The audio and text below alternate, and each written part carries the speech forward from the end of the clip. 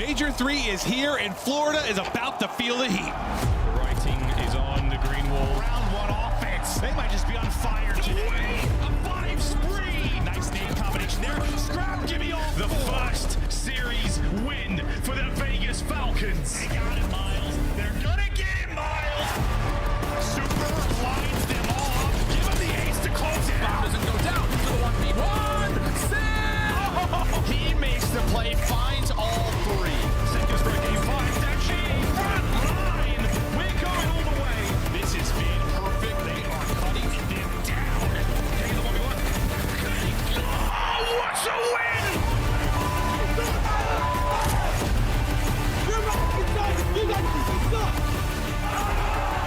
Major 3 begins now in Boca Raton.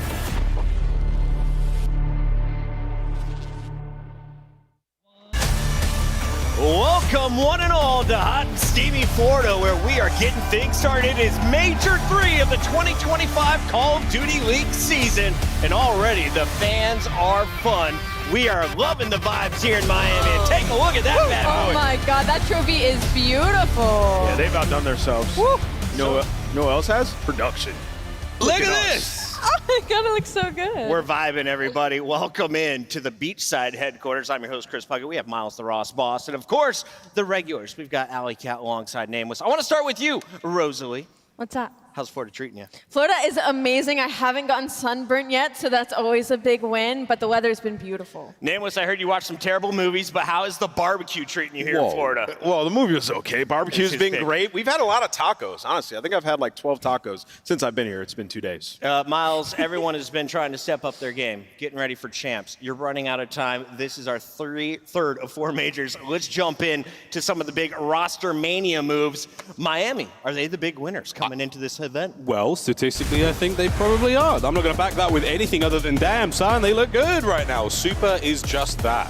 He has been an absolute staple in nearly every single victory the Heretics have had. We saw a little taste of him once. We came in to fill in for Metals during an off day, a sick day maybe, but apart from that, now he's in the roster. Things are really getting going, and as far as I'm concerned, one of the dark horses in the tournament. And he's the shot caller in Search and Destroy is what I found most impressive for a rookie. Yeah, and they're also undefeated in that game mode in this split. That's been the game mode that has hurt them all year long. And, you know, he's insane in respawn as well. And the difference that he makes is, like, this is a Miami team that loves to set pace. He's willing to pull out that SMG, get involved. Like, he sets pace as well, plays very aggressive. They're tough to take down, man. We saw that throughout this split, a dynamic team that's been working on control and search. And this could be their tournament. After a 12th place finish, they mixed things up. Optic looking to do the same.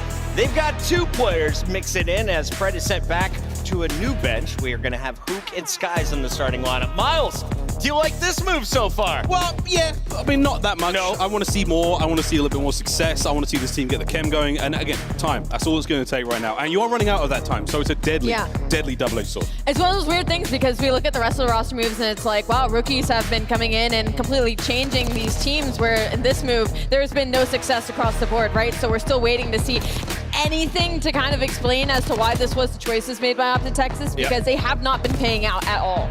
They did get to 3-0 over Cloud9. A second win was good enough for the winner's bracket. Vegas, though, was right on the edge. We thought Pred's new crew was going to be able to somehow find a way into a winner's bracket.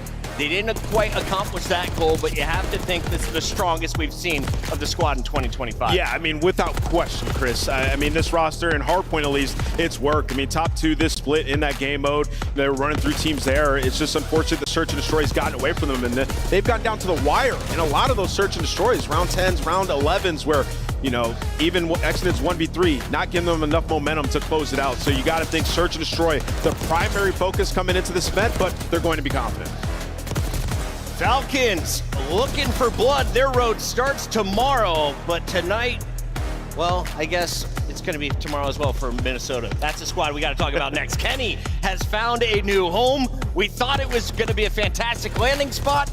So many round 11s, Allie. So many game 5s. So many game 5s. 1-4 so many record at round the end. 11s. It's just heartbreaking because we look at this roster and we saw the addition of Kenny, and it was like, this is exactly what these younger guns needed. It just, unfortunately, the balls have not gone through the hoop just yet, but if there's any time for it to happen, it should be during this event. They're in the bubble. They're not in the worst position, but they need to start racking up some points as we get closer to the end of the year. I think it's the same with the situation that Fred finds himself in. You know, you get some dubs, you lose your old team. A team that sorely needs a dub, though. Let's face it, folks. The Gorillas, mate, c'est la vie. No, not c'est la vie.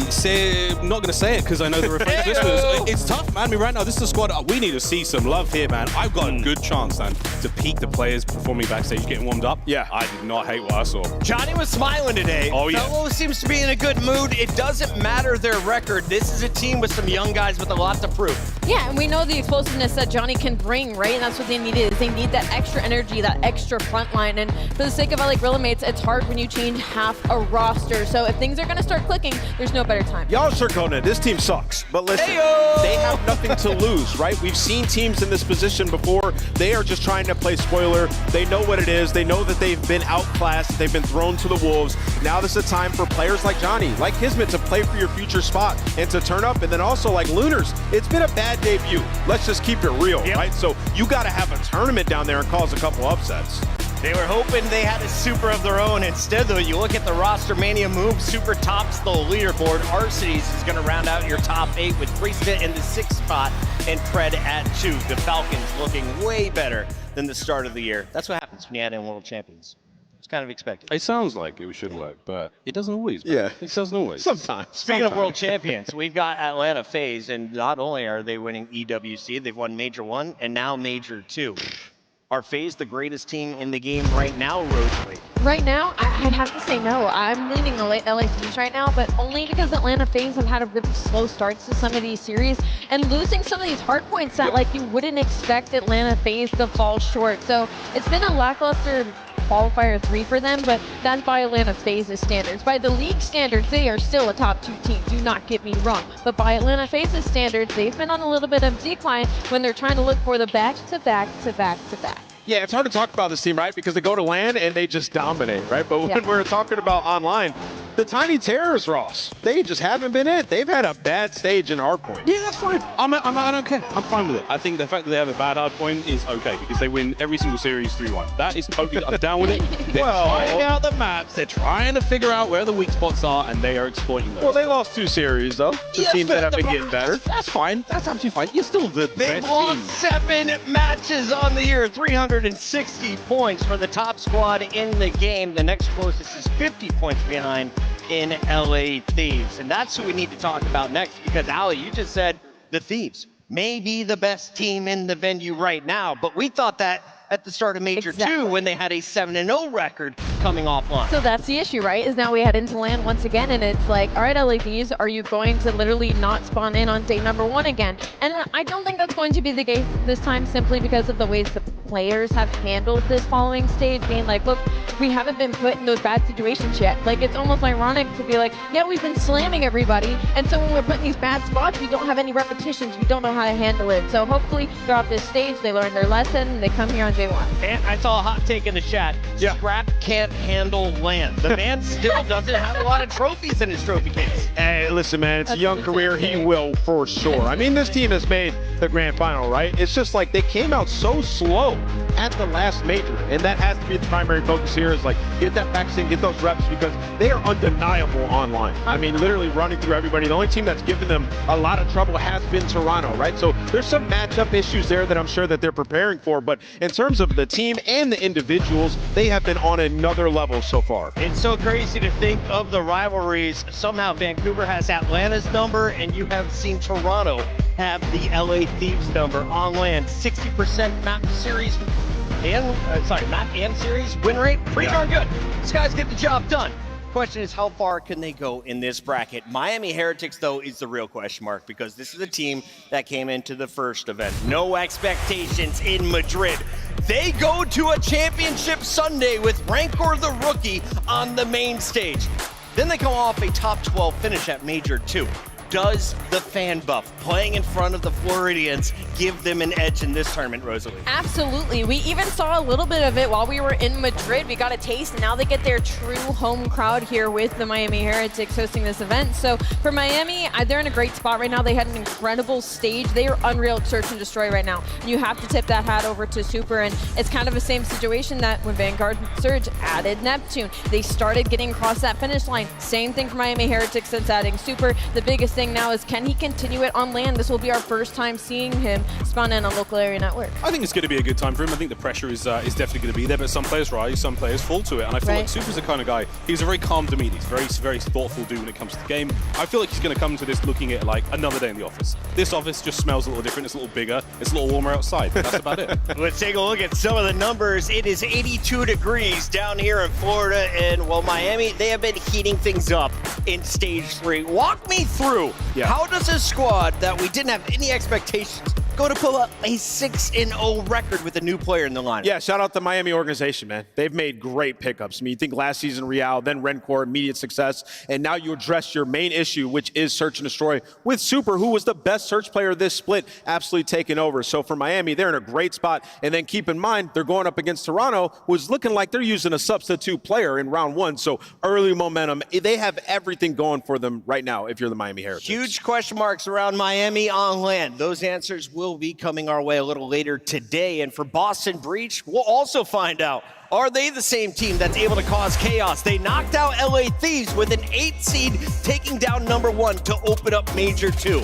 Boston, I never know what to expect. But you have undying faith in this squad. Yes. Why do you love the Breach, and what are your expectations this week? Oh, man, I could answer this question for 30 minutes. But to sum it up, listen, they kept their roster from last year, which I think is awesome, right? You know, these are guys that maybe wouldn't have got, you know, a roster spot in other organizations, right? So they knew that they had to play with a chip on their shoulder. Snoopy has developed so much, one of the best SMGs in the world. And now you're seeing the AR players start to improve throughout. I mean, Cammy and Awakening, a phenomenal split. Coming into this, they were 5-16 in control, undefeated in control throughout this split. So they have answered a lot of questions in terms of like what they need to work on to make a run, and they're finally in position to do so. I think this Boston team, in my opinion, the dark horse in the tournament. That was their biggest pain point, was that control. They went from 10th overall in the league now to number 1 in the split heading into this major. And their S&D hasn't been great. It's been a little bit 50-50. But when you're winning all of your respawns, it's good enough. It'll get you at least to that game 4. If you can push to that game 5, you still have 2 opportunities. So for Boston Breach, the respawn needs to stay on point. And we saw what they did at land at Major 2. So obviously expectations are high. I love this Boston team, but to go back to what you said, Chris, about like, I don't know what's going to happen. I don't know what they're going to do. I don't know how it's going to go down. I mean, I feel like they've got such a tough recovery rate. Like if they don't start a map strong, it doesn't quite work out for them. You know, they've got like the potential to be such a strong team. They've got the pop off, but it's a coin toss, man. And it's really tough for me. Miles, how many times have we seen a team that goes up against Optic round 1? When they beat Optic, there's just an extra amount of energy that gets put in your lungs where you're so hyped running through the tournament. So this round 1 matchup is absolutely massive. And with how Optic's been playing, you'd think Boston should come out with the dub. If you've been missing out on the bracket, let's catch you up right now. Here's how things have sorted out in our double elimination tournament. Remember, top 8 seeds starting the winner's bracket. They have 2 lives. The bottom 4 seeds, that's Rocker, Gorilla Mates, Falcons, and Cloud9, 1 life, and that starts tomorrow. But in this opening round, Rosalie, how many game 5s? Ooh, I think we could be looking almost across the board. I'm going to go with 3. I'm going to go with 3 game 5s. Not LAT Ravens. No. Schmink, schmonk. Boop-bop, bebop. We're going to a break. When we come back, we'll be breaking down all the games, including that schmink, schmonk, swoop-bop, boop-bop, bebop. Don't go anywhere. It's Major 3. Bam! Oh, they're on stage. My bad. Upgrade your game with the Scuff, the official controller of the Call of Duty League. The Esports World Cup is an official partner of the Call of Duty League. The Arcade Wiz Tracer Pack is available now. Hit the map in retro glory with the Star Player Operator, pixel-inspired emblems, and more.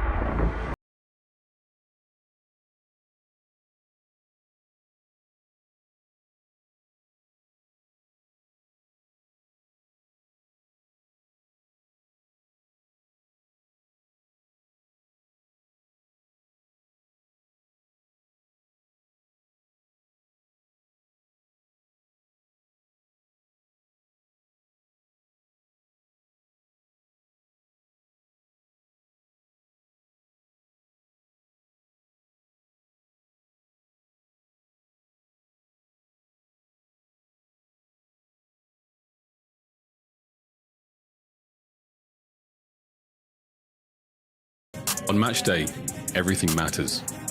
What you focused on the night before, how you slept, what you ate.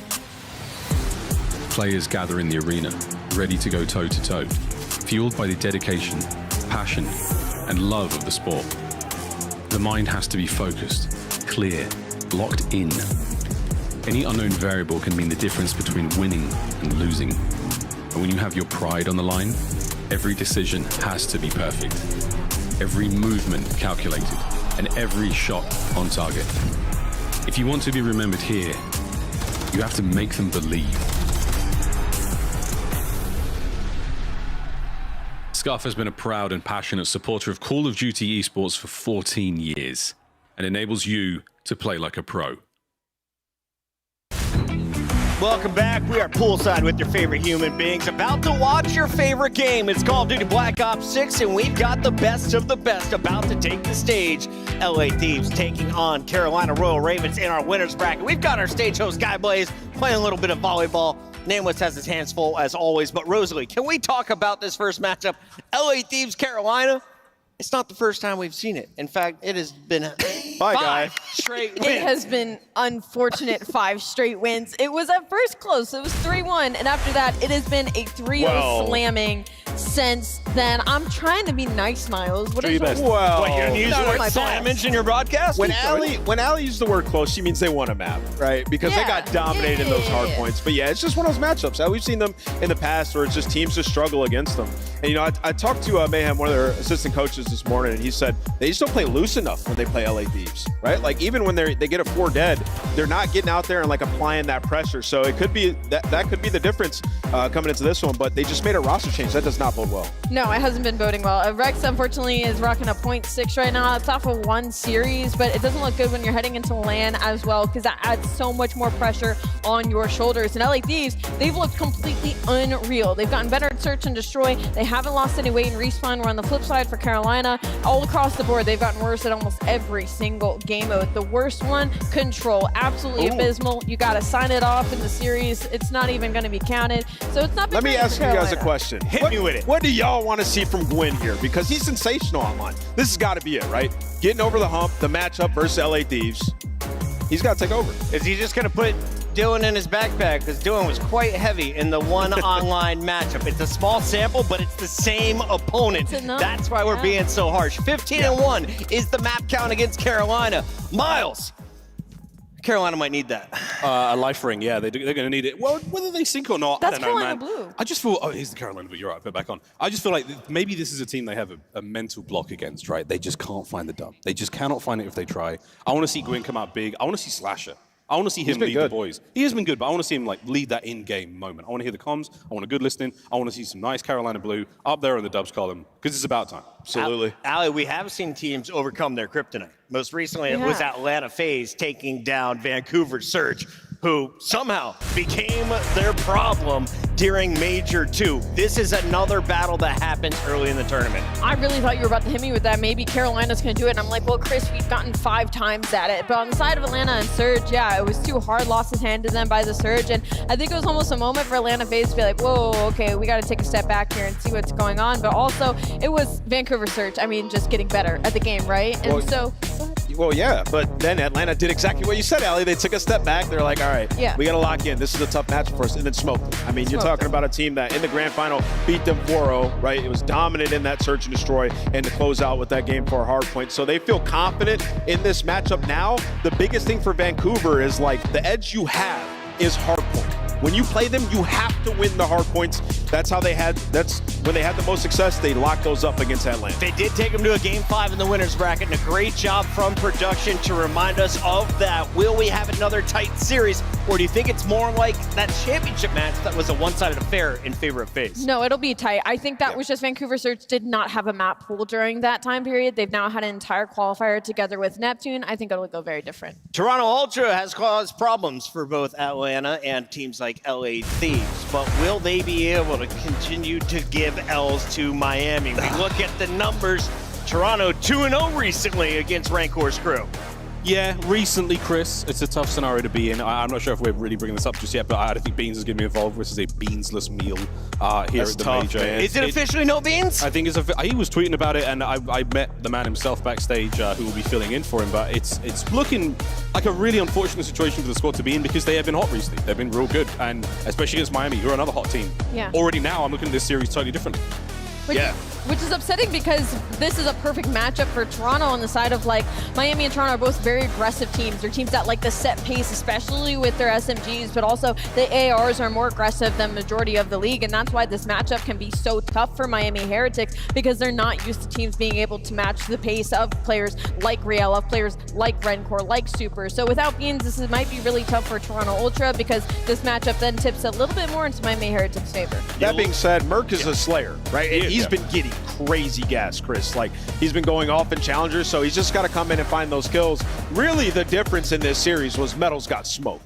He was like minus 40 in the series. So if he plays well, then Miami will get I just want to know why Flux or Joe didn't get the call up. You know, we saw Marky B do it. Where you at, bros? All right, shout out to the former pros. For now, though, we got to give a shout out to the Heretics record at home. They've got top 3. They've got top 12. Can I get some predictions from us, family? How far are we getting? Top 12, top 8, top 4, Allie. I'll make it easy on you. Top 4. Top 4? I think we're going top 4. Home crowd, come on. Nameless? I think top 4 is in the cards. Yeah, Same. they look good. Miami get top 4. I completely agree. I think top 4 is definitely doable. I think right now Heretics are in a good place, great form, and now they get a kind of easier round 1 game. You have to win. Just push that forward. Have to win but this you play round Ultra, and then you're going to get, arguably Thieves next round, and then you're laughing. But the last iteration of this roster, remember that match versus Thieves on land? Oh my God, was it tight. It was so close. They got a bad draw having to play them round 1 in the lose bracket. So Miami, the vengeance game's off rip, Ultra, and then potentially Thieves. Incredible story for them. Enough filling from us fantastic human beings. There's a look at the bracket reminder. Fill out your pick'ems right now. Get them in because the games are kicking off in just a few moments. Allie, we've got 4 games here on our opening day, and it's all the best squads in the CDL. Yeah, it's all bangers across the board. I cannot wait to see Vancouver Surge and Atlanta FaZe go at it again, but I'm also really interested to see what Optic Texas we're going to get here on day 1. Carolina fans, prepare to get annoyed when we come back. We are breaking down the rivalry. LA Thieves, Carolina, first spot winners round 2 when we come back. One side of the face.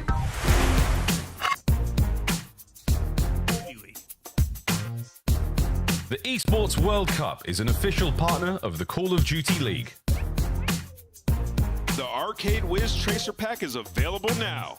Hit the map in retro glory with the Star Player Operator, pixel-inspired emblems, and more.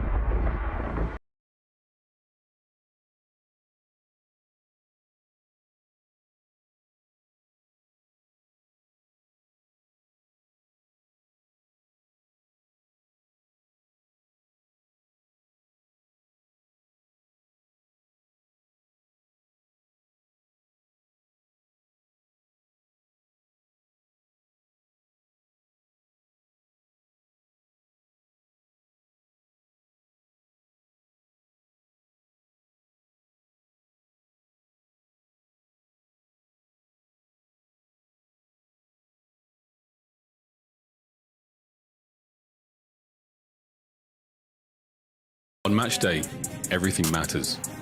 What you focused on the night before, how you slept, what you ate. Players gather in the arena, ready to go toe-to-toe, fueled by the dedication, passion, and love of the sport. The mind has to be focused, clear, locked in. Any unknown variable can mean the difference between winning and losing. And when you have your pride on the line, every decision has to be perfect. every movement calculated, and every shot on target. If you want to be remembered here, you have to make them believe.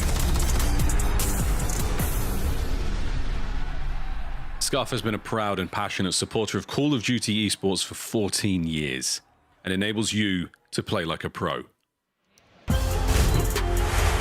Welcome home. Your moms and dads would be happy to know that your lifeguard Miles is on duty right now. We have our first match of the day. It's going to be LA Thieves taking on Carolina Royal Ravens. And Allie, Yeah. it's time to start this party. Are you ready to go? It is time to start this party. Specifically, one side of it, LA Thieves, has the heavy favor. I mean, they're 5-0 versus Carolina, and Hydra has just been unreal during this split. 1.22 overall, 1.53 in search and destroy. I mean, LA Thieves should just be on a roll, but we've seen them start slow on day number 1, so maybe some opportunity for Carolina. Now, we had a whole bunch of Carolina assets and numbers prepared, and I said, guys, listen, we've only had Dylan Rex in the lineup for one match. Throw away all of the data. This is a fresh start, their very first matchup on LAN, and I'm told the players are ready to go. Are they? So let's jump into maps and modes. Sure. Is there a chance Carolina pulls out a dub in your first 3? Yes, listen, the one search and destroy and the one map that they beat them on is red card S&D, and Carolina have it in this series, which is great for them. What did we just say about throwing out stats? Listen, that's important. That is very important. And Context Aussie's a is map that they have liked, right? So there's a chance. Obviously, matchup-wise, it's been very, very tough, but LAN's a different beast. The last time we saw LA come out on LAN, they lost to Boston in their first match, right? So Carolina definitely have a good opportunity. All right, I'm told to speed this up because the players are ready. We're jumping right into our Scuff pick'ems, but I do want to take some time as we display Anthony's terrible record. Whoa. He has still yet to break triple I digits. keep picking Optic. And this is your opportunity today. Yes. If you can hit the camera with that beach volleyball while you say your pick, I'll give you a 2 for 1. All right, so if it breaks, Chris has to pay for it. You get to go correct? first. Yeah, You we're agree? good for that. Yeah. All right, so I'm hitting the camera, and I'm going LA Thieves. Oh, it grazed it. Whipped. It grazed 0 it. points. Allie. There was nothing. It grazed it. I don't believe it. We'll It go into grazed the evidence. Allie, go quick. LA. LA, la la la la, Miles is la la la la. Match is ready. Let's go to our casters for match number 1. And your man on the stage, Guy Blaze. He totally missed. Thank you so much, Puckett. What's up, Call of Duty fans? The best in the world. We're about to kick off Major 3, and it's hot in Florida. But our first series is about to set the stage ablaze. Get ready to make some noise for the first squad coming to the stage, flying high. Get ready for Carolina. Make some noise for the Royal Ravens. TJ Haley, Slasher, Gwen, and Rex. Can they stand the heat? It's time to find out. The toughest draw that they could have gotten, they have to play in round 1. Listen, I'm looking at Rex, he's the newest addition to this roster, but I'm also looking at Gwen. I'm ready for a Gwen takeover series. We've seen it so many times. Let's see it on LAN. Let's bring out their opposition, Guy. I'm ready to bring them out because we know this team all too well, and they're about to make a hot run. Get ready for the boys from LA.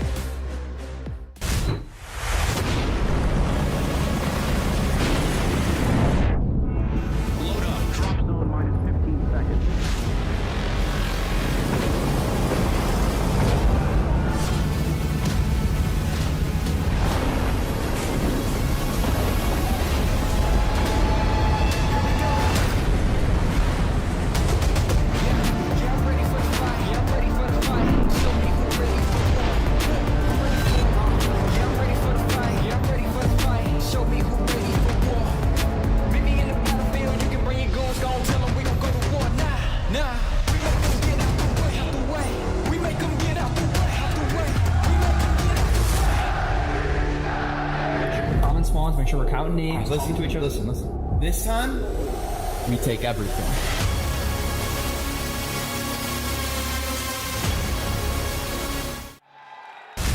Get out their way! Here comes the LA Thieves! Scrap, Hydra, Envoy, and Ghosty. The Thieves looking to heist get another trophy. The Los Angeles Thieves. A lot of Thieves fans in the building, and just when you can't think they can get any better. They prove everybody wrong, everyone across the board, up and in numbers, and the team as well, stronger in search and destroy. An absolute favorite heading into this event, and this is going to be their first test, and they're feeling kind of confident about it. Let's get the first match of the day started, Blaze. It is going to be their first test. We'll see if these Ravens can fly high. They're going to get scorched by these thieves. Merc, Maven, let's turn up the heat. Here we go. All right, so Ali just said they should be very confident. Yeah, Joe, they should be, because they've dominated this. They're 15-1 in map count. They have literally just spat on this Carolina team. This is Thieves' tournament probably to win with the recent phase, form of phase, and stuff going on with Toronto with Beans not being here. This is probably their tournament to take, but like they can't be overconfident in this matchup based on what you think Major 2 round 1. They can't be caught slipping, bro. Yeah, I mean, listen, I think if you try to learn from that, right, versus the Boston. That happened. Everyone very surprised. A bit of a run, but then they run into Ultra, get top 4, and yeah, just a bit of disappointment. But it's like this is even more a trap game.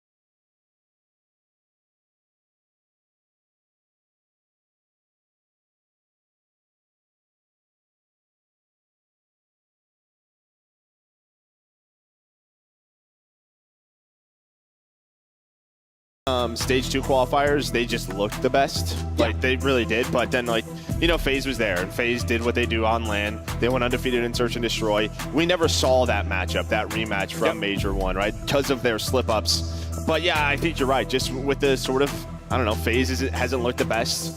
What is their hard point going to be? And yeah, I mean, for LA Thieves, they've really worked on their Search and Destroy. That has been the key to them since that Major 1 loss. Well, Hydra is sitting with like a 1-5 through the qualifier. He has been in demon mode in Search and Destroy, and they'll look to him for that, because that's, yeah, I mean, Ant mentioned that map 2 is the one upset, well, not one upset, the one map win you got if you're Carolina. That's all the way back to Major 1. When we take a look at the hard point and where it has sat for these two teams, sitting in second overall throughout the qualifier, you've got Thieves looking to bring it here in the first series. And yeah, I mean, it's just, you have to have absolute, like, the mental advantage in this. It's just a fine line between confidence and overconfidence. Yeah, and their only 2 losses for LA Thieves are versus Ultra. That's 1 series, your hardpoint losses. Outside of that, you're 4-0. And I mean, the last time they lost multiple hardpoints was like versus Surge. Then they rebounded, started to smoke them. So LA Thieves are going to learn from that game, but they got to bring it here in this map number 1.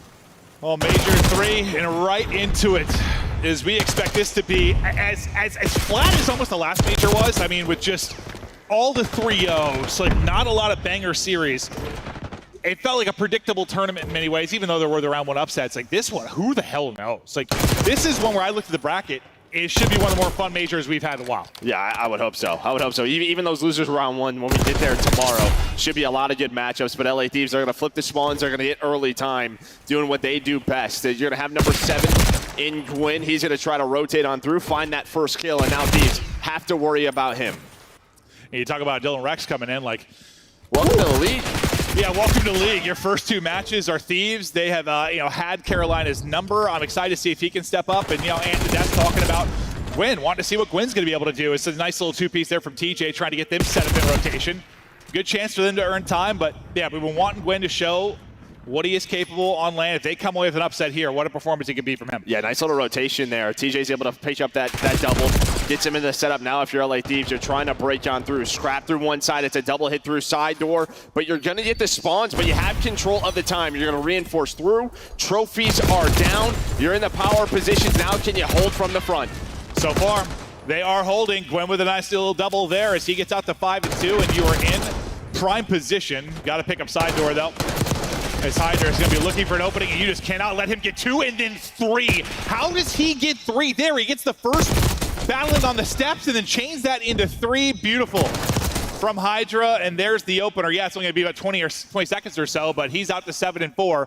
And well, you probably feel okay considering Envoy has only got 1 kill in this, and you're about to take the lead. Yeah, you're about to take the lead. I mean, it was a good P1, but you take this if you're Carolina, because on rotation, again, you're in a better spot. Number 5's going to spawn out, though. We do have 2 number 5s. But there we go. Scrap Envoy. They're going to find a couple of kills. It's a little bit too easy right now for LA Thieves. Gwyn trying to do what he can, but there is the break. As Hydra now up to 6 in a row. Close to that Hellstorm. There is number 7. He is moving. I'm glad you said that, because there's 3 of them. So I'll be more prepared there's for that. 3 number 5s. Yeah, at least one of them's red. Yeah, that's true. That's true. But not going to be able to get the Hellstorm. We'll come up a little bit short, but a bit of a wrecking ball moment there from Hydra as he takes over. But to the battle inside of the point, Envoy trying to get heated up, but it's Rex with 2. Beautiful there, getting it done from his back. It's a nice sequence and maybe a little bit of a lead change here if they get the rest of this time. We'll focus on the rock rotations. This can be a big one. Starting to fan out early is going to be that number 7 in Gwyn.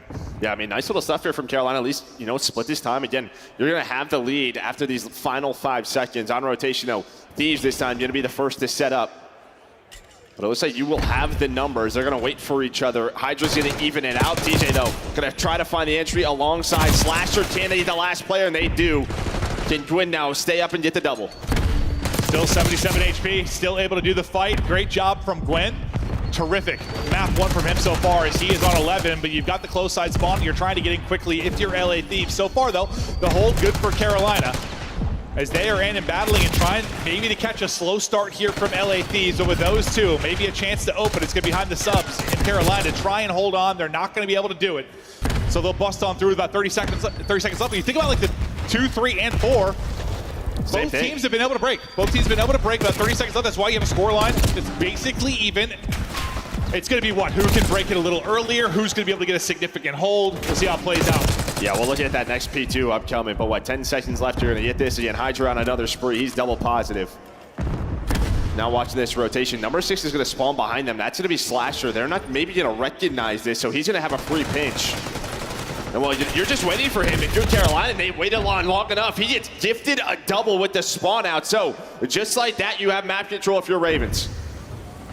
Map control and trying to turn this into time. But yeah, we'll certainly start to focus on the next 2, 3, 4 and see if it plays out similar to the first. But another lead change in as Carolina goes in front. And then, well, we'll lead change one more time. It's right back to Thieves as neither team able to find any kind of early separation. You got numbers around the point for Carolina right now, but playing from the point was Dan Ghosty. They'll finally pick him up. You've still got spawns right side for LA Thieves, but taking a route rock side. That'll be number 6. That's Slasher. That's going to be trying to get set up early. Now, they had early control of P2. What? It was a Thieves break around 20 seconds. It really worked out beautifully for Carolina. They're trying to do that again. Yeah, I mean, you have to stay alive here if you're Scrap. This is a big gunfight. Well, he's all on his lonesome. So, again, you find the kills with 10 seconds left. You're going to get into your setup here if you are Raven. So, over to Thieves now. Pressure to break again. I mean, Carolina, you said the most they've scored in hardpoint is 165 in this particular matchup. They have been smoked. Chance to maybe set their PR in this one. But no, more importantly, can they walk away with the map win? Trying to catch Thieves slipping, maybe get a slow game out of Scrap, a slow game out of Envoy, and just capitalize on that. So far, so good. Ring around the rosy, though, it's Statue. They'll need to pick that up, and now you might have numbers here on the pinch for a moment. It's going to be Rex that has to go big inside. Difficult gunfight, not able to take it. But with the close spawn, they'll still keep numbers. You're up 20. Carolina in control. Maybe the best you've looked in a hard point against Thieves all year long. Let's hear the comps from Royal Ravens. Got both. Nice. Let's fucking go. Be careful, water. Could be water. Could be side door. Could be side door. Jonas, I don't see anything. Side door, Hydra, shit on. Nice, good shit, bro. I'm one shot. Side door, weak. I'm one shot. Yo, I'm not right. Yo, I'm not right. Yo, top team, I'm pitching him. Top team. We top focus. Top close on me. Top close. I'm just gonna be back. Close that. I'm not gonna.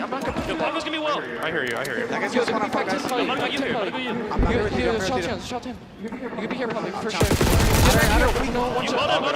He's weak back time. One shot top time, bro. Take your time.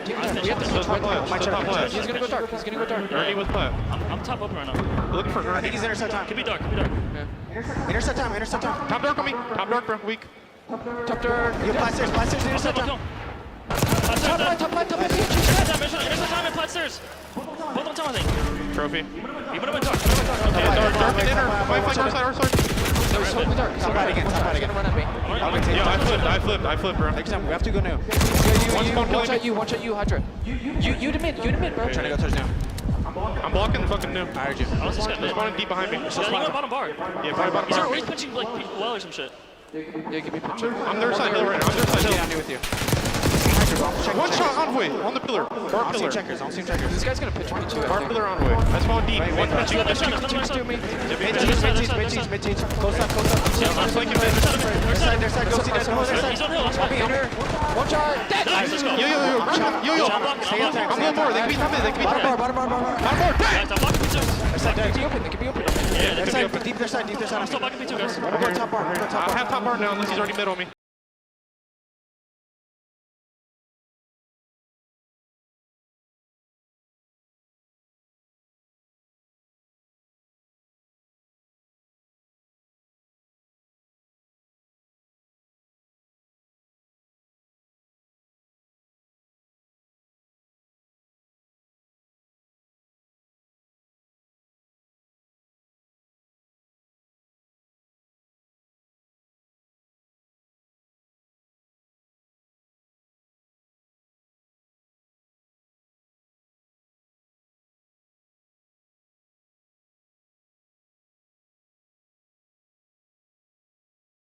Pointing against this Thieves team. Still a chance to win this one, but with all the good comps and all the good plays, still Thieves in front. Yeah, I mean, you know, went to the start of listening. P2 was fantastic for Carolina, but then you got that response right there at the P3, and it feels like Carolina should be in the lead. They've had some big moments, but Thieves always find a break. They did it once again at this P4 as we continue to have this back and forth battle.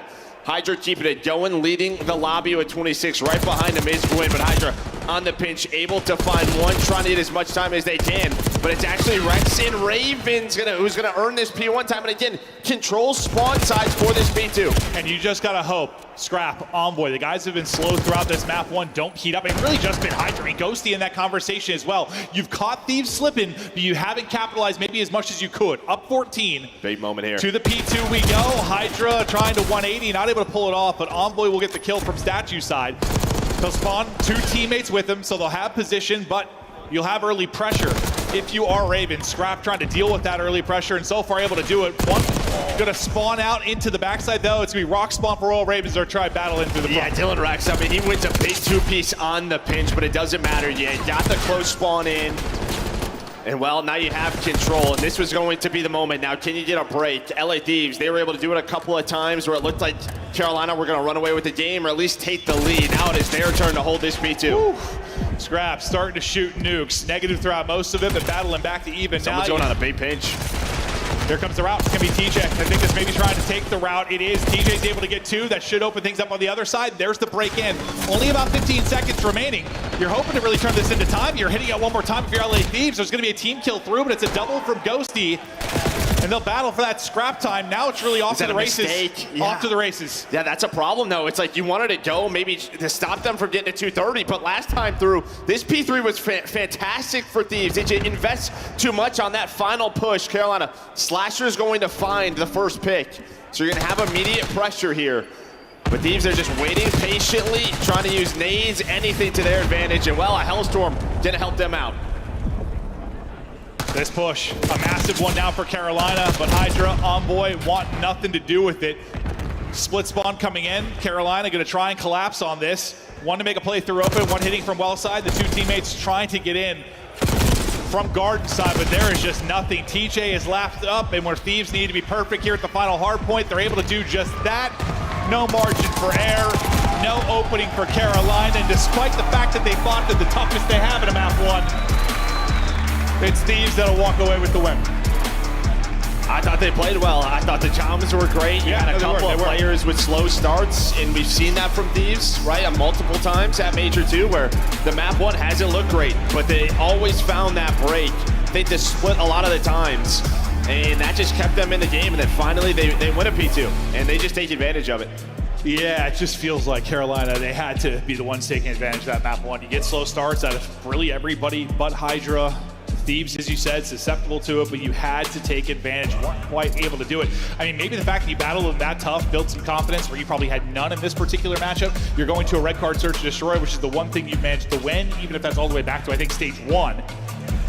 I mean, it's just got to be about building competency for Carolina. Does that not matter to you because it's got vets? Like, is this not a big thing to you? I mean, I think, like, it is, but this matchup has been so one-sided. It just feels like so much relies on this map too, like on this search and destroy. Oh, yeah. They have to somehow just stay in this series. We'll see if they're able to do that. Yeah, you have to win this search and destroy. Because you think about Carolina, what, they go 0-5 in control. They haven't won any. They need to tie it up 1-1 here. They've got to do that.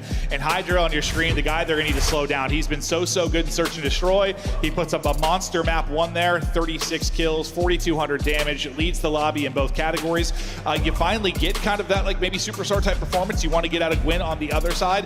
Unfortunately, just not leading to a map win. No, honestly, I think you played pretty darn well if you're Carolina in this hardpoint. I just think that there were chances where they had to lock out LA Thieves and they let a break come on through. And I think on the second rotation, you're going to see here, when you take that 41-point lead, look at the response at the P3. That was a massive moment. Because then you have a tie game right around 150. You continue to split. But then Thieves, they take advantage of that P2 rotation. Yeah, just a flat line at the end. The absolute flat line. It was who's going to, whenever you have a game like this, there's so many lead changes, so back and forth, who's going to be the clutch squad down the stretch, and it was Thieves that were able to close things out. No opening for Ravens to maybe come away with the play. I mean, outskilled has really been the conversation in this matchup, but in that particular one, I mean, the slaying was basically dead even, if not maybe a slight advantage to Carolina. Like, I'm talking to Killer too, but it was really tight.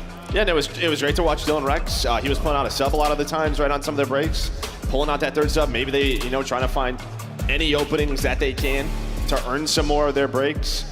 Man, this is pretty much a new team now, right? When you bring in this fourth, and unfortunately for him, his first 2 matches in the league are going up against these guys. Yeah, it's not just going up against them. It's just going up against them. They're kryptonite. And yes, they're kryptonite. And what the match has been, like, they've just been getting smoked. But you see fist bumps in from coaches as they try to dial in for this map too. They know how important it's going to be. Hydra looking really vocal with the squad right now. Kind of everybody is. They're chatting through things. Probably to the search and destroy on red card. If Ravens are going to get this done, how do they do it?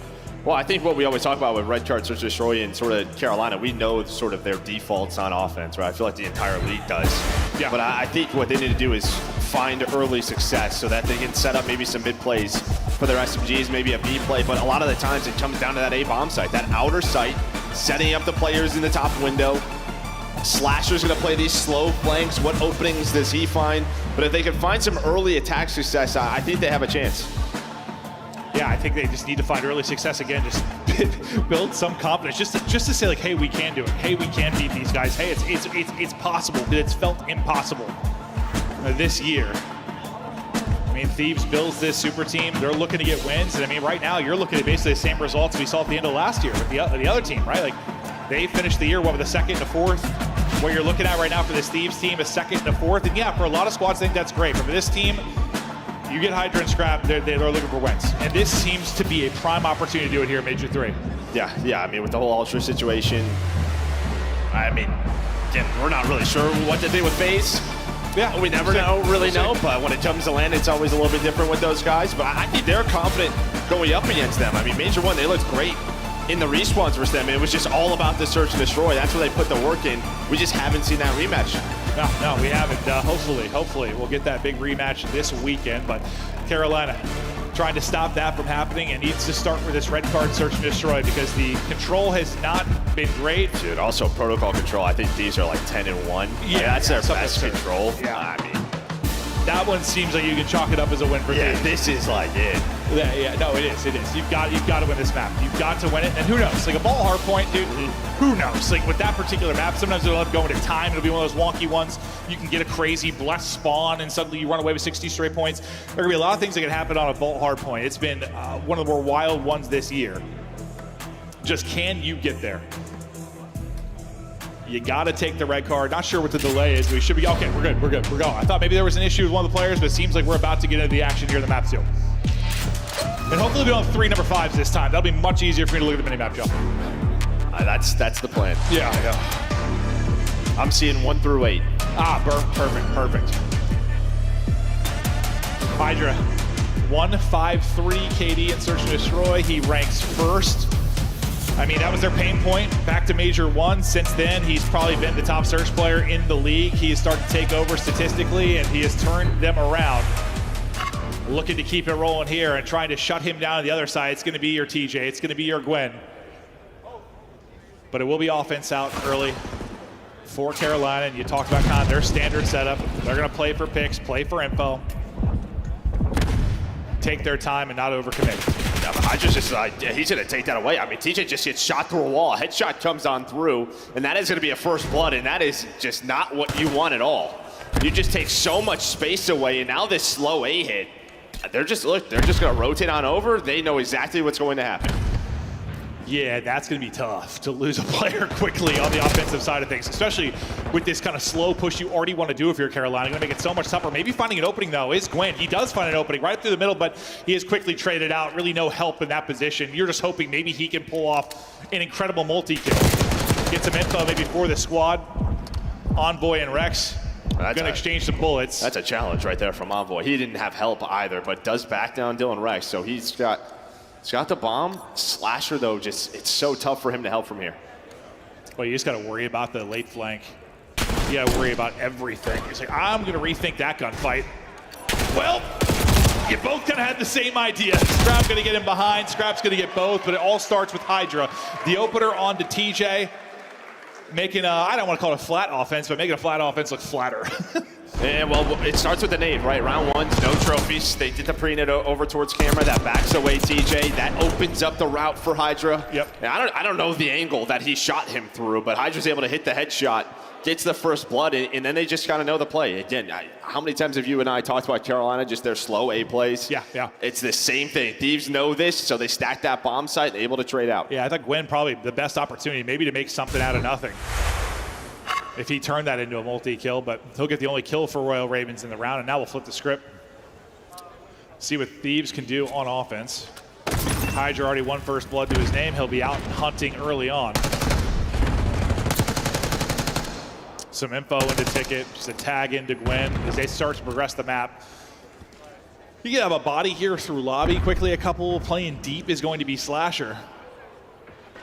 Yeah, watch that number 5. We'll see when TJ wants to go, or free obstacle, but you're just going to go through the middle of the map. And well, it's going to end up working out. Envoy gets the first blood. Scrap then gets the second from up top. So you have the 2 versus 3. Bomb now being planted. Wow, just shooting nukes is Envoy.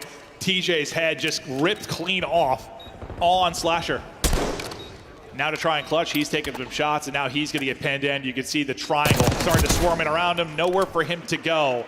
Another clean and controlled round there as it's all elapsed right now for Hydra. And that just starts with prep, right? That's like just, pre-match prep. You saw Hydra shoots open the door, knows Gwen is going to set up Ticket. All right, this is sort of their default. This is how they want to play. What are we going to do? We've talked about this. We're going to double hit these doors. Scrap's going to look over us, and they had all the numbers.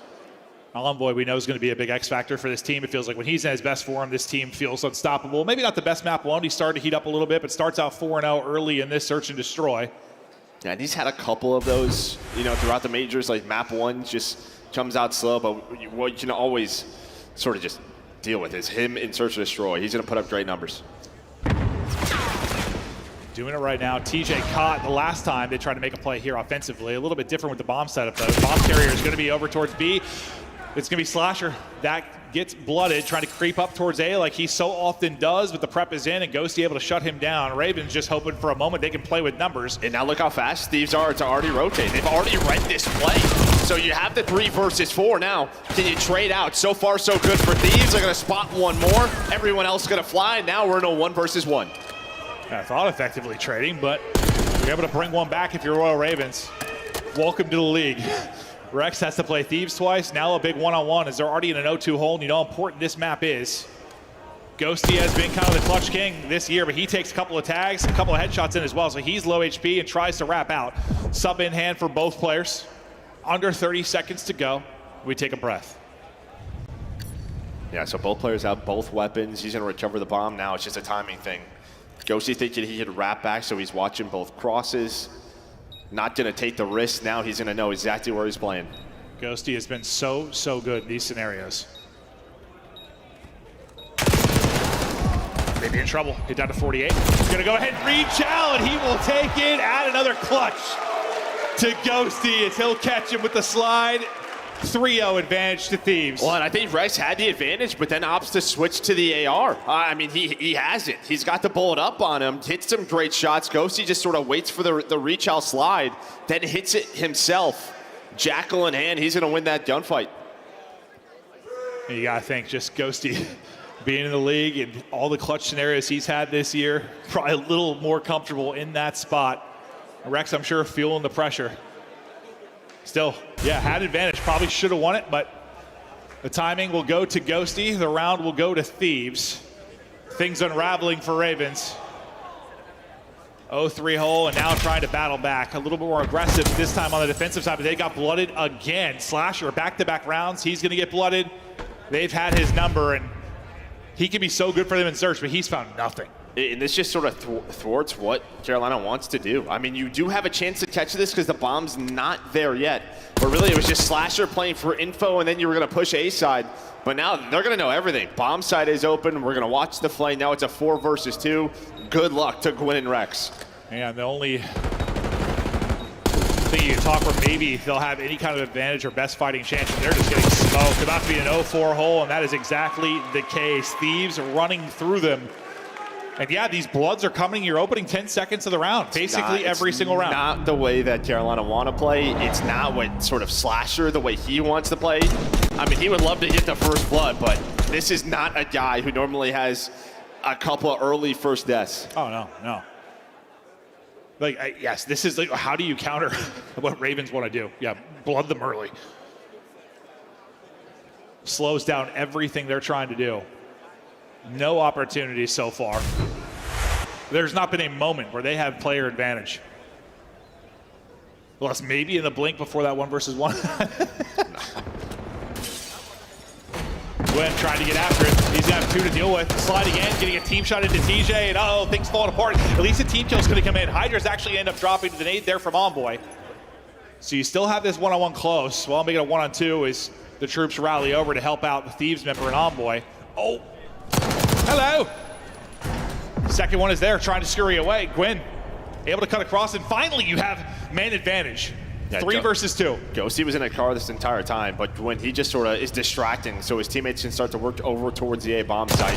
Well, he's going to find another one, just sort of lurking, being annoying. They have no idea where he is on the map right now.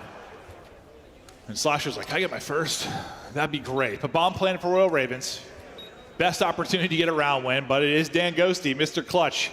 1 versus 3. So much to clear, though, and not going to be able to do it. Ravens take the round. Gwen ends up getting 3, I believe, in that round. A terrific one out of him as he had a great map 1, but I think he's got like 700 damage. I mean, dude, TJ's got 150 damage. Slasher's got 160 damage. We're 5 rounds in. I mean, you've been able to do nothing. It's really been Gwen and Rex. But Lordy, you needed that one. And yeah, and even in that round, like, you kind of had the right read if you were Thieves. It's just the team nade that comes through, right? You had multiple players set up, take your booth, kind of ready for that aggression. They could have traded it out, but the team nade helps them. Then a quick rotation from Envoy, maybe to try to catch Gwyn, but it's the opposite. Gwyn already in that spot behind the door. Ravens now need a defensive stop. Envoy and Hydra not be scared to play this offensively. They find a lot of openers. Well, they'll be playing together again, and this time trading it out. The read is perfect there from Hydra. Takes out TJ, trying to finesse, knife out and dancing, and he's going to get out with his life. So numbers back over to Thieves. They're 2 remaining players for Ravens, both at B. Yeah, and I mean, you look at the bomb. Bomb's already being planted. So Ghosty giving his best Slasher impression, pretty much saying, hey, this is all a distraction. Bomb over towards A. Now it is set up as Hydra looking for the ace. 3 in the round. And well, it is Slasher who finally gets on the board. On the board and no ace, but still a lot of work to do. If he can pull off the 1 versus 3, 2 more to deal with and under 30 seconds to go. He's got to get moving, and he knows it. Both weapons to work with here. Can he catch one? Not going to happen. He'll get put down. 5th round up for Thieves. 1 more to take the 2-0 edge. And so far, yeah, this series playing out a whole lot like it has all year.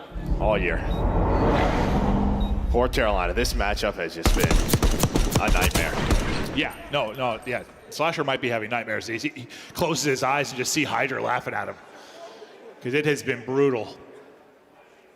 I mean, yeah, if you were going to pick any round 1 matchup, like what would the worst thing be for them? This is it. Yeah, they just played. They're like, oh, all right. Who do we play at the major? Oh, it's them again. Perfect. Got to win 5 straight now. Improbable. Not quite impossible, but round by round, we'll see if they can do it. We've had a couple 1-5 comebacks this year.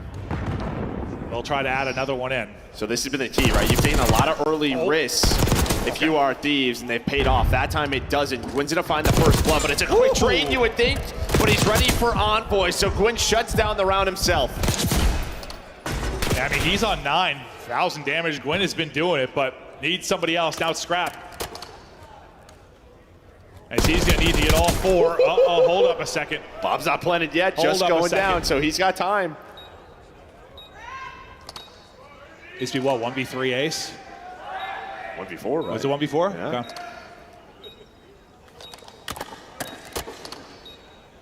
Unfortunately, not going to happen. 1 in behind him. Well, fortunate for Carolina, as they'll stay alive in this. Gwynn takes over early, able to get the first 2 bloods. Yeah, he doesn't really react to the audio cue. I think probably his teammates are, yo, you're right, he opens the door. But that was TJ just taking a chance based on the timings, and it works out. But I mean, if he reacts maybe a little bit quicker, here's that's a 1v1 that they're giving him. Still had time to maybe find Slasher, but they don't let it happen. But that round, all Gwynn early, finding both Hydra and Envoy. Can you keep it going step by step? They try to bring this back. Well, with how defeated they've got to be mentally in this matchup, yeah, maybe you pull off a 1-5 comeback. Maybe that gives you the belief system to be able to take this, but you got to. Just with how the control gameplay has been and how good Thieves are on protocol, you need this. Aggression here from Hydra. This is going to be a quick flank. Yeah, I mean, they kind of know, right? Slasher gets all the early info. B is the call. This is how they're going to respond now. It's going to be 3 players on through, and Slasher just holding their side. Scrap can't finish the first or get away. Beautiful little bait and switch there out of Carolina. They've got numbers here, 4 versus 3. Gunfight for Envoy. Both players tagged up. Can't quite finish it. Ghosty able to bring it back down. 3 versus 3 though. Envoy still hunting 1. TJ gonna give them numbers again. Is it planted for their side? I'm not sure if it is. That's gonna be the question here. Well, they're reading this well. On the other side, Slasher is waiting patiently for Envoy. Or at least gonna give the calm to his teammate, but Envoy's still alive. Able to regen as well, and they run into him. Envoy almost makes it happen. Oh, almost just slipping through the cracks there, but Carolina, they're able to survive. What, TJ and Rex, a little bait and switch there to open up with the first blood? Well, I don't know if Scrap stopped shooting, because it kind of felt like he did. But that could have been a freebie. Maybe that changes everything. But he kind of knows as soon as he starts shooting. Yeah, I don't know if he did or if TJ just got across the cut, yeah. But it was close. Those shots were a little bit cleaner. He's able to find that. That changes the round. Yeah, maybe he just thinks I need to kill and reposition immediately. Just, yeah, leaves it a bullet short. But that was the opening. Here we go.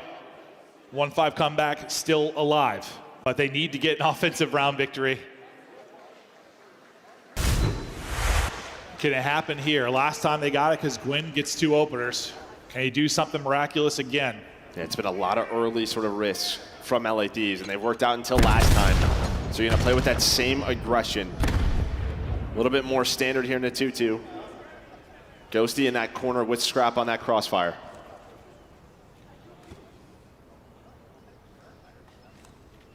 TJ just shouldering and trying to spot here. Ghosty's gonna get the pick though. Slasher's gonna drop. TJ's got the angle. Maybe the nade will hit. He get up damage, and he does. So TJ brings it back. He's got the help there, so not able to push it out. But Gwynn's going to die. Gwynn dies over towards B. Die on that side of the map. Yeah. It's not where your play is developing, and that's been the problem early. So despite the fact you bring it back, things maybe now slipping away. It's all going to be on TJ now. Okay, bring it down to 1 versus 1. He's not have the angle for the trade. He's going to fall. Thieves close it out.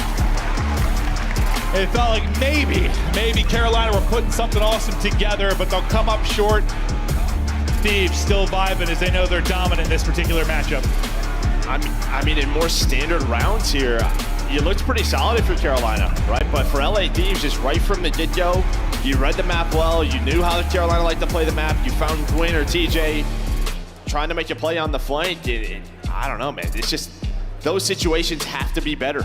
Yeah, no, they absolutely do. They absolutely do. That was your one chance to maybe catch them. Well, I mean, you had the chance to catch them slipping in the map 1, but you weren't able to capitalize. And now, yeah, if you said the most lopsided part of this, I guess maybe this matchup you'd say hard point. If you talk overall game modes, you'd say control. Well, especially stage 3. Yeah, especially stage 3. Not even close. 0-5 for Carolina, and you're going to LA Thieves' best control map. I mean, good luck. Yep, their playground. So you're probably thinking this one's done 3-0. I mean, that was the expectation coming into this, yeah? Yeah. It was. It certainly was. I think we have a ton of incredible matches lined up today. I think we have a ton this weekend, but it was hard to expect one just based on how this has gone so far this year. And we love this Ravens team. I mean, I want to root for them to make a run. You know, they've been able to get into the top 4, but it's not been with this particular matchup. Well, I guess they did play them, early on at Major 1. They were still able to make that run, so maybe still a chance for them to do it. But they have Rocker they'll play in the lower side if they go there? Yes. Yeah. Okay, well, we'll see. We'll see. Maybe they can pull off the reverse sweep. Desk, how we doing? Hey, guys. I think Quinn has the best shirt on the dude, day. you like it? Are those like whales? They're like skeletons. They're like Definitely skeletons dead of fish, dude. I don't know. I bought it while I was in Florida last summer, so It works out. Vibing with Uncle Maeve here in Florida. Shout out to you guys. Also, shout out to Slasher's 288 damage. Woo! What I happened? wasn't going to say it. What happened? Well, That's the Lidigo, baby. that is the Lidigo. I mean, you're getting red every round. Yep. Same with the hard point. Quinn gave you everything, but Thieves are just too good. They're a great team. Yeah, it's a matchup diff for sure at this point. I mean, you had a great opportunity in that map 1 hardpoint, right? We let Hydra get through 2 separate occasions that cost us a huge chunk of time if you're Carolina. Man, they got a mountain to climb now. Let's take a look at some of the best moments here from Game 2 in just a moment. But first, Allie, we had all of the casters on this area. We did. Everyone was saying during the 1v1, if Dylan Rex wins this against Dan Ghosty, it will be the confidence boost he needs. After he gets boomed in that 1v1, I felt like the rest of the team just kind of fell apart as well. I mean, the rest of the team was already kind of falling apart, it feels like. I mean, you look at this map number 2, and yeah, I mean, it could have been an insane. I mean, it was insane out of scrap in the first place, Omni movement in its peak, but from the side of Carolina Royal Ravens, it was a lot of individual play, which I feel like I'm not really used to seeing from Carolina Royal Ravens. The fact that Slasher gets picked back-to-back first blooded is just not something I'm used to from the side of Carolina Royal Ravens. They played a really aggressive defense. They're not a good defense team. They're one of the worst attack teams in the league right now. And to play such an aggro defense versus LA Thieves, there's got to be some sort of confidence there. But Slasher gets picked on his own. That gives free reign to players like Hydra and Scrap, and then you get nothing from anybody else except for Gwen. Well, what Carolina usually do really well in this map is like setting up traps, but you can only set up traps so you have numbers. And a lot of these situations, like they were finding Gwen, they were finding Teach, like trying to make the plays on those islands, right? So LA Thieves, man, just coming in prepared. You know, these are 2 of the better red card search and destroy teams that we have, and you know, they played each other on it before, and you could just see some of the hard counter rounds that LA Thieves had, just giving them the edge. Miles, can we talk big picture? I don't want to count out Royal Ravens, but history has told us this is a matchup in favor of Thieves. So if you're the Royal Ravens, have you seen enough to think they can make a bounce back run? We saw Toronto do it in a loser's bracket. LA Thieves do it in a lower bracket. We haven't seen them play any other teams. You know, it's the Thieves just giving them the hands every single time. Ravens have got a little bit of time here to work with. They've got, you know, at least this game of control. They've got a little bit of time behind stage. This is the map 1 highlights as well. It's a lot of time, Chris, that they don't have to get better at the game. Well, Miles, you know, I think to Major 1, they got cooked by LAT. Like literally 100 point, both hard points, and then they go on to have a top 4 placing at the event, right? So definitely possible, as you mentioned, Chris. It is a matchup thing, but I gotta say something here. Win. Yes. Fried on land. Thank you. An incredible Finally. win. That is They what I still wanted lost. to say. They still lost. They still lost. But it can be done, is what It you're can be saying to done. me. And that was what And we were in worried both about. game modes. He did it in the first one. He went 33 and 26. He had the second most damage in the lobby, following Hydra's 35 performance. But then even in the map 2, when they were finding any sort of success, he's the reason they even won 2 rounds. It was all on Gwen. So we know that he can do it. Are we saying that Vivid shouldn't have been dropped? What are we saying here? What are we talking about? Hey, no, I don't think. Yeah, I think no. Squid played Might well be a little enough. early, But yeah, I mean, No, this, that wanna was the gas question. Gwen. Honestly, we were on the drop Gwen Yeah, hate we were. wagon after Major 2. And by we, I mean Nameless and Allie, because I was Wait, I was involved. not a part of that. That's Just a lie. those two. Not a It was part of that. only and Nameless. There It was was no one else not on the me. wagon. I believe you, Chris. that's a Just them. straight up lie. It Listen, you was can never not drop me. Gwen because it's a matter of time. It comes with confidence. And this is the matchup that could give him his confidence. Even in a loss, playing well against Thieves is massive. Can you get fired for lying about other people's opinions and statements? I don't know. I don't think she's. We don't have an HR department. It's Chris right does here. it all the time. Welcome in, everybody. This is the Call of Duty League. You're watching match number 1 of 4 on the night, and it could be over after game 3 because you look at control. Thieves are pretty good at this. They have been stealing wins since the beginning, 19-2. You like that pun, Miles?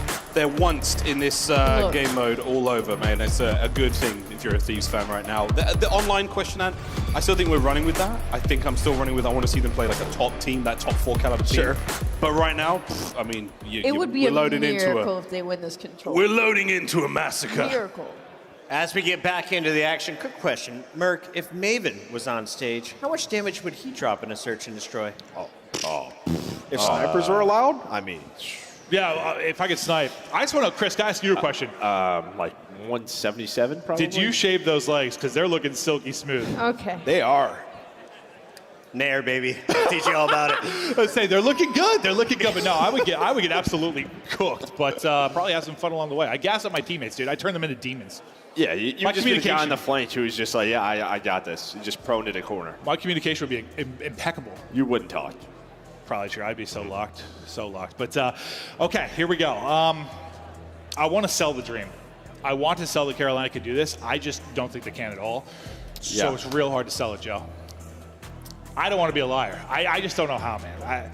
Unless like losing is learning to the degree, yeah, you lost every single control and you learned a lot, and now you're. Yeah, I mean, unless like there's been massive improvements in scrims with Rex over the last couple of days in control, then maybe that's like the one chance. Maybe Thieves put their, I don't know, slow down a bit. But maybe the I'm not overconfidence, sure. like too much of it. Like Maybe happens now, someone you're just up too broke low. their controller. That's true. You might need to be taking out some people's thumbs if they're going to take this. Yeah. Well, Gwen has been locked in though. He's had a solid series. You know, some inopportune, well, some bad deaths maybe in that last one, but still, he was the one person really shooting and finding kills for them. I mean, some of the reason they were able to win some rounds. Hydra was real vocal between the maps 1 and 2. Similar here. I mean, they could not even be talking gameplay. I got no idea, but he seemed real vocal between both maps. No, I think we've seen that over the year, right? Like stage 1, maybe not as much, but especially in stage 2. And to me, that's just sort of his comfort in the game, sort of his confidence. Hey guys, here's what I'd like to do. Yeah. How do we do this? Yeah. Right.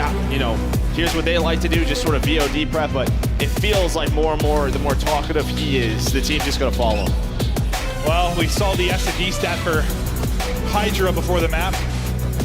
It's Ghosty before the control, 1.22.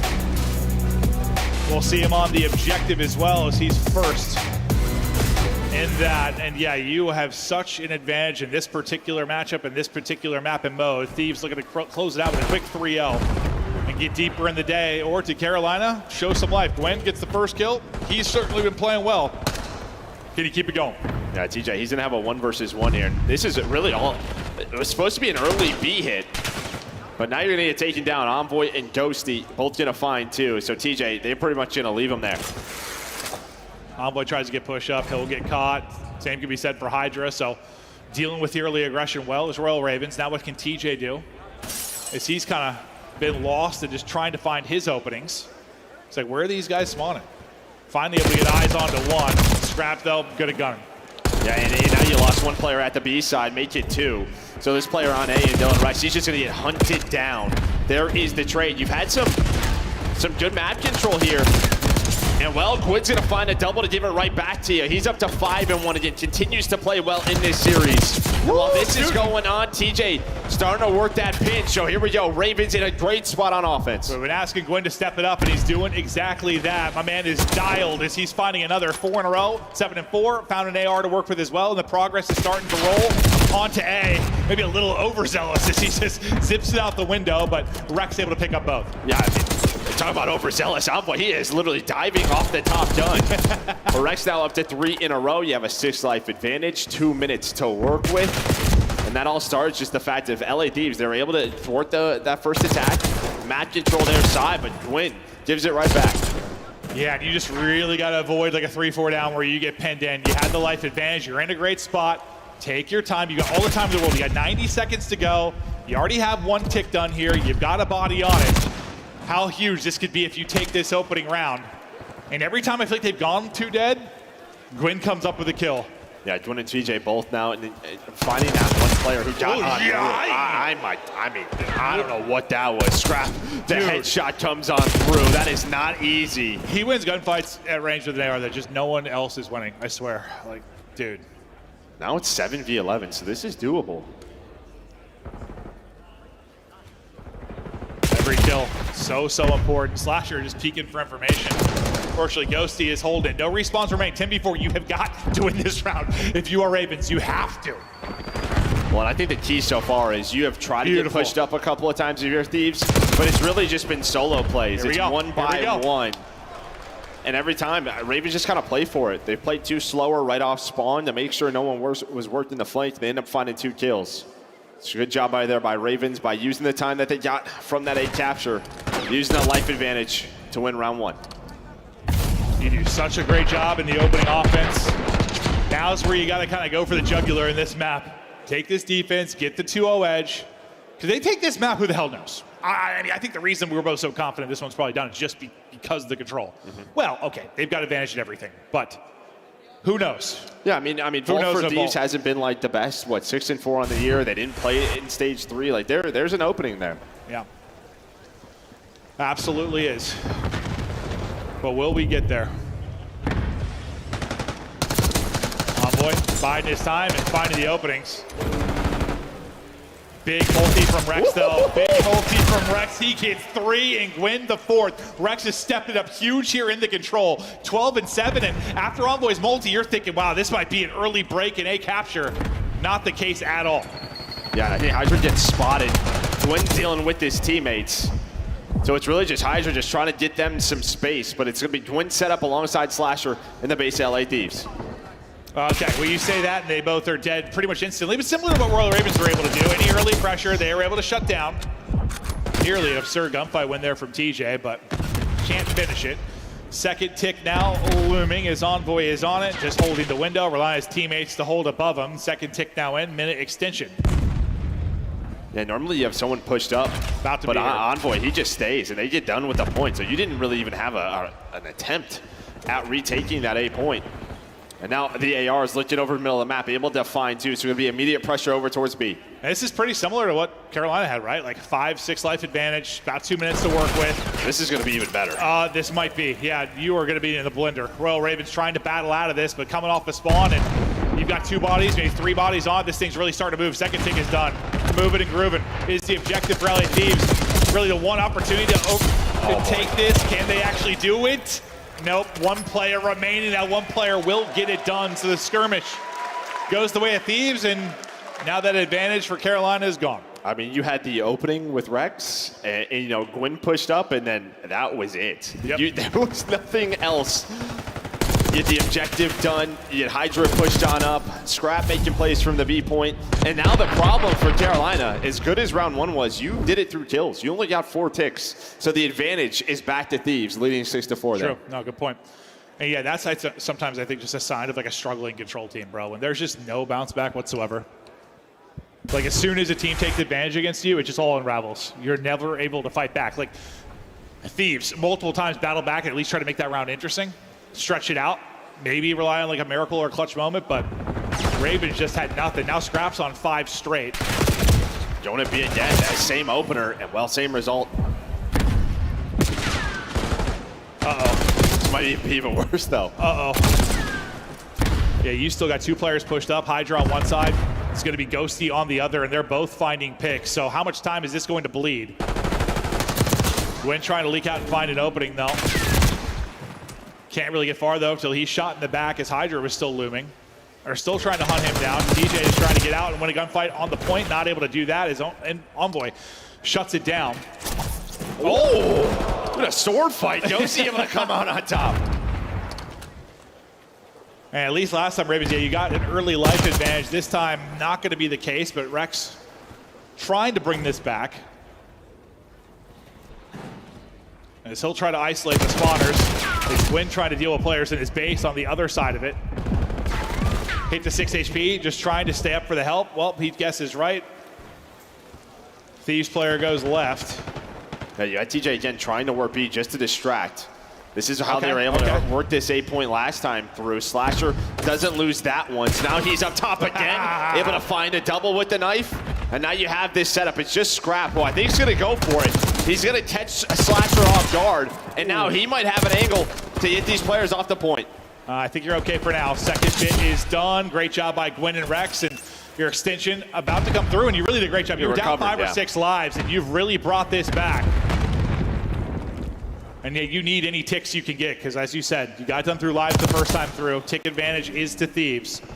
They're going to hit this from every single angle. Head on a swivel for Scrap, but he's not able to pick it up. He's going to shut down. That's going to be 3 dead. Last player. Really Envoy range. Say, leave him. Get progress on the point. Focus on the spawners. That's exactly what Gwen is going to do. Now on 5 straight, 18 and 11. You want some Gwen takeover maps? You're getting them here. Still have to shut down this round, though, and his teammates are getting blocked. It's Ghosty with a string of headshots, and Gwen just trying to find whatever opening he can. He still is going so close. Starting a cruise, not going to happen, though. I mean, it is 5 massive kills by the AR duo of LA Thieves. They lost all map control. You were pushed up over towards B, but it is Scrap and Ghosty that get you out of that tough scenario. Now 7 versus 7. Yeah, Ghosty. 3 just insane kills to make sure they don't drop this round, or try to make sure they don't, but back in a life deficit. Hydra working the angle for the trade. Not gonna happen. TJ gonna put him on skates. Ghosty still on that same streak. 5v6 now for Thieves. Scrap wants to go, and again, he's so good at winning the fights close range. Him and Ghosty once again on the feed in a big moment. Only 3 lives remaining. Last guy's going to be Rex, and this is a statement defensive hold. That's a round Carolina should win, but maybe it's outskilled. And then what? It gets to 7 versus 7. It ends 5-0. But again, it's just like you had Gwen pushed up. You had players on the B point, but the ARs find some insane picks that regain map control. They're able to find these final skirmishes. That is just all Ghosty and Scrap. Yeah, we're watching the plays from Gwen. I mean, he gets out to, what, 6-7 straight? Yeah, they found the one player push up in their base. He was just the only one really getting kills outside that other one. Then it was just Ghosty and Scrap. I swear Scrap gets like a 20% damage buff for gunfights within 5 meters. He just anticipates them. I think it's really what it is. Just sort of the slide outs. But yeah, he is so good at that range. Ravens. Now to hold the defense. Try and get this to around 5. Envoy's going to get his body on the point early on. And that's the call for Hydra to go hunting. And hunt he will. TJ's gets chopped down, marching out of spawn. I think it's Rex still looking for him. He's going to get sent packing as well. And we've rarely had this. You had this like one moment early in their first offense where Hydra's gotten lost. Now you got to deal with this if you're Carolina. There's one player push on up. That was Gwen, but Envoy, I don't know if he hears him, gets a comm, just is able to recognize that spot. They are going to try to retake A, but Envoy again from the objective going huge. Yeah, he is just in the dirt, making plays on the objective. Scrap trying to help him fight here in top middle. Already got the mid extension, already up 5 lives. And this is where the wheels came off. Kind of you think about the last offense they're off for again. Thieves. They're deflating. They're deflating. Yeah, no, 100%. Maybe last opportunity for Ravens to break this back. They're coming off the spawn onto the objective, though, multiple players. And again, the close range AR for Scrap is ludicrous. Just headshots in, 6 in a row for him. Second tick, working forward. He's the only body on it right now. Ghosty's gonna hop in, trying to help him. Hydra trying to hold top middle, and you have Ghosty playing from the steps.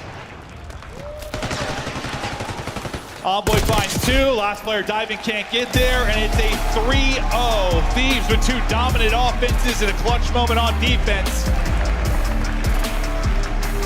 And man, you had maybe a little bit of belief after that opening round 1 win. But Carolina, a little bit. Nothing after that, nothing. But Thieves, much better start here, I think, to this major than the last major. Yeah. What they wanted to do, probably what they focused on, was just coming out strong, changing that mentality to get them going early in a tournament. Yeah, they just needed that. Like you said, this was like the ultimate trap game. Like this, I feel like it's almost a good thing it happened to the last major, because otherwise this is one they maybe would have gotten caught, but they've already dealt with that. make sure they're laser focused, try to make a run to a tournament victory. It starts with step one. With the win over Carolina, they'll move on. Don't have to do that loser's gauntlet like we saw last major. And yeah, they get it done in convincing fashion. The map one was a bit of a battle, but they closed it out late. Red card, they were in control pretty much at all times. And yeah, outside of the round one, dominant. Yeah, I think that's probably like your only critique if you're an LA Thieves fan is like, I mean, we saw it at the last major, even in, you know, Sunday versus Toronto, like that map one, a couple of the players always start off like very slow. And as the tournament progresses, you just can't allow that to happen. Did you ever have titles like that or teammates like that? Like, what would you do to try and avoid I mean, that's just, it's a, I don't know, it's a mindset thing. No doubt about it. It's gotta be, right? Yeah. It's got to be, because we saw, I mean, all the teams were warming up beforehand. I mean, we were a little worried about Ravens, because we saw Ravens warming up, and they were playing, what, LAG? Yeah. And we saw they were like down like 120 in hardpoint. I'm like, oh, God. That was Hacienda, too. Yeah, so this might be a long day for them, but obviously things improved for them. They got the most points they've gotten in a hardpoint in this particular matchup, but not enough. I just don't know. It's one of those things, like, it just has to be almost like Thieves at their worst and Carolina at their best. Well, I mean, this has been the Carolina problem all year. It's been these top 4 teams, right? You look at stage 3, that's who they lost to. They lost to FaZe, Thieves, Surge. That's when they make the roster change, because we have to try to beat these guys. Like, at some point, we have to, or we're just going to stay stagnant right in the middle. Yeah, well, Thieves off to a strong foot there to start. No chance of them getting caught slipping there. We've got Dan Ghosty on stage. Florida makes some noise for the LA Thieves as they come out with a big win and kick off this tournament. And what an insane crowd we have here to kick off the day. I got Dan Ghosty with me on the main stage. Ghosty, 3-0 performance by you guys, going up against this Carolina team. You kind of knew what you was coming into, but, you know, they kind of contested you guys pretty hard that first map. You know, took the first offensive round under control, but what was the game plan? How did you guys wrap this up in a fashion in what you did? Just making sure that we're sticking to the game plan. We know that the first match on LAN, especially being the first series of the major, is going to make you just a little bit jittery, maybe a little anxious, but we came out and handled business, stuck to the plan, so that was good. Definitely did. Focused up right there, okay? And, you know, we're in beautiful, sunny Florida, okay? How have you been enjoying the weather here, okay? What's some of the fun things you and the boys been doing since you got here? Just some exploring, some traveling, trying not to do too much walking, tire ourselves out, or get sunburned. Paco had a rough time at one of the Miami events. Oh, man, hopefully he learned his lesson right there and brought his sunscreen, you guys, okay? And it's also a special day as well. Florida, I don't know if you guys know, but it's Dan Ghosty's birthday today. Can we get a happy birthday for Dan Ghosty? Would you guys help me sing it? Thank you, guys. Happy birthday to you. Happy birthday, Ghosty. Happy birthday to you. All right. Thank y'all. Holy shit. Please, one more time, everybody. That's going to do it for me and Ghosty on the stage. Puckett, take us away. Yo, I am loving the vibe here in Miami. Oh, yeah. We're on a college campus. The Thursday crowd is here. People don't have real jobs yet. It's fantastic. But talking about people with real jobs, LA Thieves took care of business. Quick 3-0. Yeah, look, I mean, Gwyn gave you everything he possibly could in maps 1, 2, and 3, but it didn't seem to matter. The Thieves, I mean, it's such a dangerous team. And when you play them, like, this is something it's really difficult to translate to players at home. You get a kill, you will be killed instantly against any member of the Thieves anytime. You're getting traded every life. It is brute. Allie, for everyone who took off work to enjoy the games today, they're going to get better from here, right? Someone said, are they all going to be like this? No. No, look, like I said, there is probably 3 Game 5s today. This was not going to be one of them. So the rest of the day, should buckle up in your seatbelts. You got a long ride. Let's focus on the positive here, Nameless. We see LA Thieves taking care of business. They now advance to winners round 2.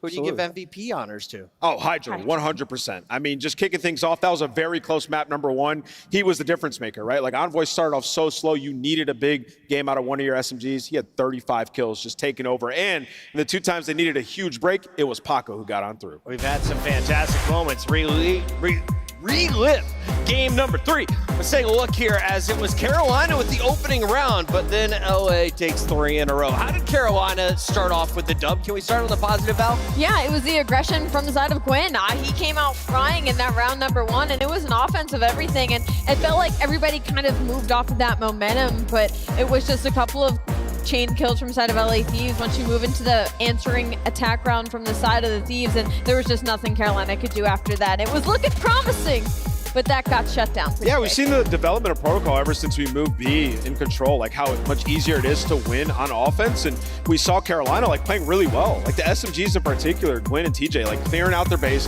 getting on the point. Gwyn went on some huge sprees over in, LA Thieves spawn. And we get down to the end of that offensive round that they had. It was a 6v5. They had a massive opportunity. Scrap has such a good ability to win gunfights up close against SMGs with the AR. Something that we don't talk about that often. There are a few players who can do it at the level Scrap does. He wins one. Scrap, Scrap can do it. Geo can absolutely Who else do you got? Beans. He's not an AR. Beans is another one. He wins the close gunfights. This weekend, they're getting less and less. We've got our bracket update And here, draws. Allie. Oh, good call out there. That's a good call. Here is a look at what the Ravens have in store. Do you like the draw against the Rocker for them? I don't hate it. I don't hate it with the way Minnesota's been rocking. They've been struggling to get the ball through the hoops, so they could at least push it to a game number 5, but it's not going to be the easiest draw of the 4. We've got 3 more matches to go here in the winner's bracket. Miles, unfortunately, I lose you from my analyst. Yeah, group. So, I'm out. I'm going to cast this one. How many game 5s? Oh, this could be a 5. I think this could be a 5. Oh, yeah. Who knows? Who knows, man? I mean, the last one definitely no, but this one could be a good one. Depends on how the hard points go. We deserve it this major. Last major was all 3-0s. We need to talk to these teams. We need some game 5s. It's got to start right now. If they don't happen here, they'll definitely happen at Major 4. And if you didn't know, we're heading back to Texas. We like it down there. DreamHack tickets are on sale. We've got a Nade Shot meet and greet. If you wanted to touch Matthew Haig's hand, That's crazy, guys. I'm not going to be on the desk. I got to go. I got to grab me one of those tickets. take them on. I thought We'll you were gonna see say, you all there in Texas for now. We got to go to a break. It's a good hand. When we come back, Miles will be on the mic. Stay tuned. More CDL live from Florida. Firm handshakes all around. Upgrade your game with the Scuff, the official controller of the Call of Duty League. The Esports World Cup is an official partner of the Call of Duty League. The Arcade Wiz Tracer Pack is available now. Hit the map in retro glory with the Star Player Operator, pixel-inspired emblems, and more.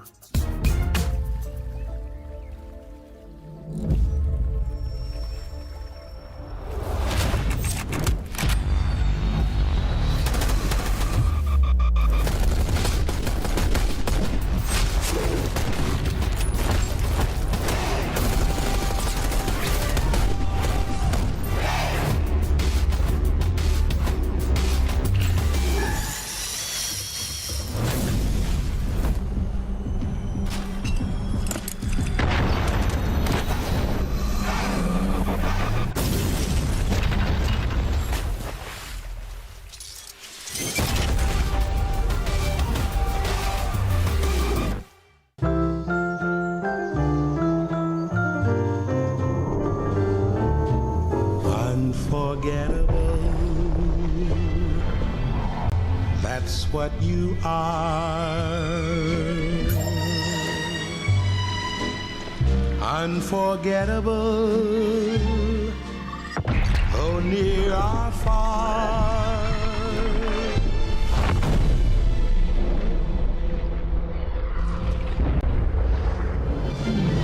That's why, darling, it's incredible that someone so unforgettable thinks that I am unforgettable too.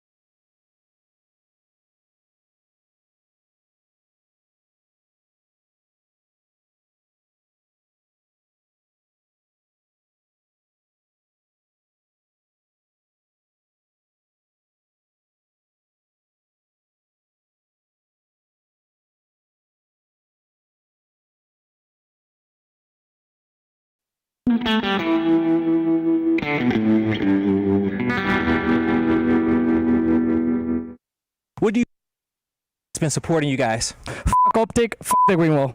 Vamos! And that's gonna do it for me and Vico here on the stage. 3v4 effectively. New York Subminers slid on through. Seconds. You see him? Got it, one bullet. Got bullet bomb. God, he did one bullet. I just shot the ball. Good try, good try. I didn't know it looked like that, bro. Bro, I saw the guy on the left and I just tweaked. Hop and look over him. You can see everything. Are they planning for us? No. Back circle weak. Back circle weak. Back circle. Back circle. 2 bullets bomb. I ran ammo. So weak. No. Time out. Go home. Oh my god. Let's go, man. Let's go. Oh my god, my bad, bro. Oh my god. Hit it. I have the door push. Wait. Stay left. Long. I have the door. Use your 2 front door. Look at one. Let's get front door. Let's get front door. Watch your front. Nice one. Stay left. Stay left. Oh my god. Man, let's go. Baby. We're sweeping him. I promise you. God. Oh my god. Holy fuck.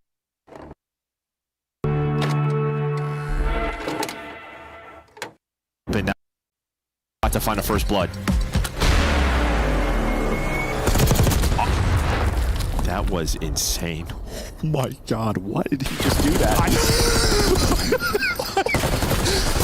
Joe's face was comedy in here. Second tick is done. Abizi is cheesing. That is filth.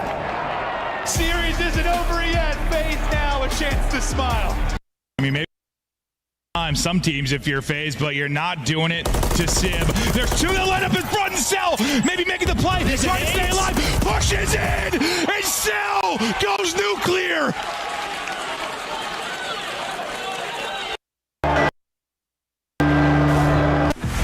Welcome back to the game that'll never die. It's Call of Duty, this time around Black Ops 6, and we are in Florida for Major 3 of the Call of Duty League season. There's a look at a very handsome champion, turned coach, Mr. Replays, behind the team. What a guy. FaZe, best team in the game for multiple years. If you're looking at the regular season standings, that championship has been eluding them, but they've now won 3 straight lands with this bohemian music rocking. We welcome our favorite local dad, Mr. Merck. How you doing? I'm great. Yeah, great to be here. I love the set, by the way. It's a vibe. We are vibing. Thanks, we hand built it. Shout out Crystal. Yeah, did you? Right? Yeah. I don't believe you. Chat GPT doing wonders. Let's take a look here, Joe, at what we've got on our hands here as we start with Atlanta FaZe, because this is a team that has been dominating since you transferred over to the mic full time. So tell me about these kids. I mean, I don't know. Sip and Abizi, they just don't go away. Sellium as well, you throw him in there. They're just a team you expect to make it Sunday. And I don't know, 98, I don't know the number, but they're always there. It is ridiculous. But here is the big thing. I think they have shown a bit of a slower qualifier. Their hard point has been 50-50. And even when they're winning by very close margins. But that's what they were doing before. It's just the record was a lot better. They've got 2 L's this stage. We're not used to that. A team that can go perfect throughout their online qualifiers had a Game 5 and a Game 4 loss. The most recent one was to Miami 3 matches ago. What went down for Atlanta, and is that just a one-off? I don't think it's just a one-off. I mean, with Atlanta right now, we talk about how, like, their hard point, it's not always the biggest differential. It's been pretty bad this split. I mean, they're second to worst in the league in terms of differential, right? And the Tiny Terrors have really been struggling. You're talking about Abizi with a 0.8, Simp with a 0.9, right? Like, those will be okay numbers for most SMGs when you add in the damage. But this is the Tiny Terrors we're talking about. So, you know, for them, they've had world-class search and world-class control. If you can't dominate those hard points, though, it's going to be tough versus some of these teams. Rosalie, let's talk about the Vanguards of Vancouver. Surge has been able to storm into the top 4. They were in the grand final. They took out Atlanta in the online matches previous to that. So what do you expect in the rematch on land? So that's going to be the thing for the Surge right now, is that they've gotten Unreal at Search and Destroy, which makes them much more formidable in this matchup versus Atlanta FaZe, simply because Atlanta has gotten worse at hardpoint, meaning that they're going to have to come in swinging in this matchup, because for Surge, they just have to try and force a Hossie in this series. It's Atlanta's worst hold map in the league, and they're a top 3 break team right now across stage 3, so if they can play around kind of that break decline from the side of Atlanta, they're looking at a good opportunity in these map 1s and 4s. We've talked quite a bit about the front line and the impact that Neptune has had coming over with 04 on Vancouver. On the other side, you've got the Tiny Terrors. But today, I want to talk about the ARs. Joe, you like Incelium in this matchup? We like get nasty. What do these guys bring to the table? I mean, Nasty actually always plays well versus Atlanta FaZe. Instead of the final. But I mean, Celium, he put up record numbers. So I think right now, Celium's probably the best player in the game. I truly mean that. The numbers he puts up are absurd, even when his subs are struggling a bit in the respawn. So I think you're looking at Celium in what he does in hardpoint, in Search and Destroy. He has to keep them going. And to Joe's point, it's been the ARs on FaZe that have went crazy this split. Like Celium's been nuts, and then Draws in the Search. He's got like a 1.34 in Search right now. So at the top of his game there. And then you look at the other side of things, Neptune has had like a down split. It's been fantastic, but not as dominant as stage 2 was. Can't always drop a 1.35. But 04 has been ridiculous. A massive step. We saw him at the last LAN where he was frying. He has brought that momentum straight into the qualifier. Now we're at LAN. Now let's take a look back at what happened at Major 2. They met up twice. The winners bracket finals going to that Game 5 round 11. Yeah, no, and the first time it was rough, right? They went all the way to a Game 5, all the way to round 11, they fall short, and it's the first time for Vancouver Surge making it to that grand final, and it was just a Simp and a BZ takeover series. And unfortunately, that might kind of be what this team needed. Is to go back to the point Ant was making, when we first started the season, it was the ARs that were in Atlanta FaZe that were struggling at first, and that was the reason some of their series were so close, but they were doing better then than they are doing now. So maybe looking at the SMGs right now and waiting for all of them to be on the same kind of firing range. Joe, what do you think Draws has said to Abuza and crew after that grand final? You got 4-0. Are you serious right now? Like, get off the stage. But yeah, the guy was chirping. I mean, listen, I think the key here was just that winners bracket final, right? I think if Surge win that, maybe things are a little bit different, but it was all about the Search and Destroy. And, well, you see the Search and Destroy here. Red card and dealership. One that Surge has worked on a lot is that map number 2. Yeah. There's an opening here early. FaZe, a red card hardpoint team that they've played it a good amount, but it's one where it always looks very sloppy. Alex, do we get to a dealership? Yes. Yes, no, I'm looking at the side of Vancouver Surge. They're playing for the Search and Destroys. They're not playing for the controls, they're playing for the hard points and Search and Destroys. I love that the Hacienda's the map 4. I said they need it in this series. The issue now is just if they can steal that red card map number 2, because that's going to be the toughest one up against Atlanta. This is a great map set for Surge. I mean, you're talking about the red card where you beat them by 90 in the winners final. Then the Hossie, I mean, FaZe have struggled at it all season, 0-2 this split, and then dealership, the map mode combination that they have completely added to their map. Well, if you make it there and you're Surge, you feel like you're closing this out. It's just the same old thing with FaZe, right? You know, online the LAN, how is it going to be different? Is it going to be different? Major 2, you know, we talked a lot about their Search and Destroy. They went undefeated. Yeah. Right? If they're hardpoint, even at 50-50, they are a threat to win this tournament. But it has to be 50-50. Looking at that is scary. Those small margin like maps by 5 to 10, they start to go the other way to the opponents. That's when they're in big trouble. Allie, your eyes just lit up while you're going over the notes. What is standing out? What do the fans need to know as we enter this best of 5? It's only winners round 1. It's only winners round 1, but it's going to be a grueler. I mean, look at the side of Atlanta FaZe. Like, they're looking at 2 and 3. Like, we've got those locked up. On the side of Vancouver Surge, they're just playing for the long game. I'm looking at a 1-4-5 win probably if you're the Surge, but I'm also looking at they're leaning a lot on 04 right now. 1.13 and hardpoint. He's going to be their initial guy, and that's going to be the one you're going to want to watch. I agree with that. And if you're going for overs and unders today, we're going a long series. You feeling some high scores? Yeah, I think so. And red cards is a bang out. I'm going to go with Draws' over. If I'm picking an over, that's the guy I'm looking at. He's been on top of his game. Joey, who's your player to watch in this one? What are we feeling most confident in a prediction? I'm going to go for FaZe. I'm going to go Simp because he has struggled a bit, right, throughout these qualifiers. So I'm going to go Simp. A prediction, I think probably FaZe in 5 if I had to predict, but it should be a close one. We're going to get to our scuff pick'ems and lock them in officially. Allie? Yeah. He hasn't broken 100 yet. I need the beach ball. He didn't hit the camera. But I did pick LAT. Do we give him an opportunity for another 2-point play? Yeah, go for it. Nameless, if you hit the lens and predict correctly, 2-pointer. Dang, that's a tough one. I'm going to go Vancouver Surge. I think they take the series. and this is about to be an absolute dot. You giving him a 2-pointer? There's just, bro, there's just too much air. There was too much gun. Too much Give gun. me another one. Give me one more. No, you missed. You got to wait till match 3, Allie. Wait, if I pick an upset, can I do it? What's the upset? I'll give it to you. I'm going to pick Vancouver Surge. All right. Okay. That's an upset, 2-point right? play opportunity. Kinda. Give me the Wait, N1. you took the Surge? That's crazy. Yeah, I did take Give me the surge. N1. You just picked them. I have to hit one, right? Okay. Should I spike it, or am I just Whatever you gonna want to do. Throw it. All you got to do is hit the lens. Well, that was Wide right. Wide right. MC. Told you not to spike Yo, come here. You're Come here, right, you MC. did Make tell a me make a not to shot. spike We it. have a you not career to in spike video it. games for a reason. Merc, I'm told the games are ready. I have to do our job. I went with FaZe. You went Atlanta FaZe in 5? In 5. I will ride with Joey D for number 114. They're number 1 for a Why are you reason. looking over here? Let's go. I just Don't haven't look over lost, here. man. I got haven't plenty lost. of games to catch up. Florida, you guys having some fun? Yeah. Someone in the chat just told me you are pretty quiet. I disagree for a Thursday. Can you make some noise for me? They're lit, They're bro. loud. This is the best so Thursday crowd loud. we have had of the CDL season so far. Go ahead and give yourselves a round of applause. Give it up for my man Joey D in the analyst booth. The Rosalie Parker, the Anthony Wheeler, and most importantly, Chris Guy Blaze. and Guy. I love that transition, Chris, and you are absolutely right. This is the loudest crowd we've had all year on Thursday. Florida, make some noise for yourself. We got a heated matchup coming to the stage, and it's a grudge match that you guys all know so well. So let's bring out the first team. Get ready, because here comes the bad boys from the South.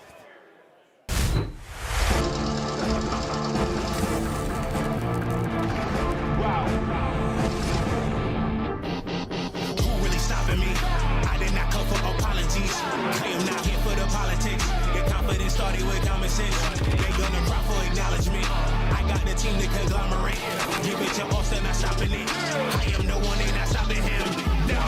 Level, it's a different situation. Black tents when I pull up in the latest 101, so they never can replace them. This is not the attic, now we live in spaces. Tell me that I can't, I'm bound to go too crazy. Tell me that I can't, I'm bound to go too crazy. Release the focus in the comments, all canary. I try to tell them, but they didn't get the message. Ladies and gentlemen, get loud for Atlanta FaZe! Graza, Stellium, Sip, and Abizi, the 3-time champions, looking for the 4-peat. You guys just heard Guy Blaze saying they're looking for a 4-peat. Bro, what? That does not happen. It's only been a couple of teams, and those have went on to become some of the most legendary squads in the history of the game. These guys are trying to do the same. It starts right now versus the Vancouver Surge. This is going to be an absolute banger. Yes, it is, and it's time to bring out the boys from the West, ready to drown out their opponents. Here comes Vancouver.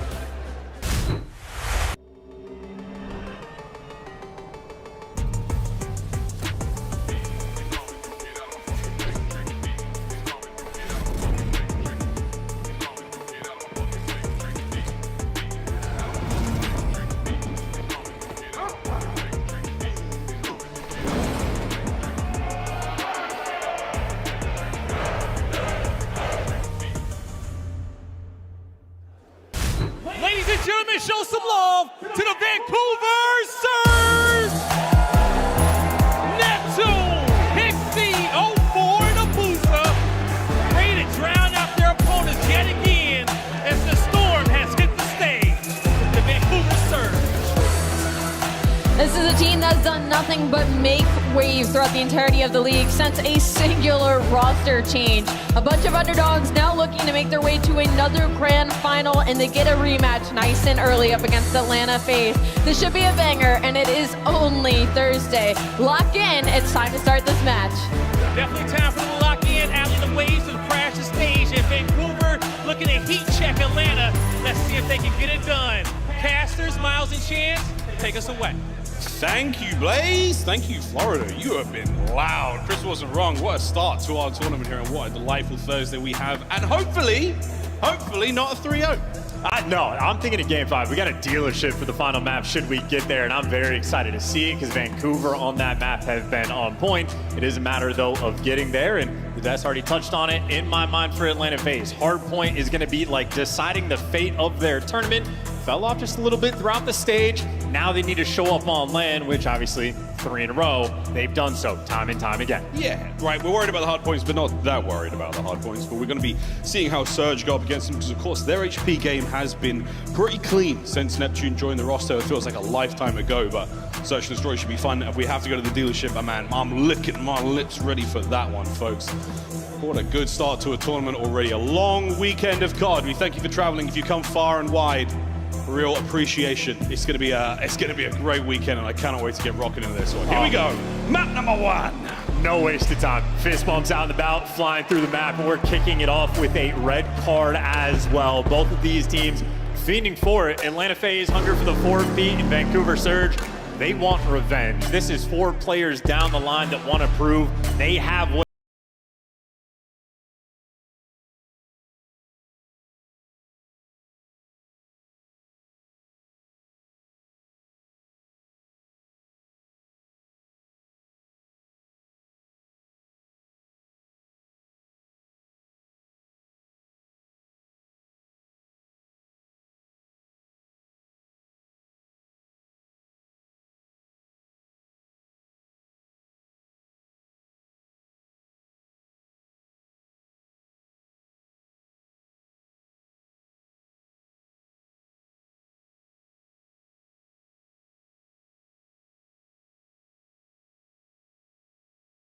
Like clearly, MC in the corner, low right there. He had a little giggle. Something happened. I do think he may have actually not joined.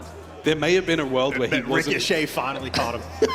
He's been getting away with it for years. See you, bro. All right. Well, we're going to load this back up, boys and girls. Going to get ready to do this take 2. As Surge, we're ready to go there, but all right, back in we go. A couple of settings. Come on, Cell. You've done this a few times. Talking about a 4-peak. Guy can't get his settings right. Honestly, unbelievable. Now, he has one of the most unique POVs in the league. The only player that, I mean, genuinely, you'd assume that he's hacking, can see through walls, perfect aimbot. He's insanity with an AR. Feels like he plays almost low to the ground as well. A very unique player, a very unique person. If you ever get to meet him, throw FaZe up. He'll be happy to reciprocate. Anywhere in the world, he'll do it. Also, unique settings. Cells, what, 20 horizontal sensitivity? 2.1 and then 1.65 for vertical accuracy. Yeah, that one's sinking. Impressive stuff, but now he is in the lobby. We can see a fully populated squad. In the meantime, a little bit of love there for the FaZe boys going up against Vancouver. The last time they met, Chance, another Game 5. Again, every single matchup has been incredibly exciting. They've played Vault Hardpoint over and over again. It's always nail-biters. Finally, teams mixing up for this one, so you're trying to look through the pick and bans, and I think if you're Vancouver Surge, you're happy to see the 5 maps that we're going to be getting in this series. I think Surge, especially if they get to a map 5, going to be excited to be going toe-to-toe against them. I think they have great odds. It's just a matter of getting there. When it comes to confidence, Atlanta FaZe, obviously, they're going to have it in spades. Well, I think it's a really important thing, though, to see that moment there. Of course, a 4-0 in that grand final in Major 2. This is an important rematch either way, but I think for Surge, in their long run as players and as a team, take a loss like that in a Major. Like, that's it. You got it out of the way. When it comes to the tournaments later on this year, this one included, of course, champs in EWC, you got the nerves out. You've got the 4-0 jitters done. That's never going to happen to you again as a team. I'm excited for their prospects, in the future. Yes, phenomenal learning experience playing against Atlanta FaZe in a grand finals. It can be a baptism by fire from time to time, but you get that experience, and I mean, again, they've played against each other multiple times. Nasty has one of the best KDs in the league against Atlanta FaZe. I think he's chilling with like a 1.3, so they have the tools to take him down, and that's just for a winners round 1 matchup. Beans, we miss you. We wish you the best. We wish you were here, because honestly, it would have been a stacked round 1. Now there's some question marks. Well, we'll find out. Again, Surge and FaZe playing up here. We're going to reach an optic. That will be the winner of this match. We'll play them for a spot in that winners finals on the far right-hand side there of that bracket. The loser will drop down, and we'll find out how they deal with things. But in the meantime, it looks like Celium has finally got his head switched on, and he's got his body in the lobby, and we're loading in. Take 2 here in map 1. And the hard point, name of the game, name of the tournament here for Atlanta. Subpar, 4-6. Their average losses, well, they were getting beat down from time to time. And admittedly, Atlanta FaZe, absolutely one of the teams that they like to experiment. They like to broaden the map pool as much as they possibly can. They make sure they're using the qualifiers as reps. They're good on CDL points. They don't have to take that seriously. They're focused up for the lands. This is where they lock in, but red card will be our initial evidence. Now that Selim's loaded in, again, him versus Nasty. It will be an ever-present battle on this map. You gotta beat your someday best already for the first map of their day. And it is the first map for the series. Take two, ladies and gentlemen, here we go. On board with the Phenom, Sim. Just had a somewhat slow run towards this major, but for now, it's a nice kills, and it's on the time, and the big old contest. As Sim is shooting hot already. Perfect opening break. Atlanta FaZe get the time. Nobody's going to sort of slip the net, and already he's looking to get aggressive. Abuza, well, met his maker before he had a chance to react. And I mean, this is Simp at his best, right? He just gets to roam, he gets to calculate, he gets to keep the map under control. And already at P1, I mean, 20-second lead for Atlanta FaZe. The kills in the feed still going their direction.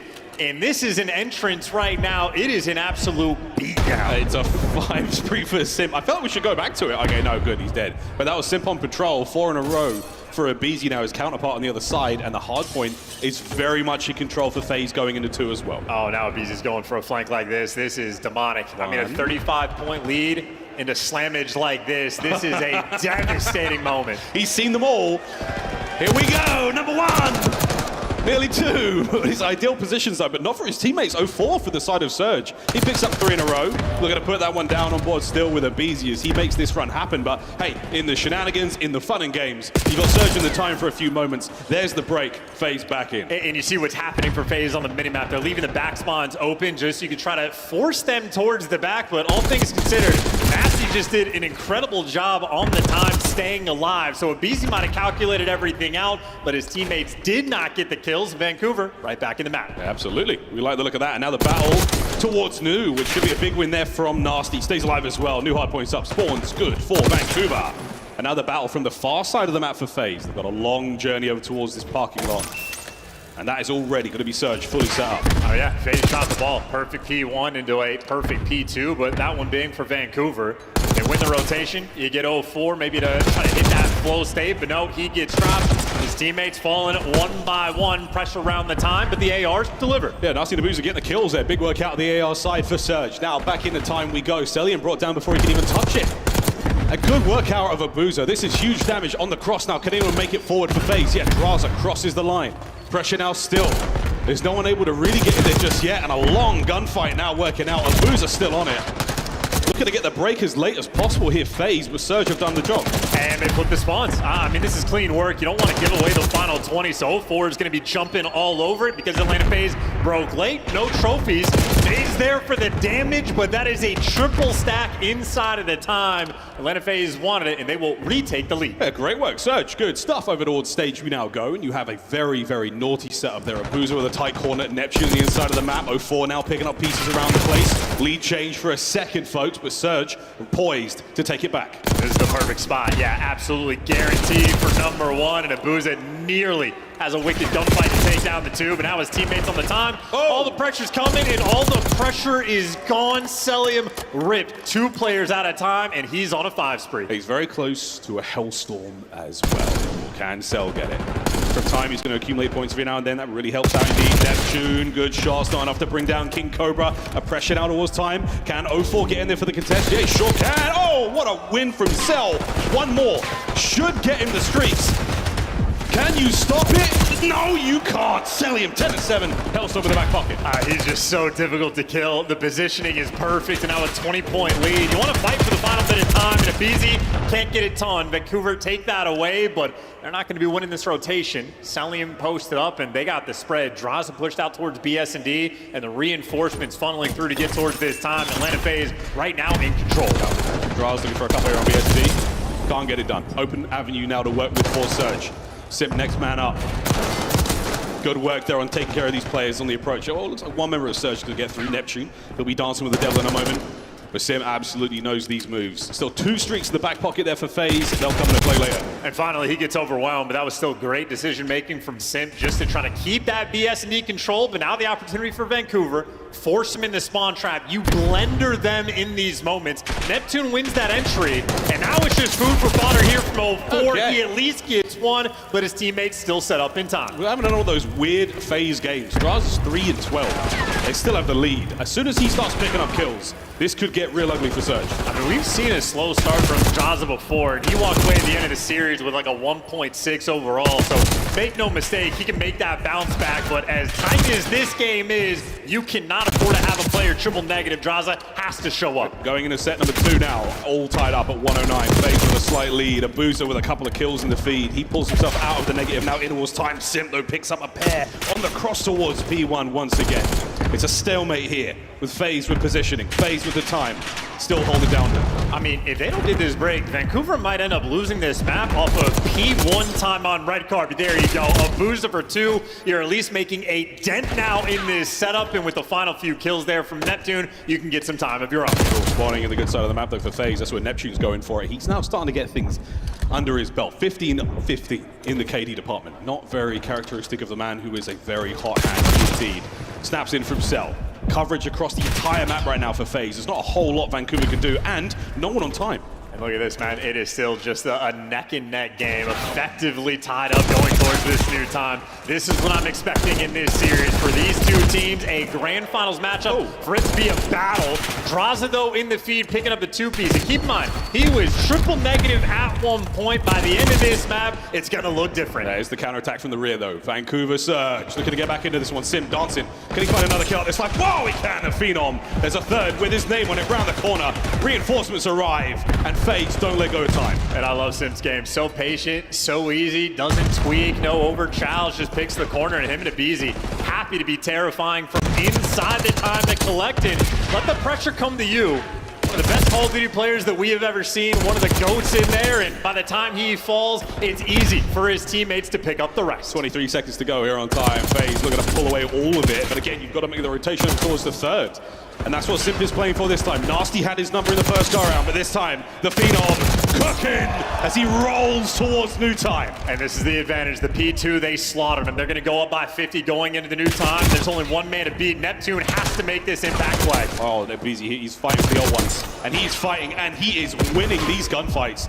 Spawns up in the back, though, for 04. He's going to be close to new. So that could be a massive turning point here for Surge. Oh, that's actually super interesting. Yeah, they were gifted back spawn, so Neptune didn't even win the gunfight for them to get through. Just every single spawn ended up being blocked, but now Draza is done with it. He's like, I was not having a good time with the AR. Pulls out the Jackal, the God gun on land. Immediate 2 and immediate time. Yeah, back spawns right now for Surge. Can they get themselves in or towards time? Nasty start things off. Abuza picks up one of his own. Aid from upstairs as Abuza keeps the kills going, and that's all down for FaZe. A little bit of fight. Now you need a little bit of time. Trying to read the back spawn. Salim's keeping the pressure on one side of the map. That's going to split the reinforcements. This is a tough bill to hold. Crazy situation, and a big win there from 04. No more of that life. As FaZe now fighting across map. Only man up now for Surge. Nasty playing for new. And he's been gone, dealt with. There we go. FaZe once again keeping the momentum in their sails. Winning that rotational gunfight, a 40-point lead, and now this is where the desperation effort is going to start to kick in. Vancouver Surge, they cannot play patient. You got to hit the go button, and they at least get the natural like pinch spawn rolling through, but you need a break now. Trying to find it. Draws and Cell holding it together. 04 looking to get a little closer. The only man up for Surge right now. Can you deal with it, FaZe? You got eyes on. A little bit of shots in, but no one to get the kill just yet. So he's still fighting for this one. His teammates now making their way forward. Wait a minute, an unfortunate moment right now as FaZe trying to stabilize. They've got time, but again, Neptune fighting for the front. I mean, look, you need it. It's the pinch. It's roll through. Got it when the gunfight's down low, and finally, Vancouver find a little bit of life in this map. But I think Atlanta FaZe maybe have answered the hard point question. Granted, red card was their pick, but so far they're looking good. Even with Draza's slow start, still have a 40-point lead. Yeah, this is not over yet, though, folks.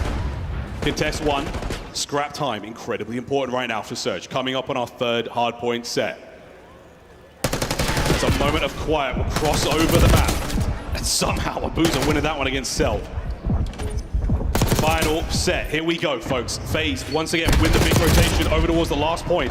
And Sim in time. B-bomb control once again from Draza. He wins another fight. That's a great moment for FaZe. And Boozer got traded as well, so now you're getting gifted that dagger spawn. Atlanta FaZe, they want to end this game on this hill. They have the setup to make it happen. No one's getting through Celium right now. 30 and 18. Still has streaks to use.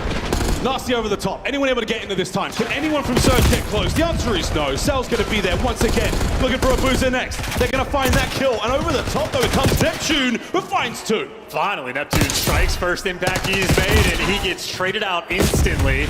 You're vying for control. The battle's going to be there. Vancouver Surge maybe continue to fight, but I'm just looking at the score. It is a 60-point gap. And Atlanta FaZe has simply never been the team to throw a lead like this away. Not like this. Easy, man. What a two-piece. Towards time again we go. FaZe close to the victory. Surge, you've had a nice comeback here towards the end of it, but it's not going to be enough. Last chances here. FaZe are on time. The counter-attack is on. Abe is going to read it. Fight for the win, and FaZe should be in position. I just know, I mean, they walked out to some boos, and this crowd has been dead. Nameless's tweet wrong, because Atlanta FaZe are back in action on land. Undeniable. And that answers a big question we had about their hard points, about their map ones. That's a very good-looking red card against a good-looking team. Outstanding performances there from Celium, from Sim, Abe in there as well. And Draza, even with a slow start, he pulled it all together towards the end. We said it, once he finds kills, this is going to look real bad for Surge. And sadly, it did just that. 1-0 FaZe. Yeah, I mean, that was your best opportunity there in a hard point. You certainly feel like with that opportunity, and it just simply never felt close. Literally from the jump on the P1, Atlanta FaZe, I mean, had a 36-1 lead. And that's just, I mean, nearly insurmountable. Vancouver Surge turned the momentum down just for a smidgen, and then the flip got switched. The switch got flipped. Either way, you'll take it. Celium completely on point, had the Hellstorm that he simply did not need. Well, same with the Bees. He had one as well in the back pocket, and there you see it from P1 onwards, second set onwards. No looking back for FaZe. I think that was when the time Draza started picking up kills, and once they got going, man, it was done. Look at the assists for FaZe. Yeah, I mean, obviously the teamwork on point. Neptune not really getting involved with his teammates there, so they couldn't kick anything up. And meanwhile, the objective kills rolling through from Atlanta FaZe. The bottom right of your screen, 3 players in the double digits. We had Simpid 32 and 22. Anytime we're watching from his point of view, it's just such a clean and comfortable game. Not doing anything crazy, never tweaking out, just inside the time. Guy's gonna be right here, pre-aim, dead. Anytime he falls, his teammate's always in the perfect position to pick him up. The easiest player maybe in the game to play around. I mean, Simp just dishes out. He makes everyone look good. He does. He trusts his teammates to pick up those kills. He doesn't have to do anything flashy. He doesn't have to do anything crazy. And if he does have to do it, he can. And that's what makes this squad so incredible. Great stuff here. Highlights, folks. A lot of love here for the FaZe boys. Of course, they had the pieces, and they played those cards real well. Surge, Cole coming out into this very, very hot series again against a squad who they were in a grand finals with at the previous major, and now they find themselves down 1-0. Going in a red card, search and destroy chance. Of course, we'll get on this a little bit later, but I'd be a bit worried about the momentum, a bit worried about the energy levels. Got to try to find that cohesion sooner rather than later for Vancouver. And I mean, the question is really like, was the grand finals a learning experience, or is that the straw that broke the camel's back of, oh, maybe these guys are just built different? So a lot of Call of Duty left to be played, and obviously S&D, something Vancouver Surge are going to be very happy to see. You're going to switch up the pace dramatically, and obviously a coach like Rambo Ray calculated for it. They know well in advance what the maps are going to be end up playing are. No surprises here in the CDL, or at least not yet. We'll see what they have cooked up, but I know it's going to be 0-4 in Neptune. So much pressure on those two players dealing with the Tears, who have not broken a sweat. Well, we're worried about a Game 5 prospects now, folks. After that red card goes very much against the boys of Surge. But S&D now, we'll play Control after that one, and of course we go back to Hacienda for Hardpoint. But that dealership, though, I mean, we want it, we might not get it. We'll see how things go in this S&D right now for the Surge boys. Because again, as you said, Ray, the kind of capability of this squad, we've seen how high they can go, we've seen how good they can look. Absolutely within the realm of possibility for the comeback here, and they need it. They have been evolving their gameplay as well. 0-4, the man on the left side of your screen at the start of this year on this map, he had a very standard game plan, constantly playing the B side on defense, and he would go for the flanks ad nauseum, and to almost no success. They were struggling at the early part of the year. Now that Neptune's got in the mix, their strats have been diversified a little bit, and they have more tools. And throughout the stage, they've been on point. Opening duels especially. Vancouver Surge at a 60% rate. That is towards the top of the league, and they need that here, because in the first blood category, Abizi, uncharacteristically, has been fairly quiet throughout this year. He's been fine. It's not worth complaining about, but he has not been anywhere near his top form. Surge have to capitalize off of it. A slight statistical advantage for Vancouver going in a red card S&D. Overall though, FaZe, a team you can never count out. This is two squads in fantastic form. This is going to be an absolute banging search and destroy. FaZe to go up 2-0 in the series. Vancouver to pull it back to 1-1 as we go into control. Neptune, you came out cold in the hard point. It's time to heat things up. And in S&D, he has absolutely been hot, the most electric player throughout this stage that we have in the league. 0.95 kills per round means he is hyperactive, always going to be getting in the mix. And again, for Abizi, he has not been the first blood reaper yet this year. An opportunity early to take him down, and for Vancouver on the defensive end, a triple stack over towards A. They're getting aggressive. Abizi was spotted there. Sim, it doesn't matter if you saw him or not, you know where he is thanks to the old gunshot. So now, a very aggressive opening here from FaZe. They are not holding back. Draz pounces. Sim gets the intel, lets his teammates get the stats. First blood already secured, and already Vancouver players are scurrying, running from the hills, trying to dodge these nades. Boozer doesn't dodge a thing, he gets caught there, but EOD keeping him going. Good nade there. Pushes Sim off the bomb, but sadly the bomb has already been planted. So now having to fight from that close range, and Sim in position, knows these players attack, knows the damage is done. Oh my word, who was that? Draza just escaped the clutches of Nasty, and now it's a 4-0. God, look at how hopeless that round was as well. I mean, they just flooded through the middle of the map. Sim gets up top, leaves the kill there from Draza. Abuza's getting double naded. He can't do a thing. Player that was P2 just gets isolated. And then poor Nasty in a 1 versus 4. There is nothing you can do. That is overwhelming dominance in round number 1. Even that POV from Nasty. He's like, yeah, I've got at least one here. And then Draza just vanishes, jumps over his head, escapes. And the teamwork prevails once again for FaZe. Half a second too slow on nearly every moment there for Surge. FaZe beaten to it, but here we go. Attacking round for Surge. Where are we going, boys? B or A? Well, a triple stack again on defense over towards the A site. That mean for FaZe. I want to get aggressive on this flank because Surge are flying. They are running right towards Abizi. We're going in. Abe, how many can you get? The answer is none. Great stuff, 0-4. He's looking for his second straight away, but Selim's now going to try to empty his pockets on the approach towards this site. Trophies in play. Everything's looking real good here. Selim, the only man that's going to cause a problem for Surge for now. And he's a big problem as well. This is the exact right man for the drop to track all this attention, but Abuza catches him. That should seal the round. Deals it, yeah. And that's going to be 0-4 on the intel. He's now got rear security watching out for Sim. That nade over the top is going to push him back for a second. He actually gets a kill. So now, the 2v4 retake is still at large. Just no scams. Draza might know where these players are, but if they don't scam, Surge will be just fine. Por favor, no scam. Nasty, eat this. Yummy. Doesn't catch the stun, but he's heavily damaged. Here comes the teamwork. FaZe. Breach it clear. And they're kicking doors. 2v2. 1v1. Just no time. Not enough time. Abuza's going to play it perfectly, but what an attempt from FaZe. Surge tie it up 1-1. Yeah, keep in mind though, long-term Simp already has the RC car, and with a 4-0 start, he's also going to be creeping close towards that Hellstorm as well, because he also has bomb plant. The crazy side about FaZe is that Simp is the bomb carrier. That's how you know the team is godlike.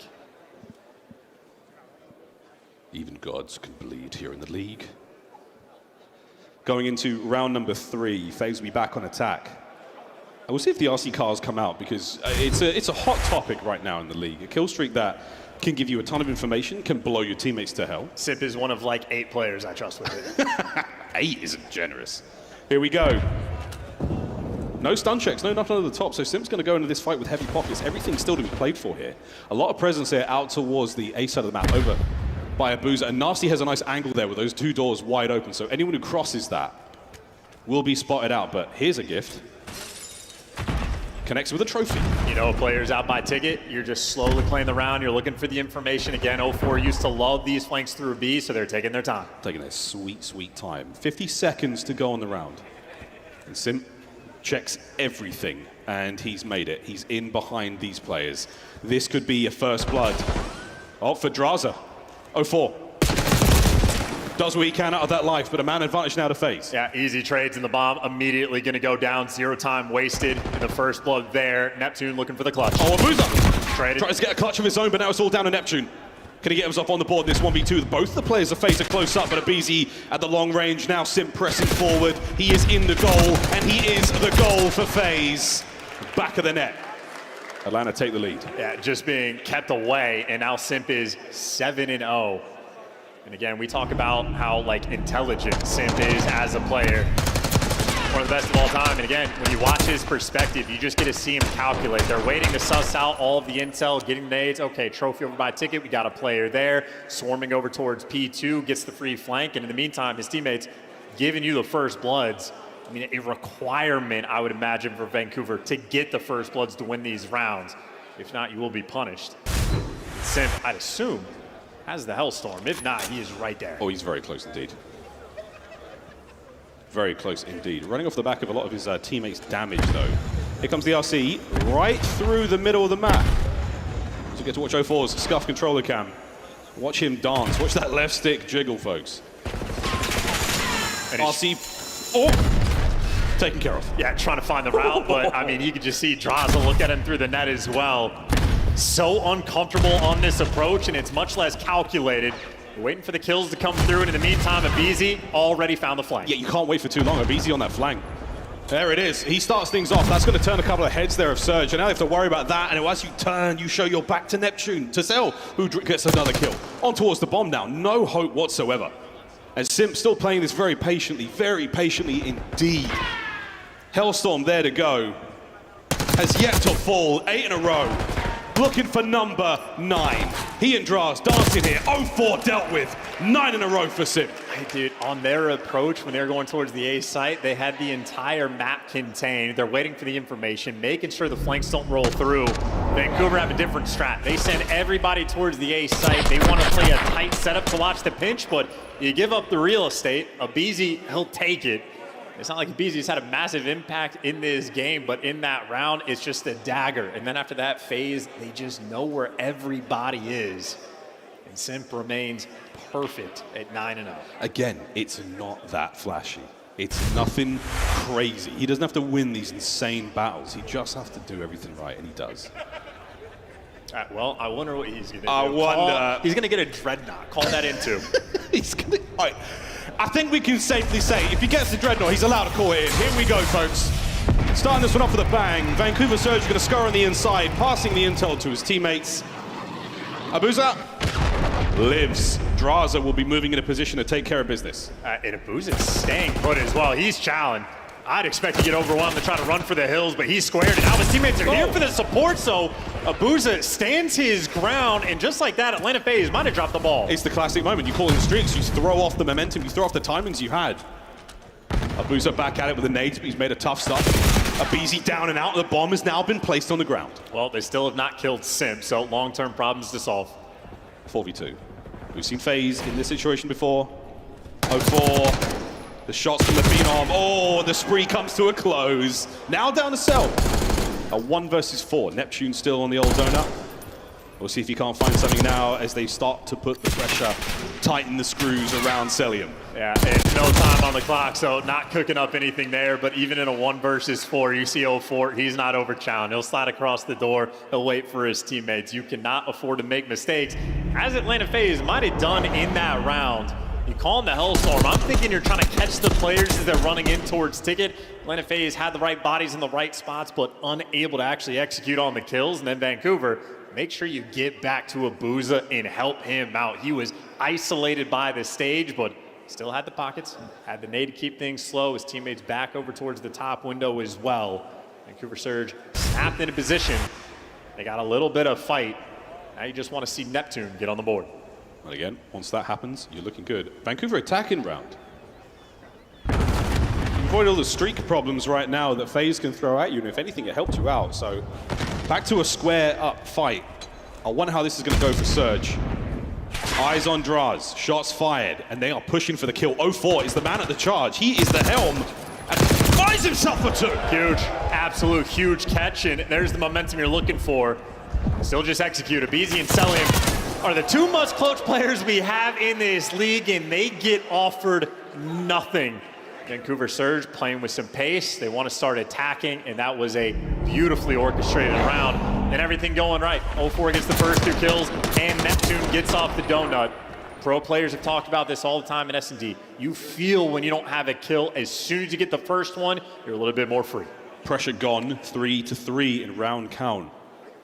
And Vancouver Surge, that is the initiative you wanted. Off the back of the 0-4 2-piece, right off the rip. He finds a very small window to work with. Under the radar of FaZe, he snuck on through and finds 2. That changes absolutely everything, folks. Here we go. FaZe back on the attack, and it's been looking good so far. No streaks, no shenanigans. Guns and bombs. Great dodge on those nades.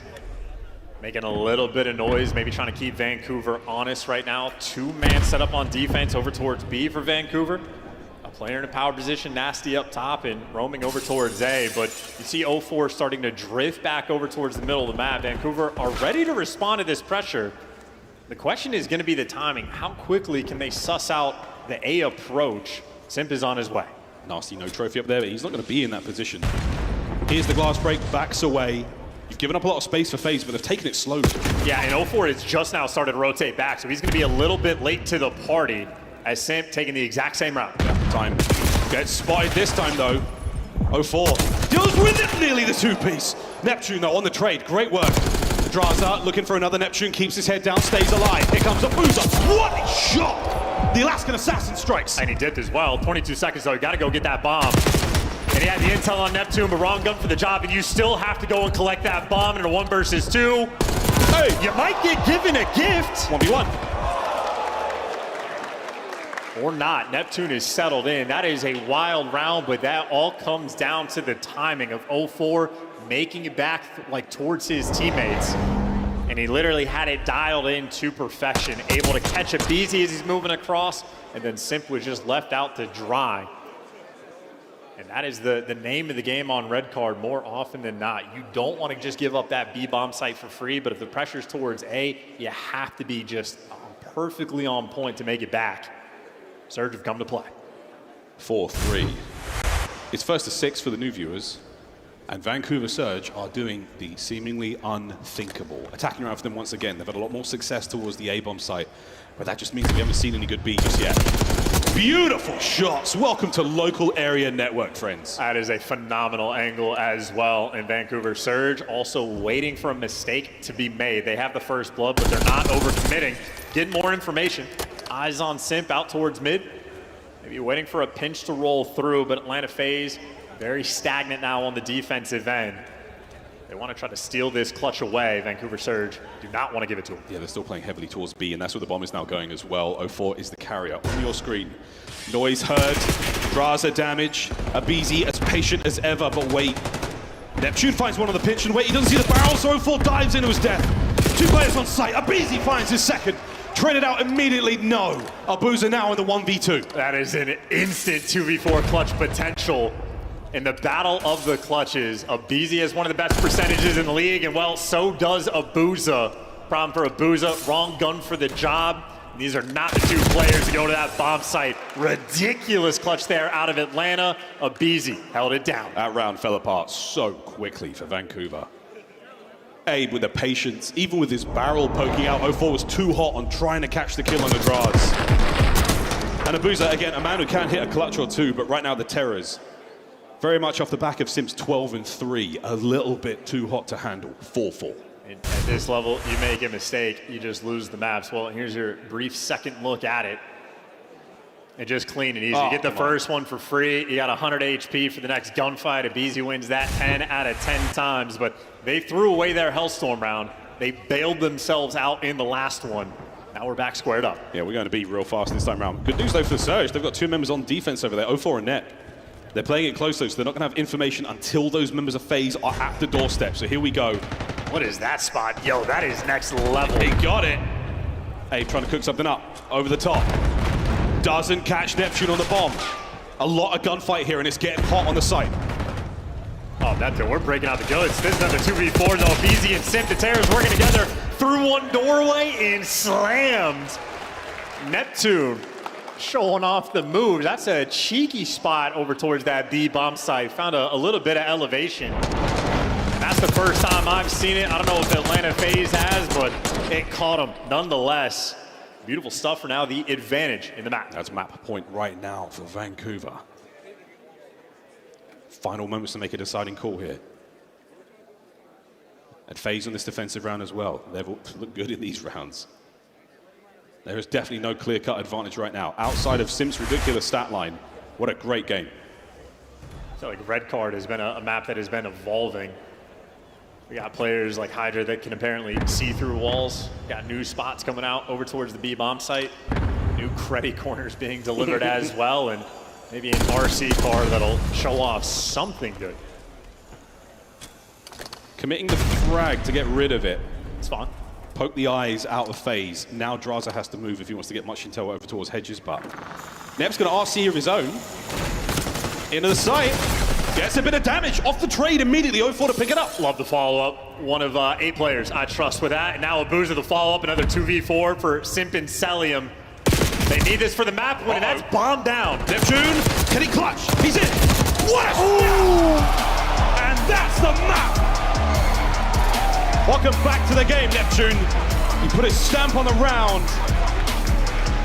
We're all tied up 1-1 going into control. What a difference maker right there between a potential cell burst or 1v4 he could have had, but a snap like that shuts that door.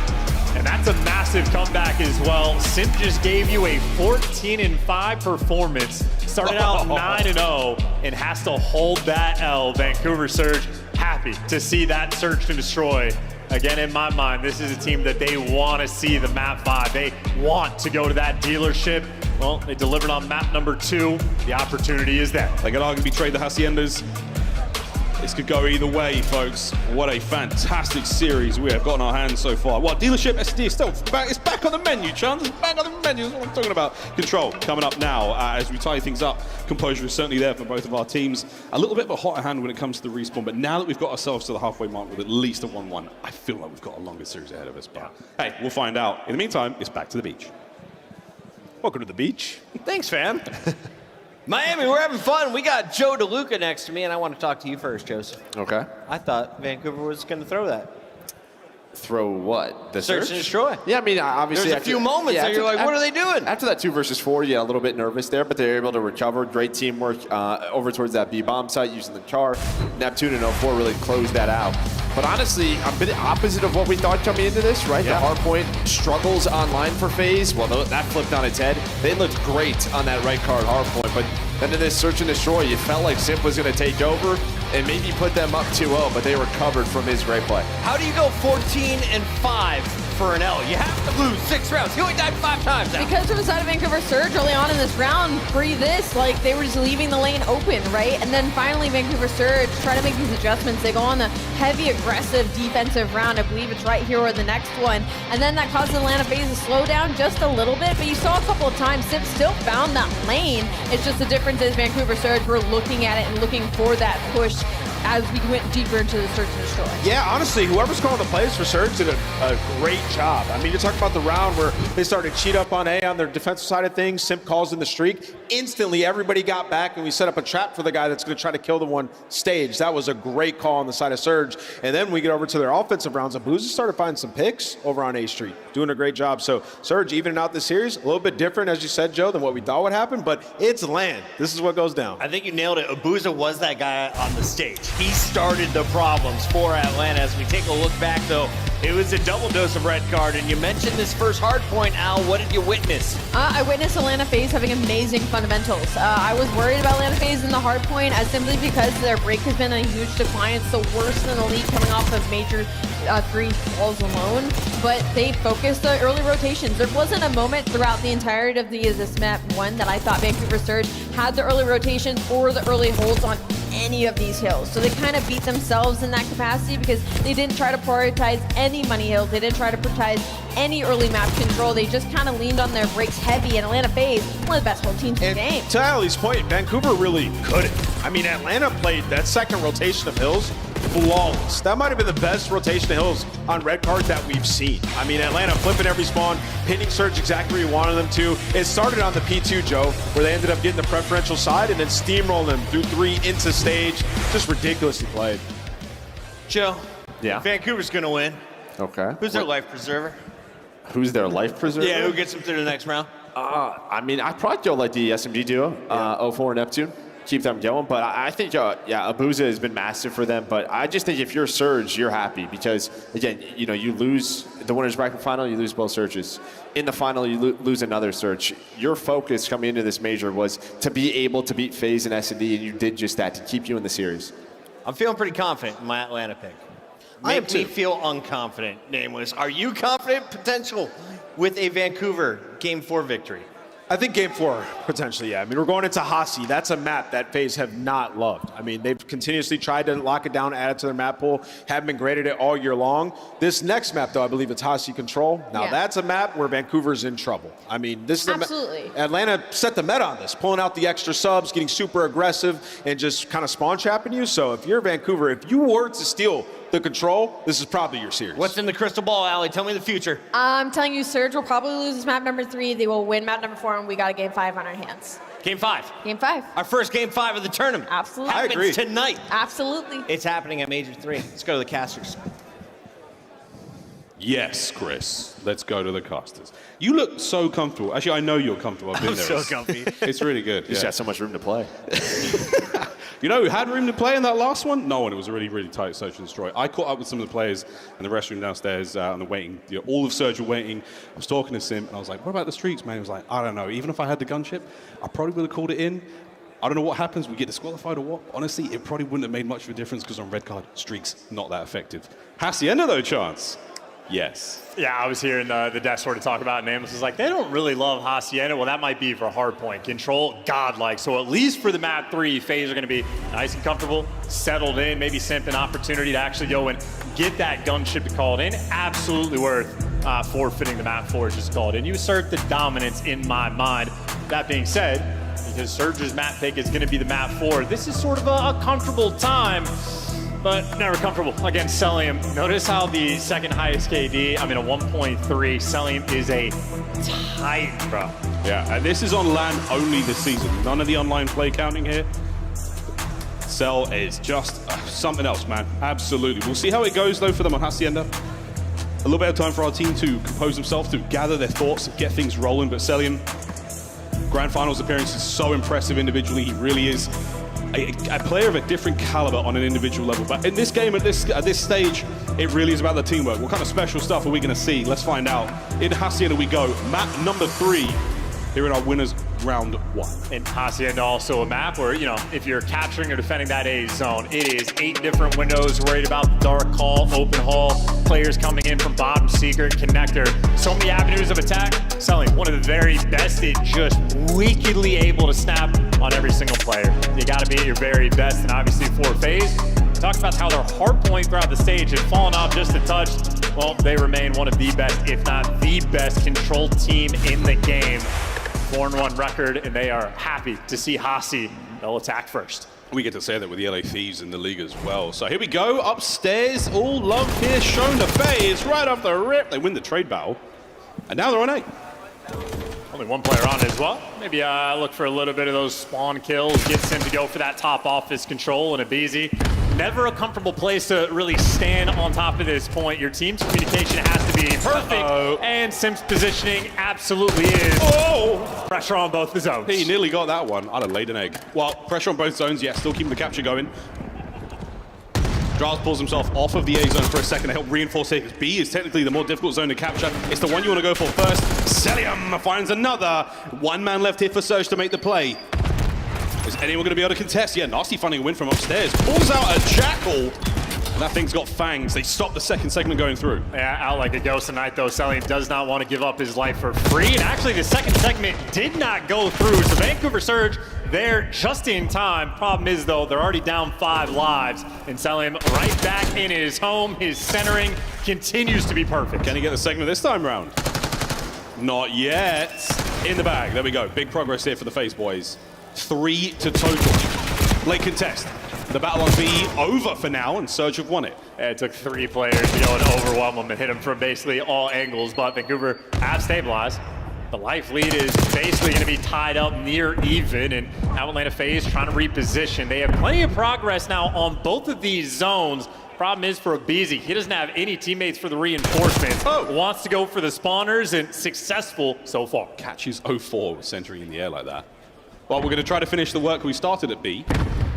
Abizi now doing it alongside Simp. There's a bit of a pinch here from Abuza, who's going to be able to catch both of them there for free. So that's a couple of lives going the way of the guys of Surge that they sorely want, because again, the pressure on this map is seemingly endless. Final 30 seconds. Now you're actually maybe a little bit desperate. Sound's going to get baited into death, so he's going to get traded out. Now for Atlanta FaZe, you have great progress, but if you're forced to go to the A zone, so difficult to stay alive, and now getting back to B looks like an impossibility. So Surge, honestly, might be able to pull off this round. Only 10 seconds left for FaZe. All 10 seconds left for FaZe. No players there to get on the zone.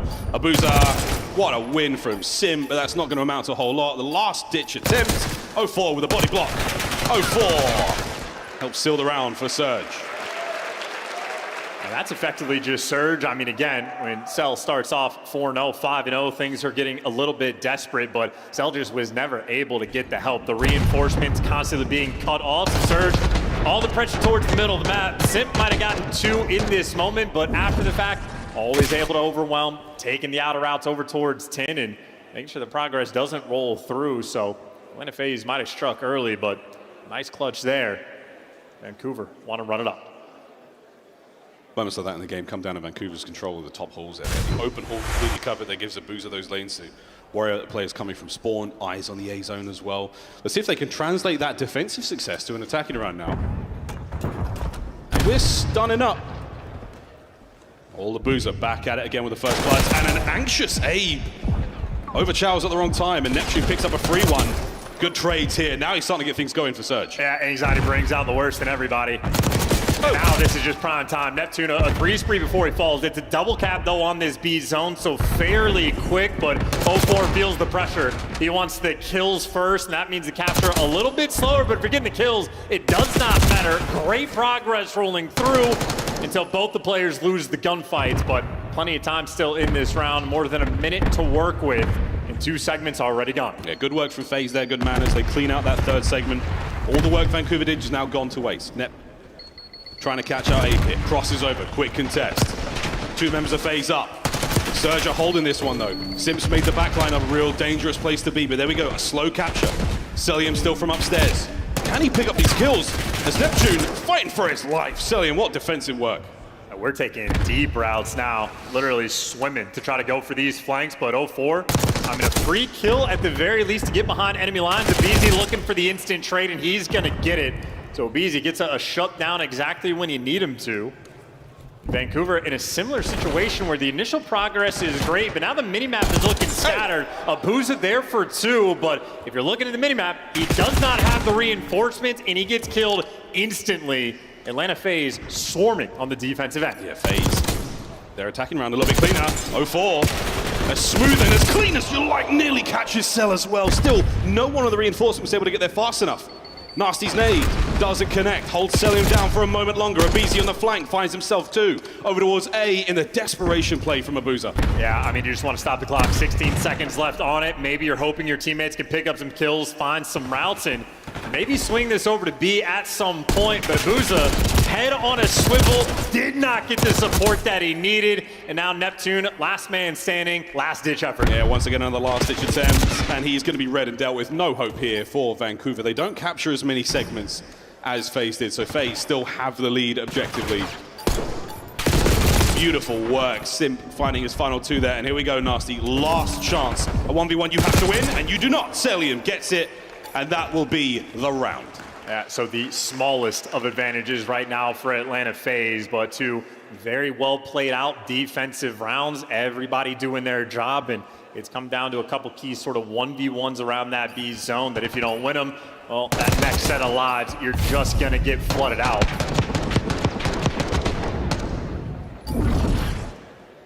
So we turn our head on the stage. Atlanta FaZe will now be back on the attack, and now that you got trophies from the jump at the start of these rounds, maybe an opportunity for a B flood initially. We'll see how Atlanta want to approach. But everyone on FaZe right now cooking in the attacking. Cell 14-7, 11-9 for Abizi. He's on a bit of a spree again. We talked about streaks previously, but here on Hacienda, it can be very handy indeed. Nobody home there in the rock hall, so we're going to find our way upstairs. We've got a lot of attack here towards B. Plenty of pressure. 0-4, the lovely pinch. Is he going to get greedy and go for it? No need. His teammates are there. 3, now all dead for FaZe. Beautiful. Slam him on this round. You got the opportunity. That was a 4-man wipe. They're flooding through the rock hall, but maybe as soon as Abuza falls, you lose the opportunity to set up the dagger. So Atlanta FaZe still in an okay spot, but after a break like that, you got a long way to go, and now you are back in the blender. That's a costly attack there through rock that Vancouver come up way on top with. Life lead now starting to get a bit ugly. Pressure from Nasty forward. Nearly gets another lineup, and the second team kill for FaZe here. They are stepping on each other's toes in this attacking round. I mean, they're just uncomfortable at this point. And now you're running out of time. 35 seconds in a situation like this is looking impossible. This is how you get the advantage for the possible round 5. You are pinched in your spawn. Abizi fighting his way out there. The Jackal at range. Over to Neptune on the left flank. Brought down by his counterpart, the other Terra. 22 seconds to go, though. A long journey to be. And 0-4 trying to cut off the reinforcements here. And now... can't get it. Abuza gets it. 13 to go. I mean, listen, you're going to have to just flood. This is looking hopeless to even get any bit of progress. Vancouver Surge might have just seized the opportunity they were given. Little bit of pressure on the A zone, but he's going to fall. 2 seconds left. You got to jump on A. You don't have a ton of help. Players nearby. 2 kills in the feed. If they can pull this off, Miles. It is not over yet, ladies and gentlemen. 1.6, 1 segment gone. Halfway through B now as the 2-man capture continues. Nasty trying to find anything here. Abizi finds 2 in the middle of the map, and we're still going. Second segment gone. Oh dear, Surge. You got real quiet real fast. Oh, in the extra minute, that is a dagger. A missed opportunity. And this is why FaZe on this map built a little different. Now Abizi. Last bullet there he needed. 19 and 12. The spree is done. 12-9. FaZe down in lives. I mean, you're stepping out of spawn, already getting shot. This is not ideal. And Draza, he and Abizi, they're fighting through rock. Abe somehow managed to get another 2-piece. He's finding the kills all over the place. Draza works forward, gets a little bit more real estate. 0-4, keeping upstairs safe and sound. Celium down. Pressure now out of spawn. Surge flood the map. Gotta kill the last man. Gotta kill the last man, then to get it done. Simp actually got one before he fell, but it shouldn't be enough. You are running out of time, and for Atlanta FaZe, they do not have the lives. Oh, nice shots. Neptune, final lives from FaZe. No more chances here on the attack. And 0-4, proving to be such a tough contender in the 1v1s. Option for Draz to jump the point here, but you don't have the lives or the coverage. And Vancouver Surge will take the lead in control. It feels to me like another round of neutrality, though. Defense has been the theme on land. Things slow down. And if you're on point on defense, the offensive team, well, there's not too much you can do. Vancouver Surge had the opportunity to just lay waste with a devastating round. Atlanta FaZe, maybe with a little bit of momentum, still find a way to keep things mixy. But granted, Surge have the advantage right now in the round count, but for potential round 5, Atlanta FaZe still looking pretty good. Yeah, they got the lead there. Surge could change that, though. They could also just outright win it at 2-1 now with this attacking round. Capture both zones or kill FaZe 30 times. Take your pick. I believe we've lost in 0-4. I think he might have dropped out of the lobby, so we're going to have to hit a pause and see if 0-4 can get back in the mix. Whatever bug bit Celium, now infecting players on the other side of the stage. Well, yeah, technical pause here. We're getting back in ASAP. A blessing maybe for Vancouver Surge.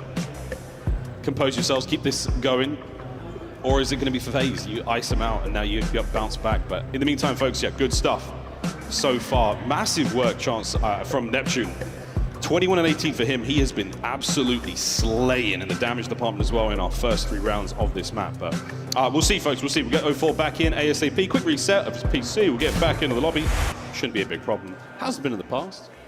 But 04 looking good as well. Great plays in the search. Really good stuff there in the control already. Yes, absolutely. And these are 2 teams just looking to sort of kick their tournament off right. I know we've been talking about Simps sort of winners round 1 stat, something like 33-5 record over the years, at least in the CDL era. So this is a situation where him and Atlanta FaZe nearly perfect, and it exemplified dominance. And obviously this is not a loser's bracket you want to drop into. This might be the most competitive tournament we have had all year. Of course, we miss Beans on the side of Toronto, but still the number of teams outside of like the top 2 that are going to be lethal threats come Sunday. Sharks in the losers bracket. You don't want to end up there, especially not from round 1. So Control, it's a place where you get the advantage. Yeah, advantage indeed. You want that advantage going into the Hacienda map 4 also. And again, if you see dealership, we would love it. We really would love a bit of dealership, folks. But our players look a little more composed. Looks like FaZe are trying to stay afloat here.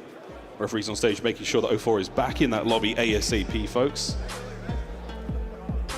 And it does look like we might have to remake this one, but we'll keep you updated, folks. Again, for the guys at home, the guys and gals here in the venue, thanks for coming out. Hope you're enjoying yourselves here on this delightful Thursday. Friday and Saturday, the tournament really gets going, and Sunday, it's always a big one. And as I said, we're going to reset this lobby to make sure that 04 can get in here. Of course, that does change things somewhat. To reset the trophies, reset any streaks that may be on, but at this point in time, no one has anything good, so it's still going to be 2-1 to Vancouver Surge after the reset. A chance, a little bit of an icing. A little bit of a vibe. A little bit. And his team's on both sides of the stage. They just look bored. It's just, oh no, one of these. We got the music kicking in and everything. They just want to get back in the mix. I mean, 04 is locked into his screen, even with nothing on it. I'm waiting for him to blink. Or he's just imagining, he's imagining the round before him, how it's going to break out, what is going to happen. He's literally visualizing the play. He's visualizing the opening break. His teammates are having a giggle in the back. Looks like we might be ready again. We have got our lobby loaded, folks. Reloading this one, 2-1 again to Surge here on Hacienda Control. Hacienda Hardpoint come up to this one. Chance to set our minds forward. Whoever wins this one, irrespectively. How are you feeling about the Hacienda Hardpoint? I mean, Atlanta FaZe's hardpoint hasn't been good, but am I really going to doubt them when it comes to land? No. So I would expect to be a battle. If you're looking at the map records purely, it's the one Vancouver Surge wanted to see. They're happy to see it for the map number 4, but I will never cast any doubts on the right side of that stage. Atlanta FaZe continuously deadly. Either way, you're looking for one of the 2 Hassies just to force the map number 5, and Vancouver Surge. This is the way you prove that you can win a tournament. If you want to win a tournament, you literally do have to beat Atlanta FaZe. It has been that way for years. Wow, Surge have come close on land. They've done it online. Game 5 in the winners finals, and they get 4-0. And FaZe obviously coming into this one with a tremendous amount of confidence, but again, a slight icing just as our players get this lobby set up once again. And we're close to hitting the go button, friends. We thank you again for joining us wherever you are in the world, watching from home. Well, the folks here at FAU, thank you again for coming out. It's been a spicy tournament so far, man. It's only the 2nd match of the day. Yeah. I feel like you can even do a personality test of players, looking at him shooting the bots in the firing range, selling basically snaking while he's shooting bots. His fingers, it's so natural for him. He can't help himself. King Cobra. I mean, based on like that vibe check, crowd, you're not a lot of FaZe fans in here, are there? There's not too many of you? There's a couple? Any FaZe fans? There is a handful. I see a FaZe up at the front over there, and I appreciate it. That's you guys, exactly. That's right. What about the Vancouver side? Anyone out there for him? That guy turned the thumbs down to a thumbs up really quick. Well played, bro. That's some dexterity right there. Well, might not be the fan favorites here in Florida, but you guys are bringing the energy. We appreciate that very, very much. Here we go. Fist bumps are out. You know what that means. It means it's time to get back into this game. 2-1 Vancouver going into Control. A thumb dexterity acknowledgement. That's the most Call of Duty esports thing I've ever heard.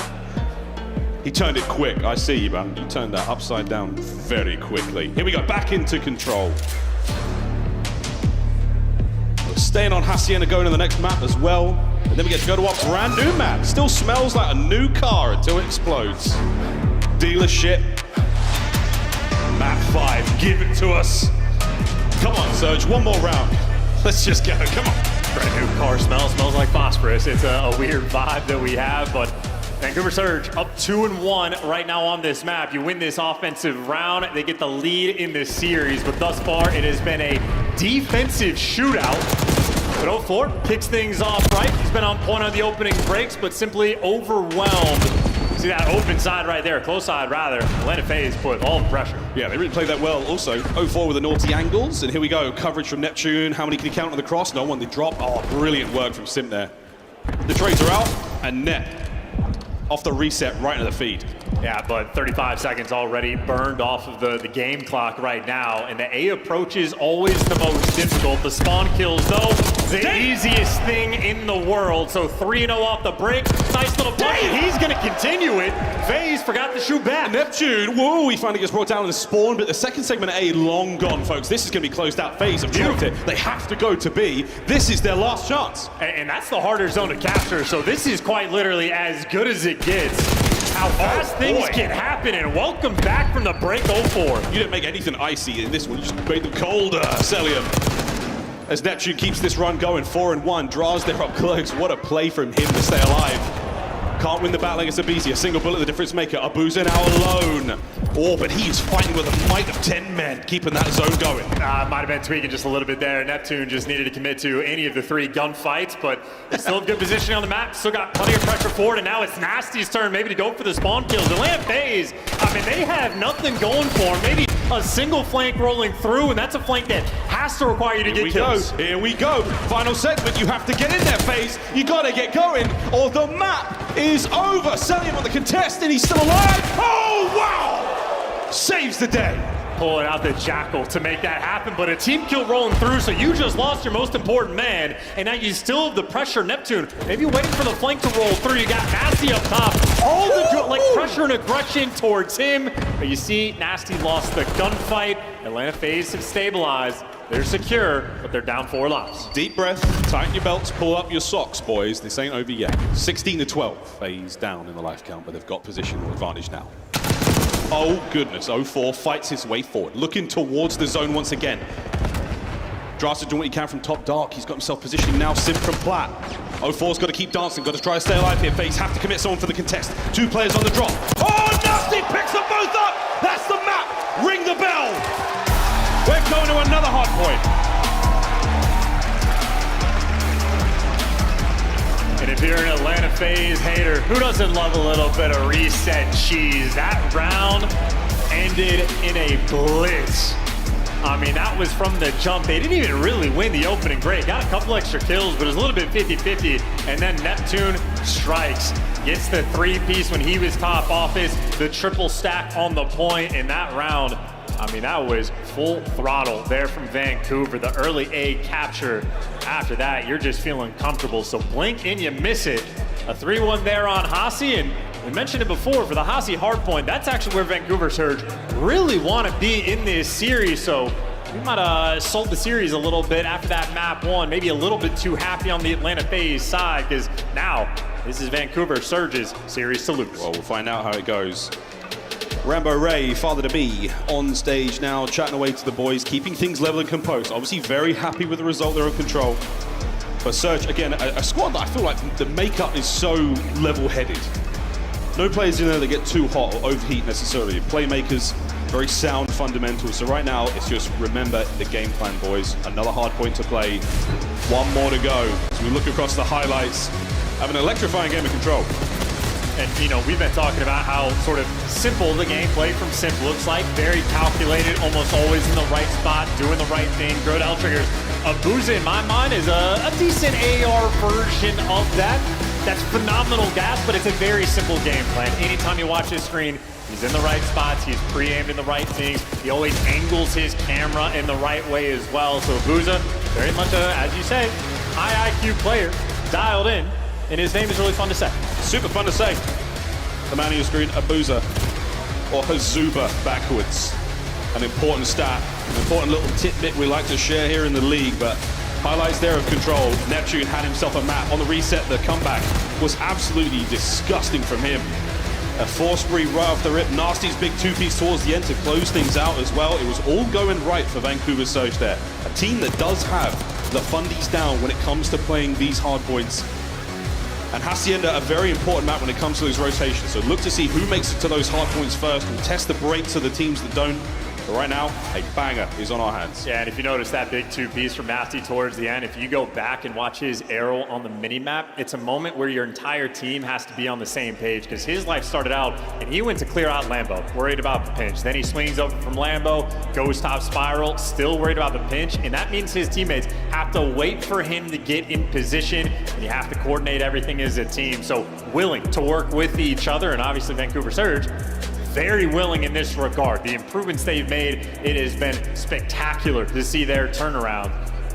You can take Atlanta FaZe down early on and force them to go into the gauntlet. Oh, what a fun way to kick off this tournament. The pick'ems are looking real ugly after that, but good luck to anyone who correctly picked this bracket.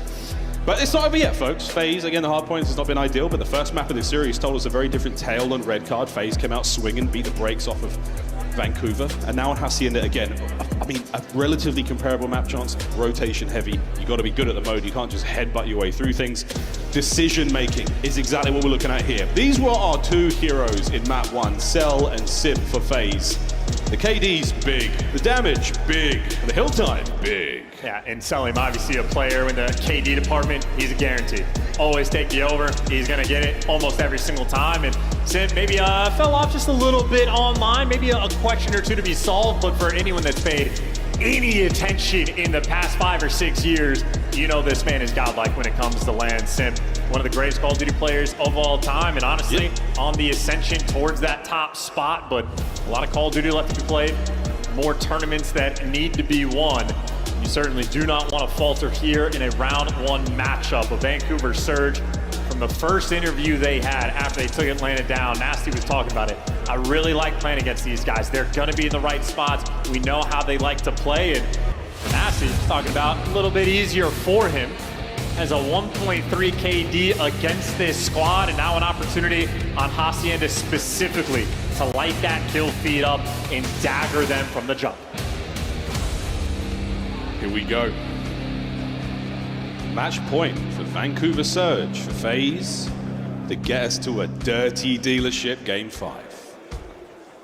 So close I can taste it, Chance. So close. I do want the dealership.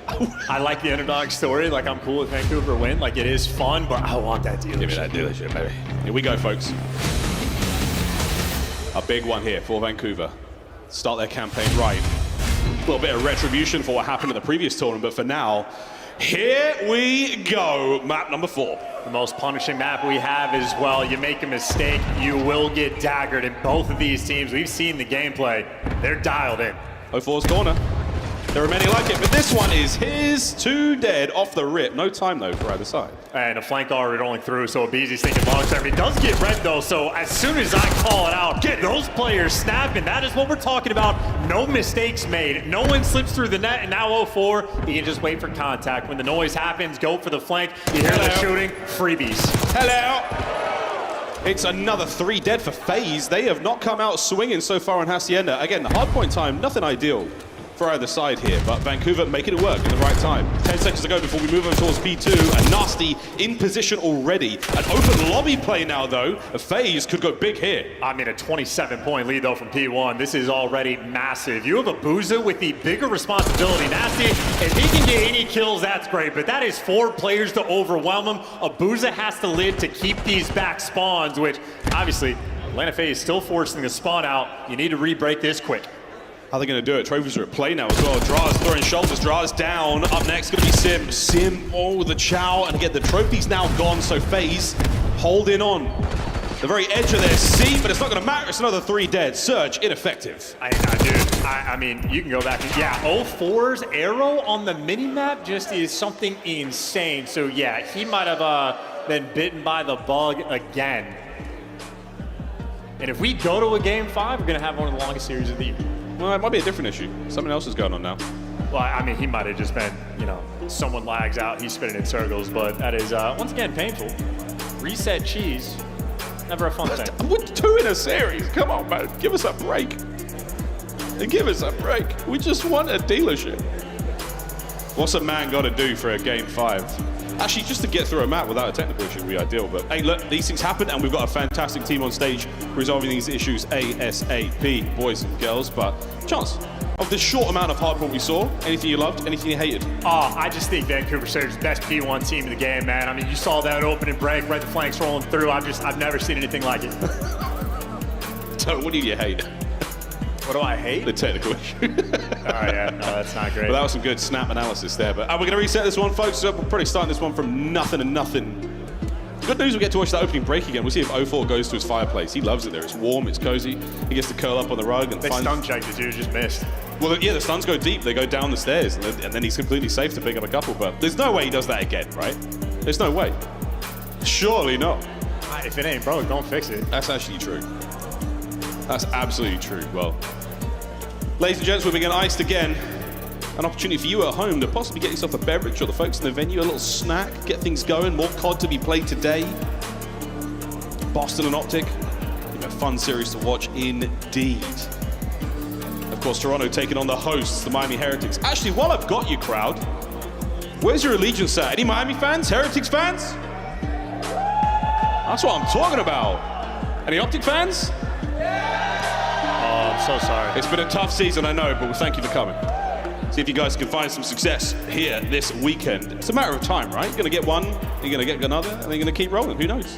When we talk about the storylines, even in that regard, there's an opportunity for, Fred in round 1 to get them, depending on what happens in that Boston series. But just to acknowledge, the lethal threats that we have, vying for a potential championship or a Sunday run, Ultra in that conversation, Heretics in that conversation. Both Breach and Optic have the potential, but you need to see just a little bit more. Obviously Vancouver looking good, but those teams at the bottom, I mean, Falcons do not have the record to back it up, but some of the maps they've played, they're looking ferocious. LAG low-key in scrims in the back. They've been, I don't want to say making waves, but they've at least done enough for me to acknowledge, okay, we're going to have to take this team seriously when it comes to land. So maybe the piece of how scrims have been going for that squad going to be there, but arguably the most competitive tournament we have had this year, at least for the full spread across the board. It's just a matter of resolving the issues so we can get through the gameplay. And we have, here we go, folks, take 2. Here on Hacienda Hardpoint. We've unleashed and uncaged the Lanimals, and they're feasting so far. FaZe looking to force the game 5. All they've got to do is win this hard point. Here we go. Nobody puts 04 in a corner. Except himself. Yeah, here he goes. Oh, come on. Look at him. There you go. Look at the same opening break. It's a 2-man hit over towards Sim as well. And again, a very successful opening break here. Abizi right back on his BS, and he's been red once again.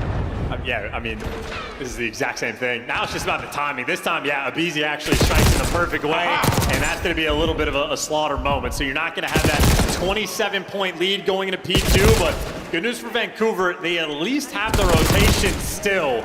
But an opportunity for Atlanta FaZe. Any kills they get right now, going to get more time on the clock. Vancouver not going to have a ton of pressure, but if you fall out of time, it remains 50-50.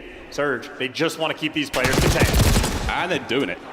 Cell from upstairs there, he's going to be the next man up to the plate, swinging for the fences right now, and a much more even pull from P1. Both teams extracting good time. Here comes the big old hit. And they're going to break through Rock again. They overwhelm Nasty. Last go around now to Boozer trying to stave off that pressure. He's done so. At least gives you the first one, and now the reinforcements are here. Nice job, Nep on the shoulder bars through the door, spraying the whole way. Selling from the top there, gets rid of 1, and the water route being taken for a second, but not necessarily going towards the back. So you kept the boys of Surge guessing.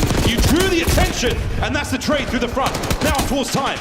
Neptune still reading the wall play. There's no one there, bro! Pistols out and FaZe are in. I mean, trade him out quick, though. Get it Biza quick, and you still get the time, and there you go. 04 wins the gunfight, so they have handled that break pressure for Atlanta FaZe. And for the final 25, you don't want to overcommit if you're Atlanta, but they're toying with the idea. Maybe sending players in to try to strip away the final few, but Abizi in the feed gets caught. Draza can't push forward, and the water route gets handled. That is a wonderfully played P2, so much so they win that rotation to new. Yeah, look at where FaZe are right now. They're on the right-hand side of the minimap. They're far, far away from fences once again. A slow one here from Simpa 0-5. We'll see if you can change that up right now. It's 0-4, though, causing the problems right now on the other side of the board.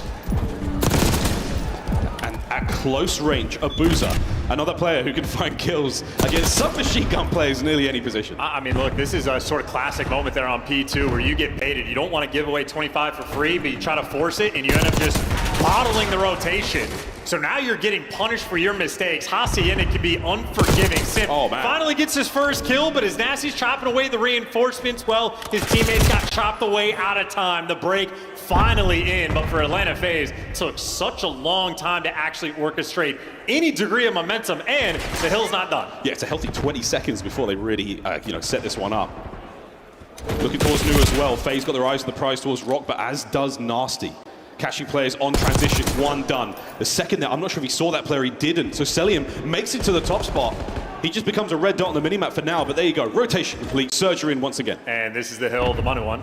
You want to beat him on rotation here, and Atlanta FaZe trying to set up for the break, working through the mid halls. Neptune, terrible timing, but it keeps his life, but now the pressure hits the swarm. Atlanta FaZe, everybody is here, and they walk on through. Who cares about the rotation? FaZe pulling him out. Oh man, unbelievable timing. Could have been Neptune there. The absolute man you needed to find the kill. Well, Surge, still with control, still with the lead. Let's go for a listen in.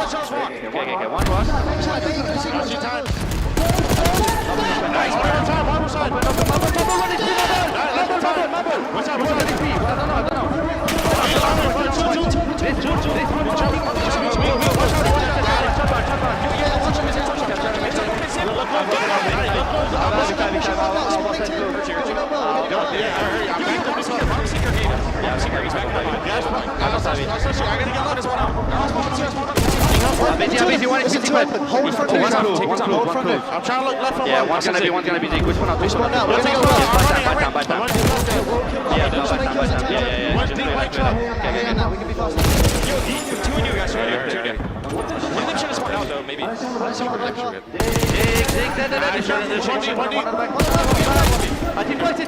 Shape on the back. We bought. Yeah, go. I'm getting Zeke. He's front.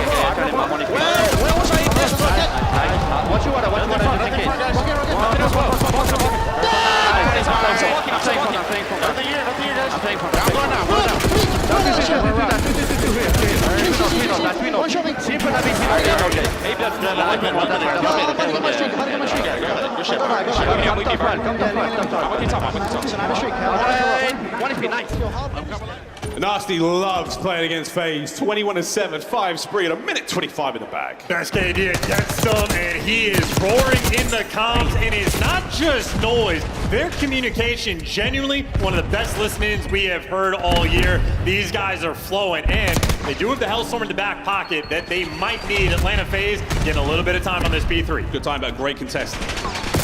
Oh, shots in from Neptune once again. An incredible series of play. Abisi on the contest again, trying to stay alive. Can he get any more kills out of this fight? Yeah, he can. Nice 2. 3 not going to be there. Abuza with a hot hand over to Cell. Breaks it. Time FaZe. And now if you're Vancouver, though, you can still fight for this time because you have that Hellstorm in the back pocket. You get opportunities, but you're trying to do a lot of things at once. Couple players rotating, couple players fighting for ult, but they are going to get that ult time. But now with Neptune, if he wins these entry gunfights, you don't even need to use the Hellstorms. The pressure on FaZe, you drop them. 0-4, well, it'll be the next man in line. Next man in line, but also next man to maybe wait for the streaks to land. This is what we're doing. We're waiting for it. holding it together. Big 70-point lead right now for Surge. They're going to break through Rock side. They're in. The backup, though, has arrived. 0-4 with another two-piece. Abizi on time, down and out. FaZe broken again. Don't gotta wait for the Hellstorm. If 0-4 is gonna be the streak himself, the timing was perfect, waited for his teammates, and here they are, getting ready to be the collectors. Here we go. Neptune, the front line. He and Abuza gunning them away. Vancouver Surge, they do not want the game 5. They're trying to win it all here. Oh, I don't think we're gonna see it. This is electric gameplay right now. Nasty 24-10, minute and 45 in the hill. Abuza lining them up, gunning them down in the final 20 will go their way. FaZe trying to desperately get themselves back into this one. Rock once again, not been kind to them. Over 200 points. The final moments of FaZe here in the winner's bracket, folks. We are living it. I mean, this is just undeniable. 100-point lead and then some. They're wrapping all the way back. They're thinking long-term. They want to fight this hill from the right side. They're being so secure about the potential P2 spawns this far in advance. We'll slow things down for a moment. FaZe with good hardpoint time. Abizi with bad timing. 0-4 dives right on in. Can't have to guess right, doesn't need to. His teammates with the perfect coverage. B1, we are soaking away. It's been a good hard point for Surge all map long, and it might just be again. I mean, they are cruise control. Last man standing, Abizi, gun down. They might get this done on P1. Here we go, 20 for the win. Abuza, the in and out hit. 25 left on time. Ample opportunity here. On Abuza still with the kills. Keeping the hard point in the hands of Surge. This is it, man. Back-to-back-to-back champs and winners round 1. Vancouver Surge in the midst of a slaughter. 10 for the win. The battle now for P2. Oh wait, FaZe are in position for it. Simp and Cell get their kills and they set up the trap. Yeah, but they've never had these back spawns. Always Vancouver had this pressure. Someone's always alive. They're in the right spots at the right time, and here comes the Hellstorm. Here comes the Hellstorm. You can get it through the door. Slow and steady. Connect! That's the go button, boys. Send it. Send it in. Keep them pinned. Not a hope in hell now on the final contest. Not a chance. 0-4. It's 3 in the feed. And it's going to be a 3-1. What a series. The first upset of the tournament, and Vancouver Surge send FaZe down to the lower bracket.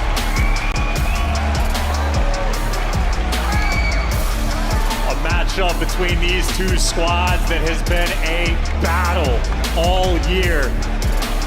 Grand Finals, last tournament, Atlanta FaZe picked them apart. A learning experience for Vancouver. Handle them in a 3-1 fashion, beat them down on the Hacienda. And then the Control, just well-oiled gameplay. The red card, well-oiled machine-like gameplay. Everybody dialed in. And then this, it was just a pop-off. Post-reset, they came out and slammed them. Nasty 32-14, 0-4, picking up 3 feeds like that. And I gotta be honest, Neptune hasn't even had to ascend to that final form. We have been accustomed to seeing a comfy gameplay. The comms were incredible. Vancouver Surge, Major 3?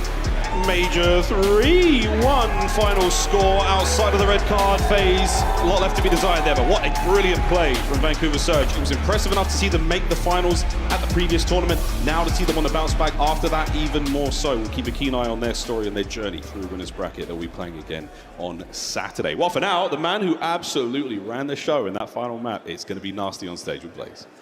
Thank you so much, Miles and Chance. Florida, make some noise for the Vancouver Surge as they take down Atlanta FaZe 3-1. I got Nasty with me on the main stage. Nasty, right now, in this moment, how do you feel to beat them yet again and to be able to do it on land? That feels great. You know, we got our revenge from Major 2. They beat us twice there. I was just happy that we won the Hacienda Control. We've been working hard on our map pool, and it paid off here, so. It definitely did pay off right there, okay? You guys played phenomenal on defense, been playing phenomenally on defense all year long, okay? And then on your offense right there, what were some of the things that you guys wanted to do on that map to be able to win it as cleanly as you did? Honestly, it's kind of like bait the point and then keep pinching off the point. Honestly, we took some stuff from their playbook, to be honest, and these, yeah, they're pretty good at that map. We've been working hard at that map for a long time, so I'm just glad we won it, honestly. Hey, Florida, has the hard work been paying off? Yeah, definitely has been, all right? So now you guys got to move on in this bracket, but what do you want to say, just about your teammates and how they've been playing this tournament, and what do you want to say to the fans? No, I'm proud of the team. Those guys are great. They all want to win. They're actually insane. So I'm proud of the team. We're going to go all the way this time, hopefully. And I appreciate all the Surge fans. Some of you guys, I saw at the meeting, you guys said you were flying out here. We appreciate you so much. And we won't choke the final if we get there this time, promise.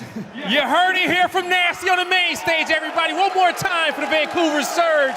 Puckett, take us away. Whoa, whoa, whoa. We won't choke in the final this time. Yeah. Joe, can you make comments like that? I mean, he's feeling good right now. He's feeling good, but it could be one that backfires later on, but it's fine. I it's like fine. the He's feeling confidence. good. Come Did you out see Rambo? swinging. He just walked by and roared at the top of his lungs. Dude, he is jacked up. Rambo Ray almost knocked me over. After the control win, I was walking backstage. He's like, yo, move. He didn't know it was me. I was like, bro, who else dresses like this? Anyway, Rambo's jacked up, and for good reason. A 3-1. Allie, you and Nameless did not get a bonus point, but you did get a win here. We'll take How do you it. feel about your team? I feel great. The only thing that was surprising was the control. I think that's a big win for the side of Surge because you go into the series and everybody's knocking that out of the park. They're like, you're playing Atlanta FaZe on not only their best game mode, but also one of their better maps in Hacienda. So for the side of Vancouver Surge, big win for them, that map number 3. And then same thing, map 4, I kind of called this. They needed this Hacienda hardpoint in this series. Atlanta FaZe is the worst breaking team right now when it comes to Hacienda during the split. Vancouver Surge fundamentals have been on top. It's one of their stronger maps, so maybe an oversight from the side of Atlanta FaZe allowing that to get through. Not often have we seen a match on land against Atlanta FaZe where FaZe gets punched in the mouth, Chris. Punched in the mouth. I mean, it was like halfway through that control where they put them in one of the most demonic spawn blunders I have seen, just sending players through P2, spawn trapping the hell out of them. And then, obviously we get the reset, we go into the very next round, same thing, put them in a spawn trap almost immediately, bringing that momentum into the hardpoint, a map that we know FaZe has struggled on. Man, they capitalize those P2s. There's a little bit of copium already that I've seen in the chat. The good news is FaZe is one of the few teams we believe you could see in all 4 days of action. They could make the run to a championship Sunday. It starts against Cloud9. Meanwhile, Vancouver Surge with the big boss out of the way, you got to feel good about no matter who comes through in Optic or Boston Breach. Yeah, I think you're feeling good if you're Surge, no matter what on that side of the bracket. Same with LA Thieves, obviously Ultra without Beans, they're probably feeling pretty good because that's been a matchup that is, well, they struggled with. So yeah, should see that in Miami. I mean, we'll see. We'll see with the super sub coming up next. But I think for FaZe, you are just not going to win right now if you're losing both a control and a search and destroy in a series. It's impossible. It's not going to happen with how their hardpoint is looked. The fans may have just poured some gasoline, though. I heard some FU draws a chance happening on a Thursday. Yeah, on a Thursday. It is early Miami. It is salty by the ocean, and we have 2 more matches involving the hometown heroes. When we return, the Heretics take the stage. Can they take down a Beans-less Toronto Ultra? Stay tuned. It's Winners Bracket Round 1. Upgrade your game with the Scuff, the official controller of the Call of Duty League. The Esports World Cup is an official partner of the Call of Duty League. The Arcade Wiz Tracer Pack is available now. Hit the map in retro glory with the Star Player Operator, pixel-inspired emblems, and more.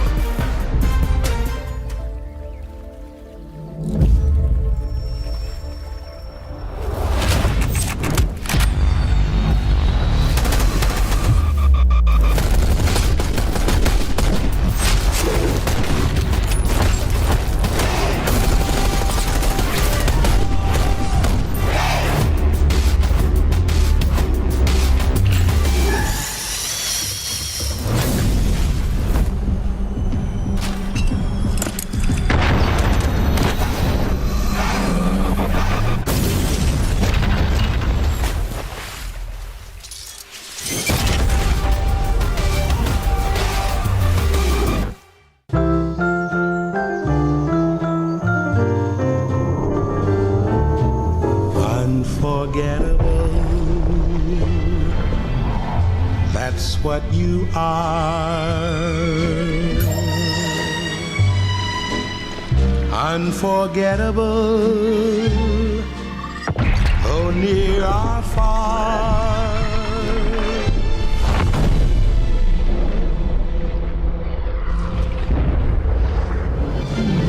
That's why, darling, that someone so unforgettable thinks that I am unforgettable too.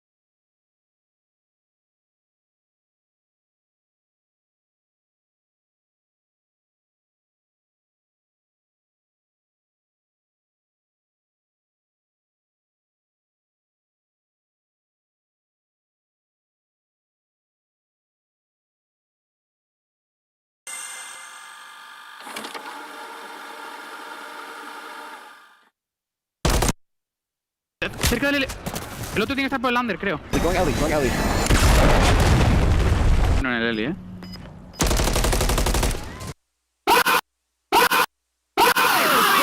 Go, eso es, joder. Bueno, Javi, coño. Madre mía. Nice try, man. Oh. Calm it, dude. I said, like, wait for the... I know what you meant. I know what you...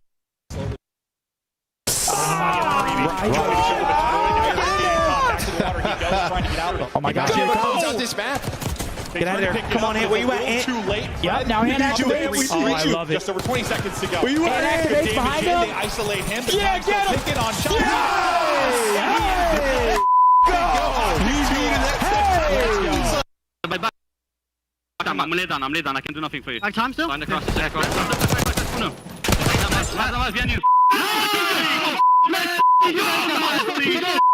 Give me that Let's go. Oh, if I just go heli that round, man. They won't do that shit. We knew we were going to come in and handle business. You know, they're a pretty team. I don't know what all the hype is about around this match. I mean, look at the scores. I did. I'm liners in this one. FaZe warmed up the subliners. Go vibe check, bro. Dang, man. Paco has carried me in a rank. I'm going to go with the New York subliners. That's crazy.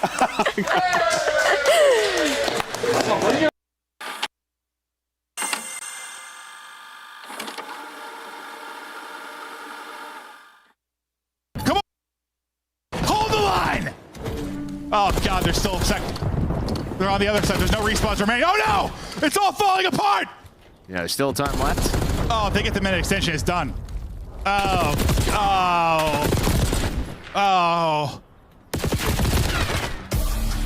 It's done.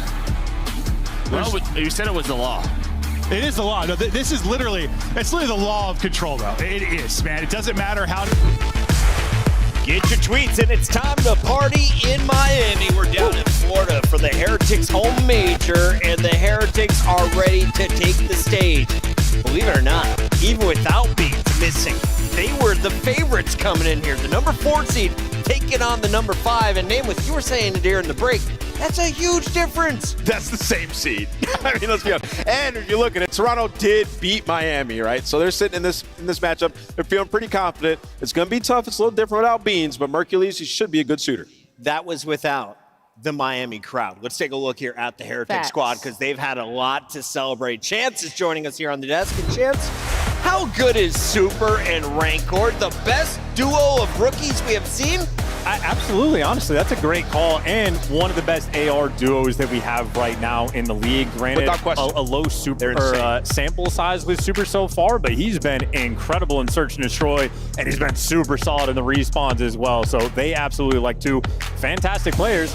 And you know, mentioned in the last cast, I think Heretics is one of those teams that they are going to be a lethal threat come Sunday. However, you do have to get that. Game 5 against Falcons, a Game 4 win over Optic, and more impressively against Atlanta FaZe before falling to Toronto. Allie, what has the Heretics shown you leading up to their home major? Just a lot of tenacity. Athletes. Everybody's caught up besides Chance. surrounded by athletes. Continue, Al. You locked eyes with me. I definitely did not. You got glasses on, bro. That's true. And my eyesight sucks. Here, go ahead. Hit me with it. You're okay. You know what? Focus, Allie. What do you got? A lot of tenacity from the side of Miami Heretics. I mean, talking about a team that went from top 3, then kind of bombing out at the next major, and now they bring in Super, and they've gotten better, right? They're a team that sets pace, and that's something that you think would throw Toronto off guard, but with the likes of the addition of Beans and Joe Deceives, it's kind of made them evenly matched. So that's why I'm interested, because Beans is not going to be here today. Good call out. Let's talk a little bit about Toronto. And by the way, that is the most big brother comment of the day. Okay, you hit me with it now. Yeah, go ahead. Sorry I hurt you. You can hurt me now. Bro. Don't tell Mom. Go ahead. Let's take a look at the team who is looking to find success without their lead slayer. At least they're slaying AR. Talk to me about Toronto. What do you see? I mean, it's heartbreaking that they're not able to play with Beans. It's sort of a tragedy, and this is a situation that, like, 98% of the time, someone that has to substitute in, like, that team loses quite often. But I think Toronto might literally be the perfect team to sort of be able to, like, handle that damage. The last series Ultra played, Beans actually did get slammed just a little bit, and because Joe Deceives and Kleenex popped off, they still got the win even without it. So now Mercules, a guy with a lot of talent, heard good things about him in Challengers. He's about to experience the best comms of his entire career. Oh, yeah. He's playing with the best players he's ever played with. Everything is going to be very clear and concise to him. Admittedly, super tough. It's a day's worth of practice, which at this level is basically nothing, but it's best case scenario for the worst case scenario. It's worked out for Neptune instantly. It still hasn't worked for Lunars on LAG. And it might work for Dylan Rex later. It's not working for Carolina. It's a little different. Those How are much pressure on changes. this Challengers player? I think there's a decent amount of pressure just because of the spot Toronto's in right now. Is they're right at this cusp of trying to break into like the top 2 conversation. So it's not an ideal situation. There's definitely a lot of pressure, but also so much opportunity, right? Because this is a player that maybe hasn't been on everybody's radar, now given an incredible opportunity to play alongside a good team versus some of the struggling teams that make these changes. Cough, cough, like Opta Texas, like on the side of Minnesota Rockers. So he's in a better environment to show Case his skills. Give me the vibe check, Ant. When you see this kid on the other side of the stage, are you saying, I'm squashing him? Oh, yeah, I'm standing up. We got to look out for him. I'm standing up, and I'm absolutely yelling at him. But, I mean, when you look at this Toronto team, they just play good COD, man. I mean, the only guy above a 1 in hardpoint is Joe Deceives this split. They're 7-2 in the game mode, right? So just playing good fundamental COD. If you're Mercules, you just got to come in, get calm early, and just, you don't have to go out there and be a hero. You have amazing players around you. And as we're watching Joe Deceives, this is the last matchup that they had. It was a masterclass on Joe's side. One of the plays we used in the drawing conclusions where he just has so much influence on the map. A little 12 streak. Yes, you just got to play off of him, man. He's your star. Joe Deceives is going to be the star in game today, but do you think there's more pressure on Insight and Kleenex, the core of this group? A little bit. I lean a little bit on the side of Kleenex. I think he's had an incredible stage, and I would love to see that continue as we move into LAN. So I'd say maybe put some pressure on Kleenex's shoulders. On the flip side, for Miami Heretics, there's a lot of pressure on Metals right now, 0.6 in this last matchup. So we know what his ceiling is, and I think that's why we give him so much grace. Is like we've seen him have takeover maps. It's just like, how do we get his bar to raise to an above average rate to allow Miami Heretics to relieve some pressure off of likes of Real, off of Rencore, off of Super. So it's a tall task. Bro, he went neg 36 in the last series. And in the interview, in the last match, Metal said, this is the team he wants to play. Yeah. Like, he knows, like, if he plays even marginally better, like, they are going to beat this team. And now, with them having a stand-in, this is your best opportunity you're going to have. Yeah. What do you get if you win this matchup? A date with LA Thieves, who look ferocious against Carolina in that opening round. On the other side, we will see Optic and Breach in action a little later tonight. Talk to me about the elimination bracket, though. If you fall here, if your Heretics or Ultra, you land on Gorilla's mates. You're pretty comfy, right, Chance? I would say you're very comfortable, yes. I've heard good things about Gorilla's mates sort of in the background, but both of these teams I would still have a high degree of confidence in. And this is a very interesting tournament because right now, like the bottom 4 teams in the CDL point standings, it's not a good spot. You have to have a good major to sort of ricochet yourself up, and it's perfect opportunity. Toronto's taking a hit, they're losing a player, and now some of the teams in the loser bracket not looking too good. So I think opportunities are there. Now, we said Beans got slammed the last time Toronto matched up. He dropped a 1.0. Ow. If I'm Mercules, do I need to drop above a 1.0 for Toronto to win? No, I mean, you don't have to. I mean, it would be nice if you did, but I think if you're Mercules, you just need a roll fill. You honestly probably just find yourself, play the objective, sit some hill kit in time, and allow the Slayers on this team to do what they do best. I mean, I look at Search and Destroy in this layout, and I'm like, Joe's about to have a field day. You give him dealership round number 2. You're gonna give him all the routes he could possibly ask for. You can't plant when bombs are blowing up all around you. It's just Miami have love dealership, man. They look really good on it. Last time these guys played, it did go all the way to around 11. And for Toronto, they're 1-2 on it, but every single dealership they've had has gone round 10 and 11. So it's going to be an electric map. I think the Hacienda Hardpoint, though, to kick things off, it's perfect. You look at it, both these teams have liked it throughout the season. I think that map's going to be the deciding factor. We have some players to watch thanks to our friend Easy Mac, the stats guru behind the scenes. And our players to watch today are going to appear on a small graphic that is at the bottom of the screen. Bam! On the left, we got Real. On your right, it's Joe Deceives, the SMG Showdown. 2 second-year players. Third year, I guess. I mean, electric. This could be a battle for, arguably some of the best SMGs in the game. Joe Deceives has been getting a ton of love, but when Real is at his peak, not a lot of peaks higher than that. So it is going to be a fun battle, but I think Mercules is definitely an underlying theme, and I think he just needs to do his job. Don't get in the way. Don't try to do too much. Don't get in the way in comms. Play your game and just get kills. And the team, they'll do everything else. Just gas him up, Toronto. If they gas that guy up, fill his head, he has a good map 1, and they're going to have a good series. Welcome to the CDL Mercules. They've got his PC set up for the first time. His team is ready to go, which means it's time for our Scuff Pick'ems. Let's lock in officially. Do you want to go first, Nameless, since you hit 100, or do you want me to go? Absolutely. I'm going to go 101. 101, baby. I'm going to go Toronto. Toronto Ultra. And here's the bucket. For the N1. Whiff. Wait. Whiff. Ricochet bang. Whiff. That was hit the back. That was you have to hit the lens. You have to hit the lens. Yeah, you hit the backboard. All right. Bro, I don't want to mess up Mike's camera. Make it happen. Where are we going? I'm going with Miami Heretics. And 1. Let's go! Oh, my gosh. He hits it. Wait, Chance, where are we going? I'll take the team that has their full team. I'm taking Heretics. All right, 2 will go Miami Heretics. The game is ready. The stage is ready. Make some noise, Miami, for your home team, the Heretics. They don't believe in you, Mercules. Yes, sir. We're about to get ready to enter into a big matchup here on the main stage. But before we bring out the home team, we got to bring out their opponents. So you can love them or you can hate them, but get ready for the boys from the north.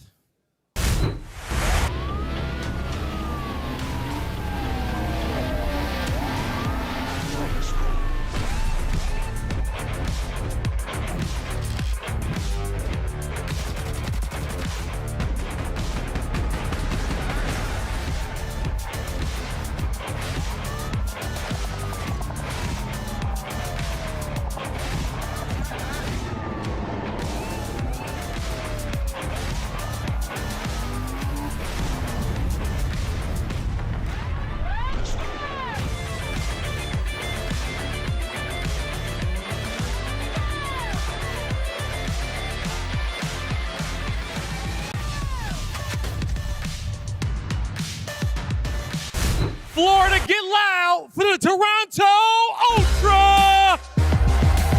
Mercules, Joe Deceives, Insight, and Kleenex. With Beans and Spirit in the strength of the North, they're ready to bang out their opponent. This was my favorite coming into this tournament. They've been unbelievable at hardpoint. They know they have a great opportunity here, but more so, Mercules knows that he can showcase to the world what he's all about. This is a Toronto Ultra team that is dynamic, good at every game mode. Can they put it to the test with a fill-in?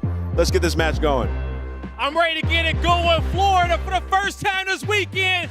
Get loud for the home team, the Miami Heretics. Metals, Super, Rancor, and Real. Give them your vamos, because they're ready to shut down the show. Not much better of an intro than the crowd going wild. It is their first series of their home major, and they haven't looked better all year than in this moment. They got a top 3 placing. They know they can do it again. And now their first trial in the Toronto Ultra. You couldn't ask for more of a banger. Let's get this one started, Blaze. I'm ready to get it going. So without further ado, shift study, let's roll out. Let's roll out, Boca Raton. This is going to be a fun one. Last time these two teams played, it was a really electric series. Went to 4. Toronto held the edge, but Mercury's in. I think the biggest thing here, and we know this guy now well after casting him at Challengers, 4 straight elite appearances, most recently a dominant championship victory in Season 3. Yeah, with Omen Brooklyn, and he was like one of their best players on that roster. He's been able to figure it out with his AR game plan in such a short time, too, because the kid's career basically started last season at the end of the game. He walks in with a brand new lineup, a lineup with like 18, 19-year-olds, but he's just been able to level up every single elite to put himself in this position, which is probably his best position he's ever going to be in. Yeah, I think when it comes down to like newer names that are really kind of taking focus from maybe some of the other players that were in the CDL drop the Challengers, like this is a fresh look for what was that Stallions roster that you were talking about with Abe and Merc and Lurks. You know, now you got the first of those 4 guys getting a chance to debut and show what the youth of Call of Duty is going to look like. Now, it's just really funny because he is 20 years old. He looks like he's 16 up there, but it should be one of those interesting systems that he's working his way into, because with him at Brooklyn, he was running more of that lockdown, stable AR, which I think puts a lot of focus on Insight to really be more flexible and try to actually fill Beans' role. Yeah, Subside is going to have to make a couple appearances. We know when he does it online, he usually goes on 3 or 4 streaks before he gets taken down. But to talk a little bit more about the young rookie, to end at the Elite Stage 3 playoffs, he was unreal. A 1.23 KD overall. Slaying rating was up there with the best of them, and then that S&D KD was massive. A 2.13. He found a lot of success in his opening first duels, and then when he also was put into those clutch rounds, it looked like he was a vet. I think the thing too was, you know, we talked a lot about that at Brooklyn squad, about how, back-to-back championships in Challengers Elite, but it came with 3 distinctively different rosters. So there was a level of plug and play when it comes down to the system that Ricky Atura and the rest of that management group were able to put together. And I think the desk hit on it. This Toronto team has that same level of system-based planning that you look at. But let's talk about the other side here, because for Miami, they have that little bit of magic when it comes to playing on land, especially when they're playing at a major that is labeled as their home major. I know. We saw that major 1 in Madrid, a couple Spanish fans rallying behind them, and now they're at their home major.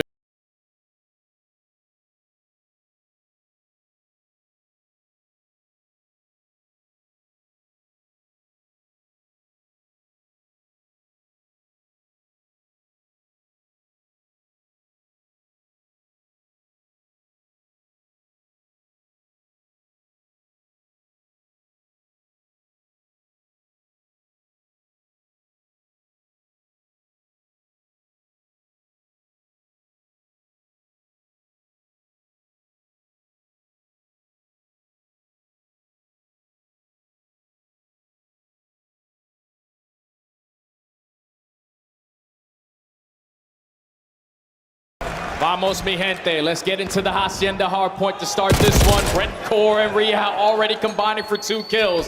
Whenever I like to watch Miami Heretics, they usually dominate every single P1. And you can already tell with 2 kills going their way, all we got to do is continue to soak and hold down the lane. Looking really solid. Super with the extra AR also in play. Looking really nice to lock down this open lane. Not even playing for the P2 side of the map yet. Just letting Real run routes over that direction. Ultra trying to set up their next break attempt. Insight Joe. First 2 kills are good. Hercules trying to look over the top of the hardpoint. Also takes off the contestant, and an opportunity here for Toronto to stabilize. Yeah, even though you haven't really got a lot of time off of this P1, you're still in control of the map for that P2. Final 15 seconds here, and now Miami, after soaking up a lot of that P1 time, are just going to cut their losses early on, hit the long route. Real working his way over through well side, but all of Ultra, they backed up. Insight gets a read that Real's playing over towards well side. Klinex right there with him. Oh, follow-up from Super is solid.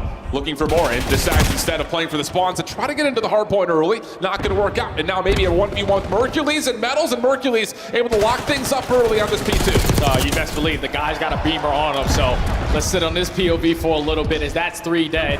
Miami has to try to work their way through lobby. Klinex is already going to be contested, and Miami are setting up a very long pinch. You got one going through the front, everyone else do well. Every kill that they get spawns them all the way across the map. Insight had the read on it, called for help. Klinex right there to assist. Now Joe locking things over the middle of the map, and that's absolutely perfect from Ultra. Able to re-slip this lead back into their name, and for Miami, now you just have to hit from the front last 20 seconds. Yeah, thankfully Rencore opens up with that first kill onto Mercury, so you have a little bit of pressure through the front door. Now that opens up the gap through the side, but trade after trade. Metals last one standing. He's able to walk away with 3. So now the spawns for Ultra, still at the old HP. Miami have a free rotation over towards new. And look at this line of scrimmage that Miami's setting up in the minimap. You've got contest over at old. You've got Super backing up over towards mid to watch this cross, although he's hindered from being able to hold the position, and actually finds himself in a little bit of trouble. So just when you thought Miami had the perfect setup on rotation, now the test is already here for Toronto. Yeah, they're already in your grill, trying to contest you over towards top flat. Thankfully, you take care of Joe DeCease. Now you just got to win the gunfight through the front. And the team shot's good enough to take care of Rentor. The nade, good enough to take care of Real, and that's a team kill as well, but you still have the numbers if you're Ultra. Yeah, Super's just hanging on to the high ground. One final read over towards the arches, has Kleenex at bay, has to try to contest her, caught on the reload. Insight clears out that top window position. Now Ultra can get to work with a spawn flip on the left-hand side of the map. Maybe a chance to contest this last 20 for good. Yeah, Miami should get a heads-up note on that because your two teammates spawn over towards well, but Rencor doesn't react in time. Kleenex is able to find a double, so that final 20 is going to go in favor of Ultra, and they're winning gunfights off the rotation. Subsite already makes an appearance, and now you can blow the game wide open with a good hold here. Absolutely the case, but it is just 3 Ultra members playing over the top of this hard point.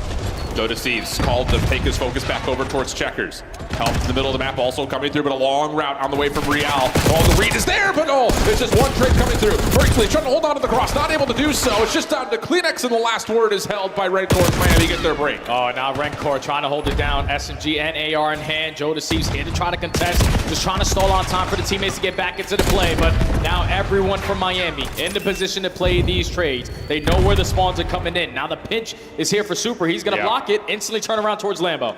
Timing is going to be everything here from Super. Read down Big low win. was decent, but the win even bigger. Kleenex for a double inside the hard point. Also make sure that Super is held back. Last 20 seconds. Important here for Toronto to try to lock this time down. Metal shut down from the open hallway. Here comes the pitch from the front. Real, one of the last ones standing, and will not be able to crack the code here. So Ultra reclaim the lead.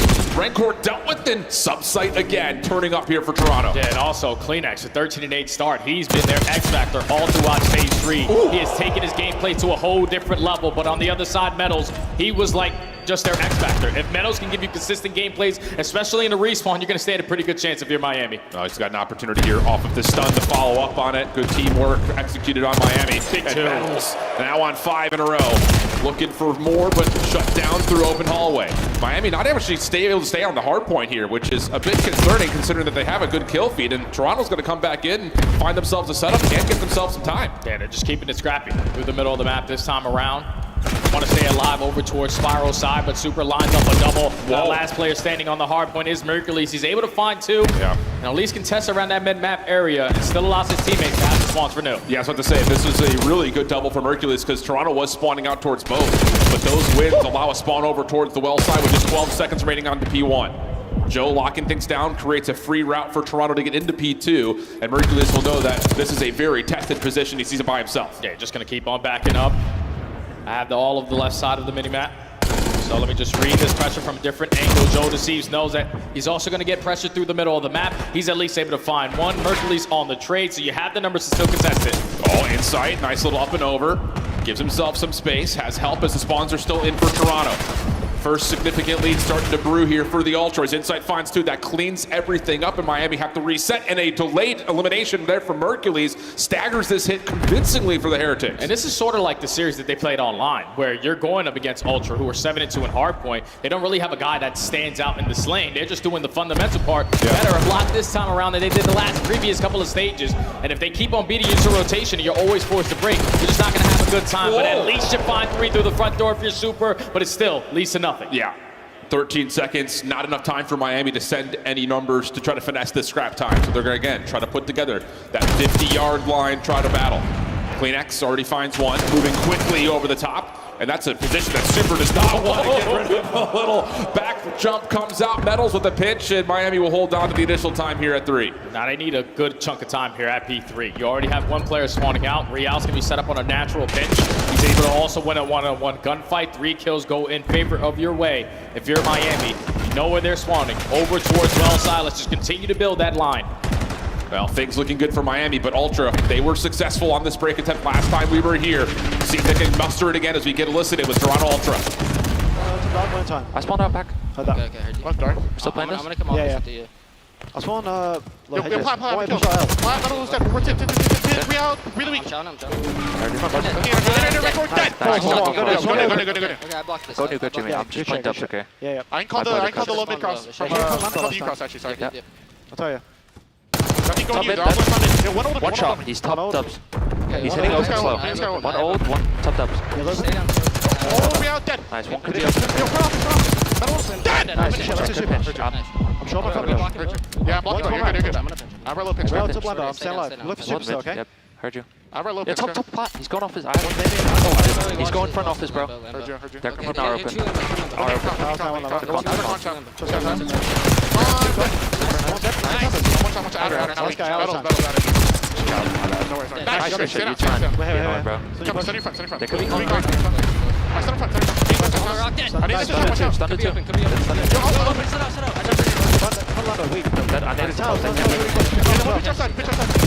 Both weak. Push up both sides, okay? Might be open, right? Yeah. I spawn in. Give Joe time. It's gonna be open. On the right. Yo, I don't rock. Only two time. Only two time. Close outside now. Get a sec, Joe. Keep fucking around. Kitchen dead. Yo, One more kitchen. Popping in the kitchen. I got time, alright? Zooming out a little bit from the map itself, kind of picking out Mercury's voice. He calls it, he's going on the long pinch. His teammates are helping him out when he's on the last one left standing on the hill. It's good stuff from Merc. Yeah, just talking about the energy, it just sounds like he's the perfect fit for this Ultra roster because everyone is calm, cool, and collected, focused on the play in front of them. You were at least able to keep that P4 a little bit scrappy and this 50-point lead in your favor. But now Miami looking to fight back. They're soaking up a lot of this P1 time again, but they need this once for P2. Yeah, they absolutely do. But again, you have to kind of fight this war on two fronts right now with a 40-point deficit looming and a couple of kills coming away for Ultra to get back on the time for P1. Joe having a good map, 23 and 19. Inside over the top, shut down by Metals. Chance here for Miami with numbers as they clean up the hallways. Oh, that's a big 3 dead at the right time because now what it does to the spawns for Ultra, they're 3 across the map. The rookie, Mercules, is able to at least line up 2. Teammates are going to fill that gap through the middle space and now still contest at the ending of this time, but Miami have the rotation to do. What happens with the spawn with Rencor? On top of the new hill, that is a blessing. He can come back towards driveway, help out for this long play. Super gets a look at least one member for Ultra playing through the outside of well. Has to back away, has help nearby. Also responsible for the cross. Super's gotten a read on a lot of this, but no kills coming through. Inside, Mercules teaming up. Rencor falls, it's just down to Real. He's overwhelmed. Ultra secure the break. The break is perfect because I still think that they have a chance, a slight chance of closing out the game here. So if you're Miami, obviously you don't want to give them all this time. You have to try to contest this. 2 players working their way through well, the rest through mid-spiral. Kleenex is going to have his hands full. Joe Deceive starts it off with the first, and if you keep on trading, you're always going to be in a good spot if you're Ultra. Yeah, and Insight knows exactly what he has to watch. Just this play over to the side door. First kill in, pistol out, trying to wait for help. Kleenex there to supply it, and Insight's still alive. So Miami trying to find this final moment, this hit for the scrap time. They may have to give it up. Insight stayed alive too long, and now you have to bank on trying to play a perfect hold over towards P3. Yeah, it needs to be a locked-in setup right here for Miami if they want to stand a chance in the comeback here in map number 1. But already 2 players dying off the rotation. Your setup isn't going to be at full strength. So if you're Ultra, take your time on these routes. Everyone gets picked off in their one-on-one. Last player standing is going to be Joe Deceives, and he influences the back spawns for his team. Oh, you get a little bit of a mantle here from Rencor. Timing does deter from the play just a touch. Ultra still stacked up over towards Tinside. Kleenex working on a pinch from behind. Finds one from window. A look over towards Real. He'll leave that for his teammates to try to overwhelm. Mercules inside with the pistol. Shut down by Rencor, but there's the final flip. No one's going to touch. And what a debut for Mercules. 27 and 23 with a minute 45 in the hill. What an absolutely unbelievable debut from the young gun. That's a great opening hard point right there from Ultra. Not coming in with your full lineup, you're thinking, okay, it's going to take us a little bit, to be where we want to be with an instant substitute player. But as soon as we jump into the listening, you can just tell how easy Mercules just fit into the system. He's understanding what he needs to do. He understands what I need to set up on these benches, what I need to pull out the extra SMG as well. But if you are Ultra and you're going to consistently win basically every single rotation on a map, that's how the game's going to go. Yeah. Miami can't consistently play from the back foot and expect good results. I think the other side of that is just kind of watching just the Toronto portion of the minimap, watching how they're moving. Insight feels like he's playing with a little bit of extra tempo. Yep. Getting in the mix a little bit more often, not just relying that he's going to have another AR like Beans, who's going to do the dirty work. So Insight's got to step up, play with a little bit more speed, and that fits his play style more, like what we've seen from old Ultra rosters in the past. And moments like flashes in the pan from him this year, but 26 and 20, 22 of those non-traded for Insight, and he still nearly gets a minute in the hill. I love seeing that form of Jamie playing. Yeah, everyone's just got to step up on the side of Ultra. Yeah. Kleenex and Jodeci's have to be more consistent with their SMGs. Inside has to step up in his spacing, and that's only going to allow Mercules to be the guy soaking up the hill time. Almost 2 minutes, 70 kills in the objective as well, so he's defending that hard point to the T. And when you look at the game flow, it's just, all right, we were back and forth from the first set. But then the second set, Ultra started winning rotations, finding grace at the end of these hard points to give them a better chance over towards the new HP. And that's just the recipe for success, how you want to play HP. I mean, P2s, if you were to look at that back again, it was like 30 seconds the first time over there, 40 seconds the second time, and another 35 the last time around. And I think the most remarkable thing about saying that is it was rotation wins, but successful holds. That's something that Toronto has really struggled with on the year, not just in the stage. So the fact that you've added a new player in the mix, you're still rotating well, but you're finding more success holding onto these hard points, that's great news for Ultra looking forward, not just in this series, but potentially longer into the weekend. Oh yeah, without question, man. Hard point, if you're any of these challenger players or an amateur player working your way on in, that's what you're expecting to perform the best at. Now it's just going into search and destroy, where being in a new lineup, strategies aren't going to be the same. You're instantly just having to get a play call in your mind and just be like, okay, this is what I need to do for the roster. So if you're Ultra, search and destroy is going to be your biggest focus without having Beans in the lineup, because he was so impactful for this team in S&D specifically. He had insane amount of 1v1 clutches, insane amount of 1v2 clutches. Now you don't have that. You got to figure it out. Well, you do have a challengers player who was one of the top KD leaders in search and destroy through playoffs, so there is a level of that. But on the other side, we got to play to the other tune of the fiddle here. Miami's been unbelievable at search and destroy this stage. In particular, their dealership has looked really, really good. Now, Toronto, like Ant was saying on the desk, round 10s, round 11 losses, so they're no strangers to this map. But this has been an instant addition to the map pool for Miami in a very successful way. Yeah, it's crazy though, because every single time that they played dealership, it's went all the way to around 11. They just have the team with more ice to close out those round 11, specifically because of this guy, the new addition to the lineup, the super sub, a 1.63 KD. You even heard Metals in the interview say, supers are brains. Like, this is the guy that's giving the comms, setting up the strategies, and he's also obviously getting his kills. So he's a lot to handle in S&D. And that's the thing is, like, you know, watching over him over the last handful of years, I mean, you gotta remember, he was also a part of, like, the Black Ops 6. I think he was the Vodafone Giants back then. This guy slays. Like, he is going to get you at least one when it comes to search and destroy. And that has absolutely reigned true in this first chance of him playing in the CDL. So, need this bounce back map here if you're Miami, but it's not a guarantee that the search and destroy is going to come through. Even though you are 6-0 on the mode, you're playing up against a tough adversary on a map that they've both played before, and it did go nearly the full distance last time they played. Yeah, and it's also a new team. Like, yeah, exactly. Beans is not in the lineup. He's not going to be in the same consistent spots the last time he played dealership when it went all the way to around 11. But at least you know, overall, big picture for Ultra, they love the attacking side. They love to get aggressive, find that opening duel, get the bomb down immediately, and then just play their numbers. On the opposite side for Ultra, they're great at retakes, so it's just a battle on two fronts. It's the same thing like we told on the hardpoint side of things. Defense on one side versus the attack on the other. It's the unstoppable force meets the immovable object. But there is a look at the last 5 maps. Wins across the board, some of them have gone the distance. Round 11s versus Toronto and Atlanta on this map. Those are 2 great search and destroy teams. So those are really notable wins, not just because they beat them on this map, but because who you beat on this map. The newest map added to the map pool. Miami trying to tie up the series. They're going to be the team early on the defense.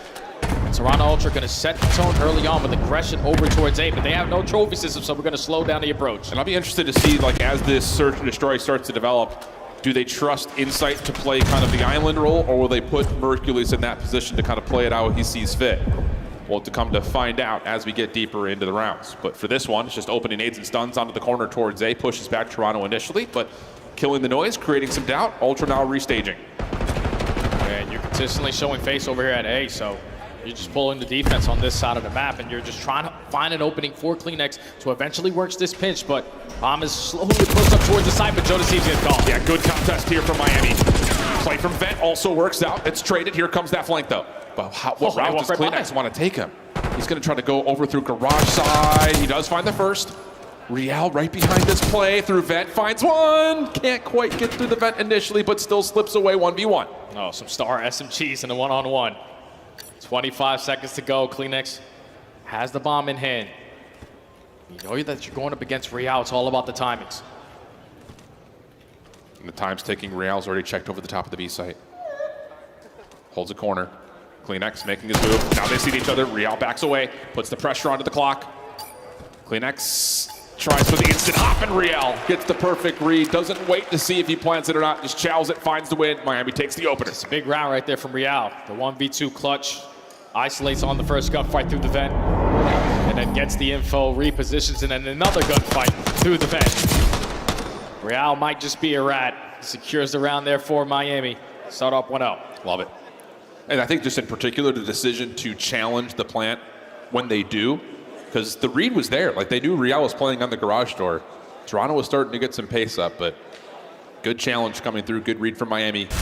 Matches all of that pressure. Now their first chance at their next offense.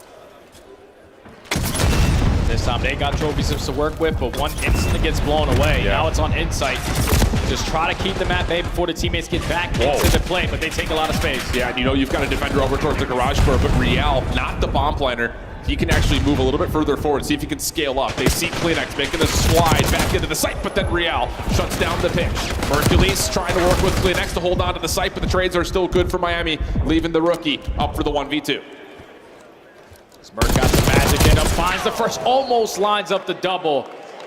But Miami start off with the first blood, put them in the numbers advantage, consistently finding trades because players in the right position. And if you have a 2v1 to close it out, usually it's going to leave one of us standing at the end. And thankfully, Rencore just instantly commits on the double chow. And they quickly go up 2-0. And again, I just love this tempo of decision for Miami. Not only is the bomb getting on, you're going to get a sub a little bit further forward. Make that defense really work for the retake. It's worked out really nicely so far, both on the defensive and offensive sides here for Miami. What adjustments are we going to see from Toronto? Are they just going to get something a little bit more aggressive? There's the trophy, names over the top. Stuns also making their way through, but the defense for Miami is not really here. They're elected to give away this space initially. Yeah, so you should just instantly work this bomb plant. This is what Ultra love to do on a map like Dealership. Man, so does Thieves. Stay alive from all the nades and explosions over the top. Bomb gets planted 4v4. Yeah, and Miami's going to be scrambling here. They were hoping that all those nades and utilities were going to be able to deter this plant. But they do find first blood regardless. Kleenex pops up, finds himself too. Trying to slide for a third, but Real's able to find the trade. But he's on his lonesome. 1v2, and he's got to try to push off not just Insight, but also Hercules on these long corners. I believe he may have seen both. Yeah, he has info on both. So it's about challenging at the right time, but you peek the wrong corner, and the team fires good enough for Ultra to put one on the board. This time they're like, okay, we're on offense. We got trophy systems. Let's play with the same aggression we did in round number 1. But if this time they're not going to show face, instantly work the bomb plan and it works out. The interesting thing about that, though, is Toronto only throws, I think, the one trophy on the corner. I don't think they had one on the bomb. No. So Miami is banking on, okay, we'll just use all of our nades to get the bomb planner. And it got Joe low, but not low enough to find the kill.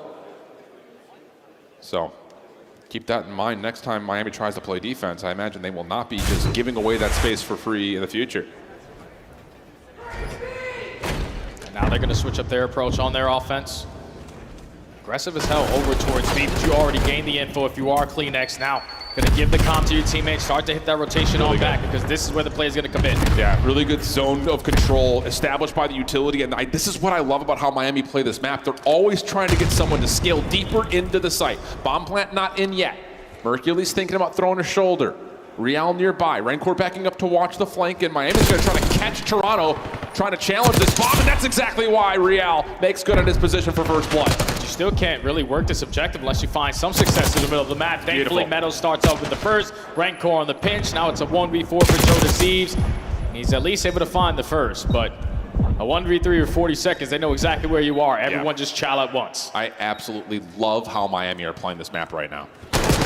Metals gets the information, and again, it's just a triple stack of Heretics members. Nowhere to go for JD, but again, it's a second straight offensive round. You get deep, you scale through, you set something up, you get a read when Toronto's defense is moving over, and then the player deep in the site makes his move for first blood. It's beautiful from Heretics. Yeah, if you're Ultra, we have to be a little bit more spread on your defensive looks. I know you're a great team and retaking, but when you're giving up a lot of space, you don't really have an opportunity to retake it because they have all the power positions. So want to make sure you're initially showing face through the middle of the map, aggressive through courtyard. You know, it's a lot more difficult to retake over towards that B site once it gets planted. But they give up that space. Real takes advantage of it. He strikes for the first blood. It's been 4 straight first bloods from Miami on this map so far. Now they're up 3-1. Yep, and here we go. Miami's not going to play that same passive defense. They're going to stack with all 4 members with pre-fire already going down over towards the corner. Super finds first blood, and look at the space that Metals has taken. He is already deep at mid. The only thing that's different here is that Ultra have gotten someone all the way through, and a teammate somehow comes out, getting us to a 3v3. Oh yeah, so now if you're Mercury, it's just like, hey, you guys can rotate over towards B. I took a lot of space. Now I'm going to work this flank once CleanX falls. So I gotta try to make up for it in the numbers. Thankfully, you're able to almost catch Super. Rancor is able to save him. Now it's Insight in a 1v3. Yeah, in Insight, this is one of those tough work type moments. Yeah, just jump at him. You know exactly where he's at. And it's another moment, like even though the teammate comes through, but again, because the Heretics get someone deep at the map, yeah, you have to worry about that flank eventually, but it just scatters this Ultra setup so much to where they can't play anything together after first blood's already been tallied. Yeah, this is why it's so tough to come in on basically 1 day of practice on a brand new lineup and try to have some S&D strategies versus one of the best S&D teams that we had throughout stage 3. They're showing their dominance. Another first blood in their back pocket. That time it was the stack over towards A. Instantly shut down that aggressive push, forced them to try to do something else. And then just play your numbers to your advantage. 4-1 now. Miami back on the offense. And this time the bomb carrier is actually going to take his time over towards A. So let's just show a little aggression over towards B, hold the defense, and then wrap it back towards A. Again, I love this idea. You're going to throw bait and just say that, look at us, we're throwing all of our numbers towards B, and Toronto's going to have to take their time to re-clear that tin shack again because of the position that Miami were in the last time. So they're sending all 4 members over, and this fake has worked out beautifully. The only thing that's a little bit mismanaged here is that Miami have not aggressed at all towards A, and Toronto are going to be able to reset their defense. Yeah, that's the only thing. You just didn't take any space when Toronto started to hit that rotation over towards B, but now just going to have it flex. Head clash in towards the A site. Metals with the first blood. And we can back up, we can take our time. Rewrapping is Real back over towards B. Mid-map has stayed in control largely of Toronto the entire time, but they haven't been able to sniff out where exactly Miami's moving towards, and that's where the problem starts to occur. Once again, Real scales forward, Metals for the plant. Joe finds one on the flank, but I don't know if it's going to make much of a difference. This setup for Miami is so good. Yeah, they actually lay onto Rancor, but just still in a man disadvantage. So if you are Miami, so everyone watch each other's back. Don't let anyone slip on by. CleanX is going to get spotted. He's going to fall. 1v3 for Joe Deceives with 30 seconds to go. And he's so dedicated on just finding this kill to Real. He's probably going to run out of time. Yeah, he's absolutely going to run out of time. Real's just dancing with him. There's the follow-up. This has been a clinic of how to play dealership search and destroy. Both sides of the bomb have looked absolutely perfect from Miami.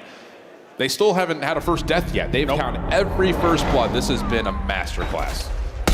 Hey, when you play the map 3 or 4 times throughout the stage, every single one goes to around 11. Eventually, you're going to make some of those adjustments to start having some blowouts. And so far, the key to success has been that early first blood for them.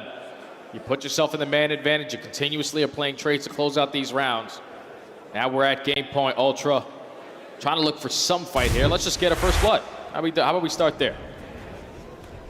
Defense for Miami stacking towards B.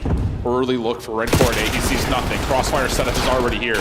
They don't even need the nades, Jay. They don't even need the nades. Jay Metals looking for the ace. Insight completely stuck. Don't know if he gets all 4, but it may not make any difference because Miami have just blown Toronto Ultra out of the water. Yeah, that's too easy. Way too easy. The mode that requires the most teamwork. They were just able to blow them out the water. 7 first bloods. Every single round they found that opening kill. They're able to walk away with a 6-1 victory. The SMGs taking the space. The ARs finding success in an opening duels. And then whenever you're always putting yourself in the man-up advantage, you're just playing the man-up advantage every single time. So bounce back, good enough there for Miami to tie the series up at 1. And now we're truly in a grueler series. Legitimately, you could go back and rewatch every single one of those rounds from just Miami's perspective and come away with something that is so inspiring. Defensively, how they're finding first bloods is just by way of getting numbers and team shots in. Almost every single time. Offensively, their ability to scale someone deep past the site, not just play for plants. Actually, not even playing for plant at all. Let's take away the entirety of the site and then some. See if we can catch Ultra on rotation for a first blood, maybe even a second, and then we'll plant. I mean, that was absolutely flawless when it comes to how you play this. I have to go back and rewatch it again. That's legitimately how I think you play dealership from here on out. And you can just tell, like, the way the Toronto Ultra is trying to make Mercules feel comfortable. It's like he wasn't really needed to do a lot. It's like on their offenses, I'm the player watching the pinch. On my defenses, I'm going to be camping over towards B shack. I'm realistically not going to be in the play a majority of the times. I'm just relying on you guys. And unfortunately, everybody else really didn't find success in those early fights. And that led to a smoke show in that map 2. A fiery map 1, a blowout map number 2 has us at a 1-1 count as we head back and lounge with the desk. Thank you very much, gentlemen. Dang, they all look so good today. Chance, welcome to the stream. And we got to talk about what we just witnessed, because that was a dominant 6-1 in Search and Destroy.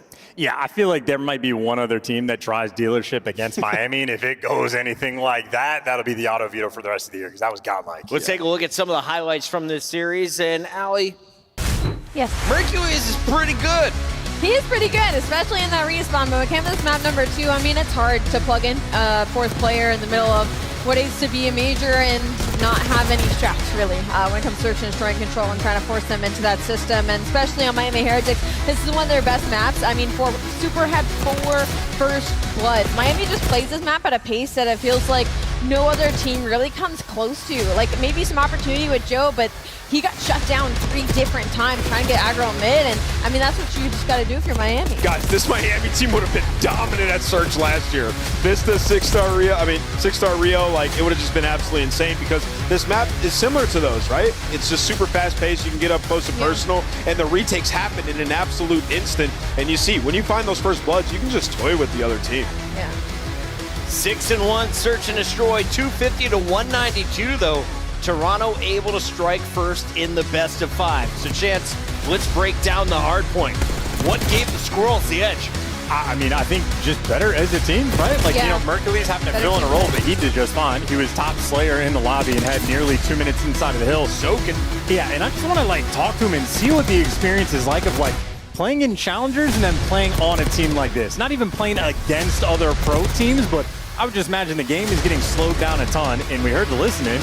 The exact same Toronto Ultra comms that we're used to, like, expecting. So I just want, like, his perspective on it, because I gotta imagine incredibly interesting. And he's playing with, you know, some Brits. Yeah, what I found interesting is, like, yeah, he had 27. He's playing well, had so much time in the hill. Lowest amount of damage on the team, and that's just because everybody's weak. He's soaking time finding those cleanup kills, and really the difference on this map, just like it was in the last series, was the P2s. First time Toronto Ultra full 60. Second time they're able to break on in through the back, get a huge chunk. Just good prioritization, and obviously playing well from there. This guy causing problems in Control all stage 3.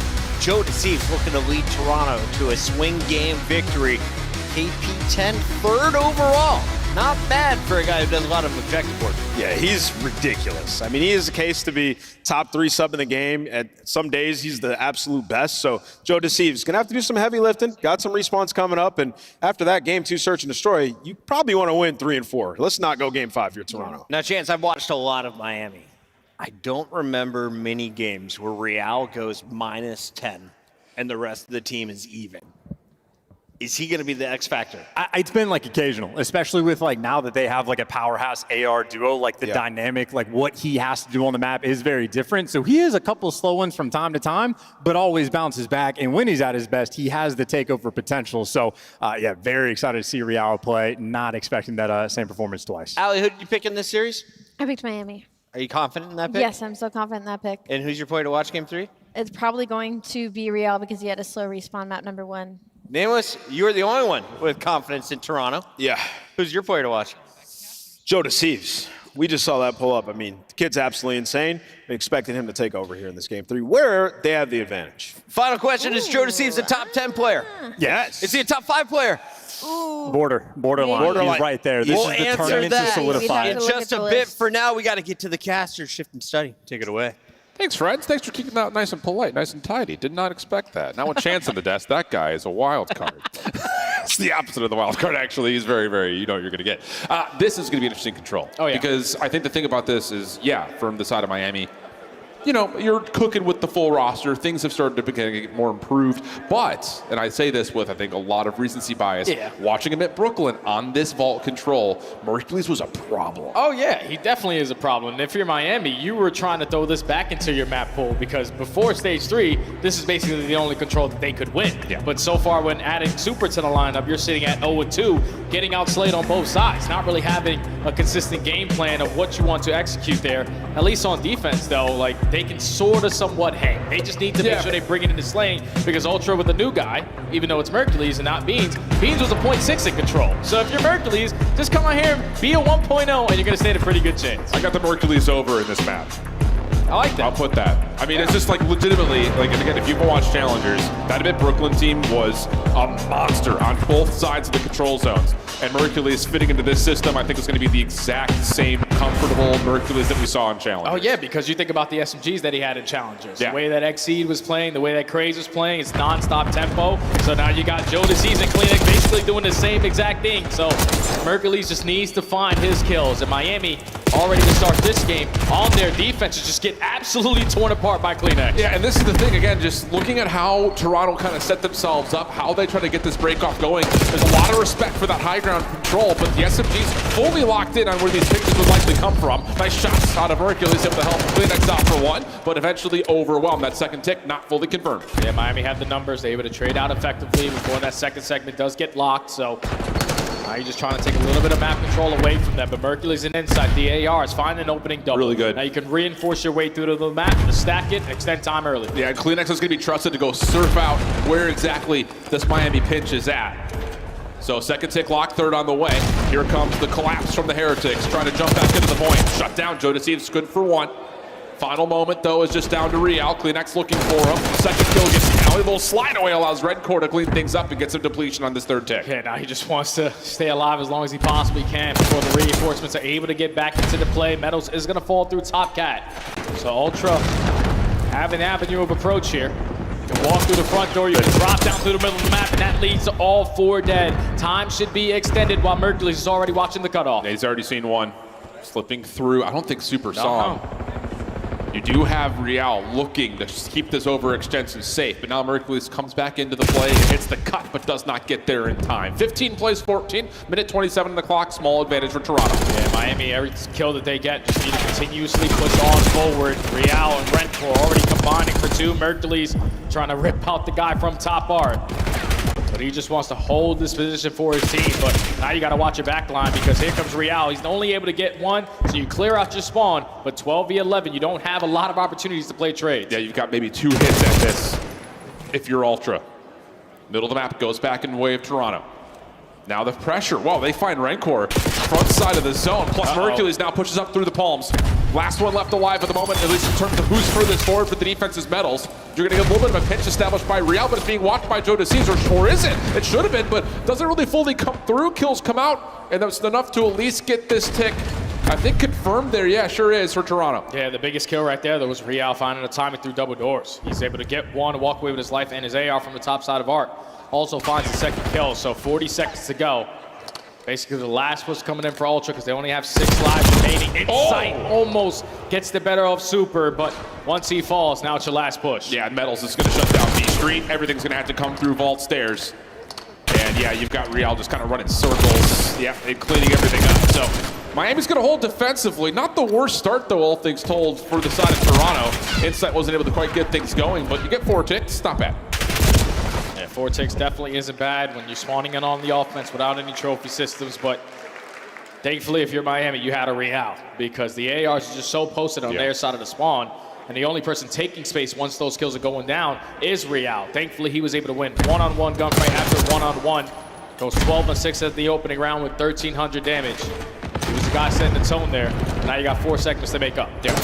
And I think just kind of comparing to the stats that we had from those Stage 3 qualifiers, that's actually a really solid defense for Miami. Oh, yeah. A team that had really, really struggled on that side of the zone. But now you get a chance to go over to the attack.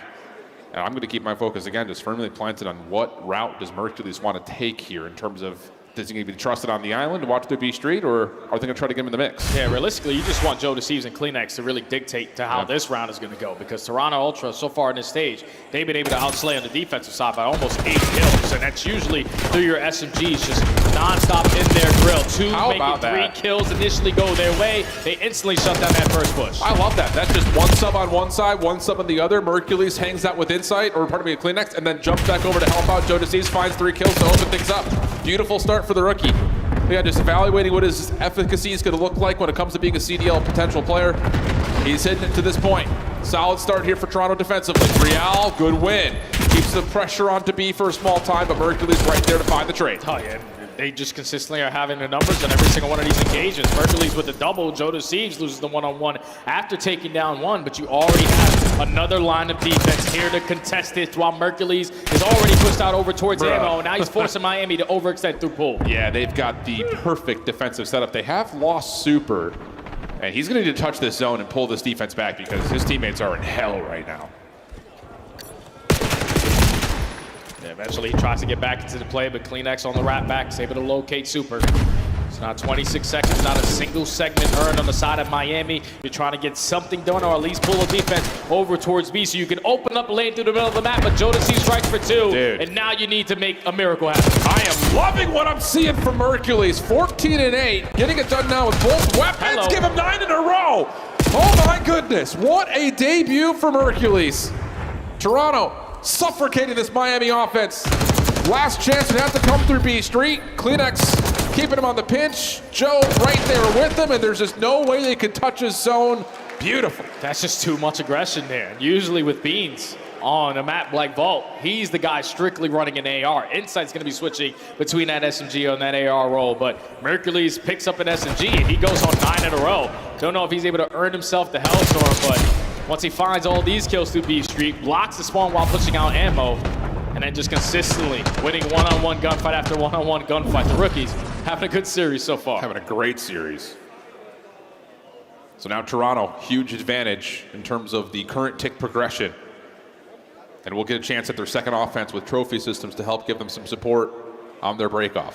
Now, I will say, and I don't think Mercules is going to quarterback this play, but usually round 3 offenses for Mid Brooklyn were through vault stairs to B. Yeah. Will there be something like that for Toronto? No, not this time. It's non-stop aggression through the middle of the map because they know if we secure these 3 segments here at A, we guarantee ourselves defense if it does go to a round number 5 and Inside and Kleenex last 2 standing. Gonna guarantee that first segment. Now Miami have to hit a couple routes to work their way back on in. Thankfully, Metals wins the 1 through Cat. Yeah, Stack will get the second tick of progress locked in. Kleenex helping out, able to find one trade, but by himself, trying to slip through, but not gonna happen. And now Hercules, yeah, caught trying to toss a stun. So Miami's defense is able to recover, but it comes at the cost of the 2 ticks already mentioned. Yeah, second segment does get locked, so you're currently up by 6 if you're Ultra. And if you're Miami, you're looking to not give up any more. You just need to keep on slaying the way that we have been. It was Real to set the tone first on the defense, but everyone else is starting to come activated. Kleenex last man standing, the beat down good enough for Redcore to find that kill. Now all of Ultra off the respawn. Oh, Joe gets caught in a weird spot. The perfect spawn trap started to be built here for Miami. Hercules cleans out B Street. Metal seen at the front doors, but keeps his life. Stun does not connect. Joe trying to work through this. Again, more damage coming through, but Super's got his cross, and this is as deadly as anything we've seen. Just the 2 ticks for now, and Miami are not bending on this spawn trap at all. Yeah, they can't breathe. Like 21v9. We're blocking the spawns on both ends, so you're consistently spawning towards the backside of the tank. As soon as you're coming off the respawn, a stun is hitting me right into the grill. So Ultra, after a magnificent start to this round, have nothing else to show for it besides those 2 segments. But Inside of Mercules at the right time. Clutch up, find it 2. You can work your way back in A. Metals has gotten 1. Super red, healed up with quickly. No way. No way. So there's the extra 60 seconds. The probability of them winning this round is still low, but it's not impossible. Clock comes to a pause. Joe on the site, and now it's just Super, the only one really to contest from top window. Yeah, you just got to be in a position to read these pitches, though, because you know Miami are going to set up on some of these long routes. They know that Stack isn't going to be there, and now you have no more respawns on the side of Ultra. So your last push has to go through the front, but your ARs already fall. And it's going to be Miami standing strong again. But still, that extra tick of progress is everything for Toronto. So even though it looked like it was just going to be the 2 that had been previously captured, it will be 3. So now for Miami, you got to get this done by way of full capture. Yeah, realistically, you want to close it out on this round. Because you secure every single segment. Obviously, that's the end of the map, but you're guaranteed if we do go to that round number 5 to be on the attack again. Thankfully, the AR, sometimes the SMGs in the hand of the AR players. They're able to slay. That's been an issue so far throughout this stage for Miami. A map that they used to love. They just really couldn't figure out once you added Super into the lineup of how they wanted to play it, how they were going to execute their slaying. They've been showing it so far on their defensive side. Yeah, which is, again, just looking at the qualifier stats, already an improvement in terms of them being able to capitalize and win defensive rounds. But like you mentioned, the math will favor Toronto if this does get to 5 rounds. Metal's taking it out underneath. This is a B hit developing, but Toronto not going to be surprised by this. They haven't seen anything at A, so the setup is perfectly already set up for this B defense, and trades are fine enough. Mercury's only able to find one, and Real's actually going to get a route that pushes the spawns for Toronto way out, so Miami will get a second chance at this. Yeah, and we already have arc control, so how much more can Real do in this position? He's able to get one, almost get out of dodge. That at least guarantees one segment here at B. Your other AR on the opposing end is still holding down this cross angle, and let's just stay on the point. Yeah. They can't get near you. Good kills coming through. Rencore up top, dealt with. Super trying to keep his life. He's got Real working with him. Help on the way, though. And here comes the pinch from Kleenex. No one's watching it from Vault Stairs. He's going to find the first. Real pushed away. Still kicking for now. Third tick being worked on. Here comes South for Miami trying to watch over this pinch, but Real will drop. Now it's down to Metals. Joe Deceives dancing with him. Gets him down to essentially a bullet, and Mercules will finish off the play. Toronto will hold. Yeah, this is where we don't want to waste any more time. Okay, we got 2 segments at B. We're on by 2 lives and start to work our way over towards A. Just need to take some cat control, and right now, Toronto have every single one of those angles cut off, but Super through the double doors finds one. Now the last man standing is going to be Kleenex, and they are still committing at this B point. Good shout from Super. Takes out the contested over towards Stairs side. Miami trying to get back over to get this extra 60 seconds. Inside in the way, though. Wins the first one cleanly. Real with the trade. Now the Semtex now finds the second. Up top, it's just down to Kleenex. He'll fall, and that'll be an extra 60 seconds with a 5-life advantage for the Heretics. Yeah, now Mercules knows that we already lost that B point. I need to try to take some space in their spawn, but he loses the one-on-one gunfight. Now Miami have a stack going. You gotta go if you're Ultra. You sure do, and Real's putting pressure on the pinch, making sure the defense is held back in their spawn a little while longer. Good slip away from Real. Kills so much time, allowing that first tick of progress to get locked. Rencore still existing right under the noses of Toronto, but now has been seen. Still comes away with one. Hold on a second, that's 3 dead. It's just down to the Rook. Oh, Mercules, what can you get done? Can you at least stall out time for your teammates to get back into the play? Because Real, or Rencore on the other hand, he put himself in a position to get the players off the respawn, so you instantly have the numbers. That's 4 dead. Miami should win this map now. And Supers giving a little ceremonious welcome to the league there at the end as Miami will get the stack and now take an edge in this series in a major way. A huge swing back for Miami. You can see Rencore, wow, finally guys, we want a vault control. It's been a long time, but we can start to add this back into the map pool, and this is the perfect time to do it at the event, at your home major, to go up 2-1 in this series versus Ultra. It's a simple story though, right there on the map 3. It's just Miami usually cannot keep up in this lane. That time they were able to outslay Toronto Ultra. The only one that goes positive is Mercules. Like Joe Deceives and Insight really didn't have a big impact on that map, and they usually show it on their defenses. That time they just got caught off guard with that early B push, and Miami just kept on committing to that play, and it continuously caught Toronto off guard. Yeah, really this kind of comes down to a couple of final 1v1s over the top of the B zone. I mean, the initial break-off looked like Miami was being read, but then there's that last 1v1 that they win, gives them a little bit more time to breathe, a little bit more space to work with off respawn. And you mentioned it, Mercules 24-22, 19 non-traded. Good stuff again for the debut, but in the face of 24-18 from Rencore and 28-18 from Real, those two boys were shooting. Yeah, those are the guys that we've always talked about throughout this entire season from Miami. Can we get these guys some more consistent players around them? Because they're always capable of putting numbers up like that. Thankfully, you add a player like Super, more consistent in the AR role. Metals is playing a lot more consistent ever since Super has entered into the lineup, but they always had that slaying prowess, and they show it there on the map number 3.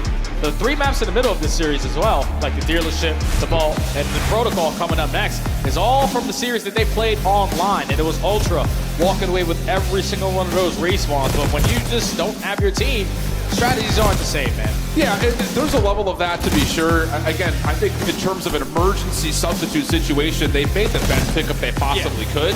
I do think that there's a level of this Ultra team is not changing their identity dramatically, so they're still fighting, they're still in this. Is it the same as playing with Beans? No, not at all, but you know, you're still battling. And this Miami team's not bad. You gotta remember that they still finished off this qualifier stage with their only loss being to Toronto, where they had a hot couple of weeks. So you know, this was a square up. Namo said it at the very beginning. What's the difference between the 4 and the 5 seed? Nothing. They're essentially the exact same seed. So there's a level of these two teams being evenly matched, and we've been treated to a really competitive series at this point. Oh yeah, without question, man. Miami have answered the call once they spawned into that search and destroy. They showed improvements on their vault control, which they haven't been able to show throughout the stage. And now if you're Ultra, you're trying to go back-to-back in hard points with a rookie on the lineup. At least based off of what we saw in map number 1, the fundamentals are there. You need to make sure you do the same thing on a map like Protocol, because you did play this team on this situation in a map 4, and the reason why you were finding a lot of success is because you were breaking the money hills. I don't know if you're going to be able to do that with a new substitute player in the lineup, but just stay consistent on being the players there first, being the team initially off the play. And I think that was the impressive thing about the Ultra listening from Hacienda, was when they were building for rotation. You even heard Merc saying, I'm going to go on a pinch here. Like, they're still thinking about it in the correct way. But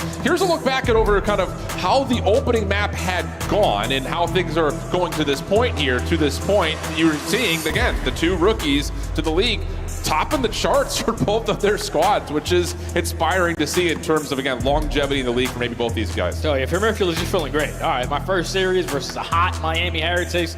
I'm doing what I need to do for the lineup. I just need everybody else to start to pick it up around me. It's just tough. Like I said, if you don't have your full lineup to have all that confidence you would in the world to have this rematch here, but he's just got to continue to do what he does. On the opposite side for Super, I feel like he's not really like at that high level the way we saw him on the online stages. Probably a little lackluster here so far here on land, but at 1.06, you'll take that. Yeah, absolutely. And I think there's always been a certain thing, like talking about Super as we look back over the bracket. You know, Super's history playing in EU Challengers has always done really, really well online, but not being able to reproduce those same kind of success stories in person. Maybe not just from an individual standpoint, but as a collective squad. So for Miami, sitting up 2-1 right now, you're looking at this like you're looking at Madrid. Like, hold on a second. These guys are gunning.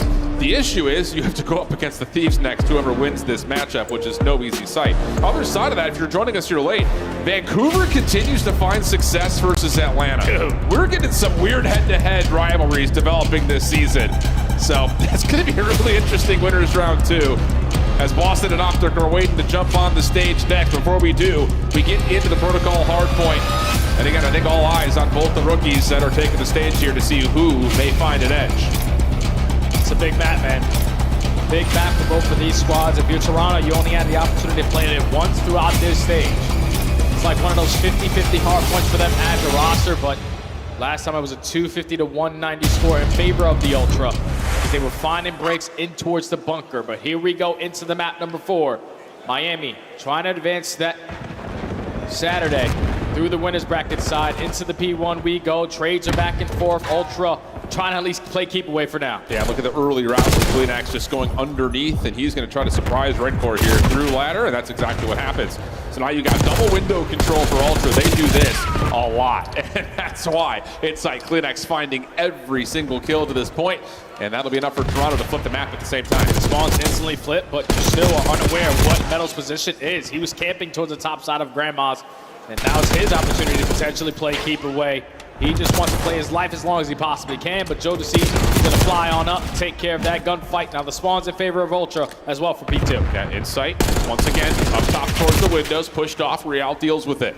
Double for him now, making his way over towards mid. Kleenex wins, but gets pushed back just a touch. The hunt is on by Super, but the regen is here, and this 1v1 may dictate who wins P2. Super finds not just one, but the second on the Joe DeCease up top on the outside ledge. Miami get the P2 early time. Yeah, it's a big snap, and then you already see Rencore just backing on up, not allowing any pinch spawns to happen, so they can put all their focus through the middle of the map. They're soaking up so far a lot of this P2 time. Thankfully, Mercules finds a double, but instantly responded with the double out of Metals. Now, Rencore, your opportunity to shine. A clean 4 dead. Miami still holding. Yeah, good long shots, though, from Joe DeCease. Keeps the numbers reduced here for Miami, leaving Metals to kind of play by himself over towards blockers, but he catches one. Opens the door for Super to kind of take the baton and run with it. And that flips the spawns. What a start for Miami. Up 30-plus points. Real trying to finesse the scrap time, but Miami have won the macro game again, flipping spawns. Yeah, now that you flip those spawns, we can still be aggressive towards this side of the map at P2. Metals, your job to play keep away. And everyone else just watch those routes off the rotation, because Miami now, back-to-back, have an opportunity to blow this game wide open. Metals, unfortunately, is going to fall off hold. And all of Ultra, they just work off the routes, and it works out perfectly. 3 for 1. At least if you're Miami, you have 2 players still towards the back. On Real, good Semtex followed up with the clean shots onto Kleenex. Joe Deceives keeps the hard point open. The spawns will stay stable for Miami. And battling through the middle of the map, Super is able to make sure that Toronto cannot recontest from the front. So once again, another great moment here for the Heretics. Yeah, now Ultra forced to find a break. You know, on the longer routes that you take, the more time that they're going to get, and the more opportunities they have to hit that early rotation over towards the bottom side of bunker. But Real's weak. Let me send in Super for the trade. We're still going to be able to hold down this final 20 seconds. Let's just start thinking about that rotation over towards New. Again, it's just another hard point that starts off so cleanly for Miami. They know they're going to be a little bit late to the party here at P4. Metal's going to take the long route through both. Hercules the one to read that, plus another. And he's going to be calling for help here, surely. Lots of noise being created from the front, but Real opening up some space through Spiral. Forces the ARs to step up for Toronto. They provide exactly as they need to. Metal's the last one left, and he gets a second. It must have been a call for instance that he was 1 HP, but Joe Deceives will get the Semtex to take him out of the play. Now you got Real going on the bench. He knows that this player's coming off the respawn. Does he time it to perfection or just absolutely slamming inside off of that gunfight? So now you have the approach. So work your way through big doors to 3v3. There comes the flood. Dave lands. Fob up good from Redcore. Joe Deceives by himself. Lots of low health pools, but cannot find more than the first. Insight thought about it, but then had a second thought that was, I need to play my life. I need to wait for a little bit of help here because now we're down 50, and this is only getting uglier here for Toronto. Yeah, and this is good 20 seconds to fight for. It's just you might not have an opportunity to contest it because Redcore and Metals combined for 3. So now Insane, who was waiting patiently for his team, has to continue to wait and never approach that HP. So Miami up by 60 after the first set. Rotation is going to be won by them as well. And they're just consistently now playing ahead of the game. And this is, I think, looking at this map, P2, P3, P4, this is where we're seeing the lack of beams has really impacted Toronto's ability to break hills. It just is not getting set up. It's not getting structured. They're trying to win rotation. They're trying to win spawns. But once they lose that battle, there isn't a plan. There isn't a good executable towards breaking these hills. So you have to just rotate better here is what I'm getting out of your Toronto. Yeah, you got to do it a whole lot better on the second half. You want to try to force this game number 5 and already showing it here on the P1. Every time Miami try to contest this, work their way through mid-gun, the ARs have the crossfire set up to not even allow them to contest this. But now if you're Real, who's probably already weak on the HP, how long can he stay alive? Not for long, and Toronto continuously holding. Joe Deceives last one standing here though for Ultra. Nice finesse, allows Insight to come through to keep the hard point open. Toronto still holding on to the right side of the minimap for the spawns for New, but Metals, Real, working on cleaning up top mid, and there's a chance for them, to do this, hit a route and flip spawns immediately. And you can already see what Rancor does, because my teammates spawn on the backside of Grandma's, that means one spawns behind me, so let me guarantee this one-on-one. Everyone else with their gunfights to the front, and we can trap them on the backside of Tower. A 20-11 start from the other rookie on this squad. He has been unbelievable with this AR. Has been. Inside through top barrels, stays alive, clean X for 2, allows Toronto to get back into the hard point. This is key time, again, for a rotation that looked really solid for Miami. Toronto now only being down about 20 points feels kind of miraculous, and it's not getting any worse here for Toronto. They're still holding on to the scrap time at 2. And you see what it's doing to the spawns now for Miami. You do not want to be in this situation where you're having to continuously play catch up, but you got players like Rencore who dictate the game. Miami currently up by 20. Let's step aside and go to a listening with the home team.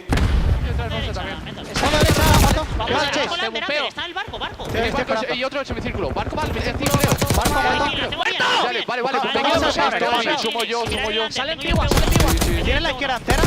Encima bloqueando.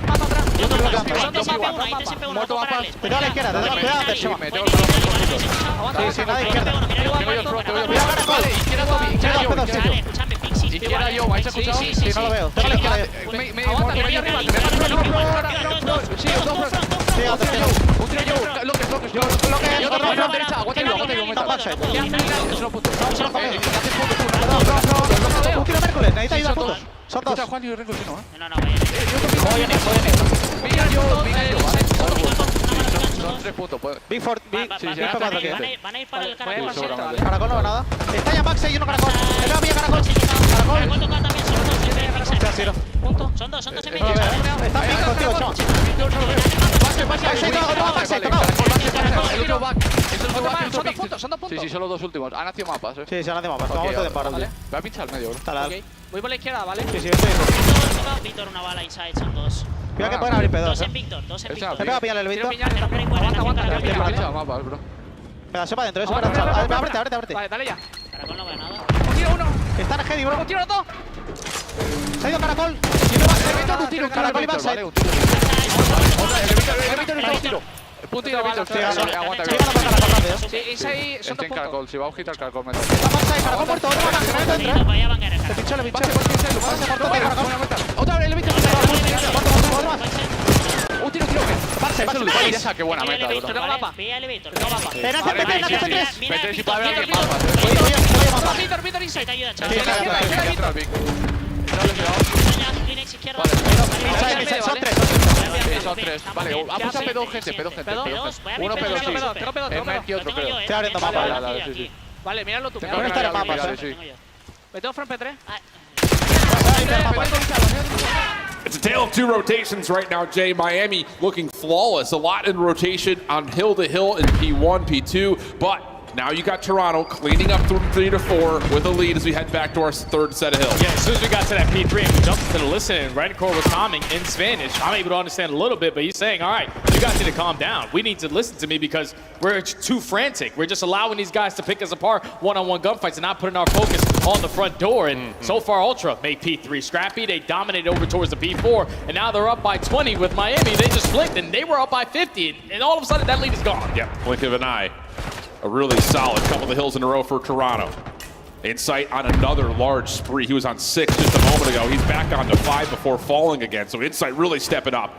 Last 12 seconds looks good here for Ultra, and Joe is going to stop a route from underneath. This could lead to a game-winning play right here over the top of P2. Yeah, because if you're Ultra, you're slaying your way through the front side. You're trapping them over towards trip window, so you're going to win the rotation over towards P2. But now everyone dropping around Insight. He's going to be the last man standing. So Miami find the early break, and this is their way back into the game. You're down by 40. You need to contest as well over towards this P2, but Insight with this Hellstorm is not going to allow him to fully set up. Not at all. Rancor's able to find one, though, as the Hellstorm's being called in, and it comes through quickly. So Toronto will get Miami out of the hill, but they still have to battle against the wave of Heretics members that are still here.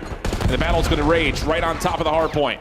Kleenex looking for a route, cleans up one, aims up high, but it's back and forth, pinstripe kill feed, leaving Super the last one left, and as he drops, Toronto look good for the scrap. And now if you're Miami, you don't want to be too aggressive on this play because you don't want to spawn out at all. Mercury's taking space away, already makes it up the zip line as well. So every kill that you get from this position, they're all the way across the map. Oh, nice little route here from Hercules, just changing up the position and keeping Miami further back, deep in towards the spawn, not necessarily putting together a buffer zone in front of the hard point. Now the long route from Hercules working out as he gets stopped on 3 in a row. Miami still holding on to spawns, but they need this next wave of gunfights, and so far so good. Joe thinking about it with an AR, will jump in for the contest, and now wants the challenge, but Miami will clean things up. Yeah, can't go one by one right here if you're Ultra. Someone has to develop on a long route, but everyone is just getting gunned down. Miami able to get a clean 4 dead, stabilize on the map, put someone in a position to hard block those back spawns. And now there's just so many layers that Ultra have to first initially work through before they even contest this HP. Oh, they clean up Real. Now they're trying to isolate onto Super. Nice shots from Hercules, but Rancor on the other side has gotten 2 from the Heretics. Spawn still staying stable for Miami. Hercules working on the pin. Red and dealt with. Clean. This is looking really solid for Miami. 5 in a row for medals. Rancor gonna meet him there. And now over 200 points. And beyond that are the Heretics. A clean wipe. The spawns will move and they can rotate to 4 first. And you said it, without beans in the lineup, their breaks are not gonna be the best. But now you need one here at the money hill. Miami breached that 190-point mark. They have a couple players early off the rotation, so Ultra needed break and they needed quick. Oh, no. What a nade. Not what you need. Kleenex takes out his teammate plus himself. That essentially eliminates the first hit for Ultra. They're going to have one more look at this, Jay. Yeah, but the setup right now for Miami could easily be picked apart. There's only 2 players in the HB. You find the opening kill through top mid, you just gotta plug your way on in. That's coming through the front. Redcore trying to spam things down. Super working with him. Battle's right there, part of the play. That's another full 4 dead. If the Ultra are gonna do this, it's gonna be scrappy. Someone's gonna have to be a hero. Jodeci's finds the first blood. Here comes the hit. You got the numbers. You just gotta fly on in and get the trades. Tie game. Miami take the lead. Last push coming in from Ultra. Gunfights in favor of Miami. Real still hanging around the corner though. Jodeci's dealt with. Last 10 seconds. Is anyone able to touch this in time? It would have to be Insight, but he's held back by medals. Last 4. You've got to get Kleenex. Shutdown comes through. The new kid in Mercules can only touch for a moment. And it's a dramatic comeback in Miami. Let them know. I don't know how to translate that into Spanish. I don't think you need to. Everyone knows what he just said. Yeah, he said, bye-bye. Have a wonderful time. Thank you guys for stopping here in Boca Raton. They get their redemption in this series, even though Toronto are at full straight without Beans in the lineup. But the ARs definitely came to play on the side of Miami. The SMGs had their moments. Like if you think about Metals in towards the bottom side of P4 where Ultra were dominating that HP. He just finds an opening kill, slides us through to find a second to make that play. Very, very chaotic. And this is what Miami is capable of when everyone is firing on all cylinders. I know you're not going up against the same Ultra roster you played a couple weeks ago, but just their game plan, their upgrades in their Search and Destroy on dealership. The same thing with the ball control. That's a series you're definitely going to look back and be like, okay, we learned a lot of things and it showed there. And look at just the initial start from Miami, but most importantly, again, 2-3, 3-4, so successful for them in the final moments. Really both teams finding a lot of success on that same transition. And again, it's just so tough for Ultra. We talked about it a couple of different times, but without Beans in the picture, when you're on the back foot, what are those requirements in terms of rehearsal reps of how are we going to break these setups? What routes are we taking? Who's doing what? That's where the difficulty comes through. But I still have to give a lot of credit to Mercules. That was a hell of a debut, put into an impossible position. 25 and 32, 16 assists, 3,800 damage, a minute 25 in the hill.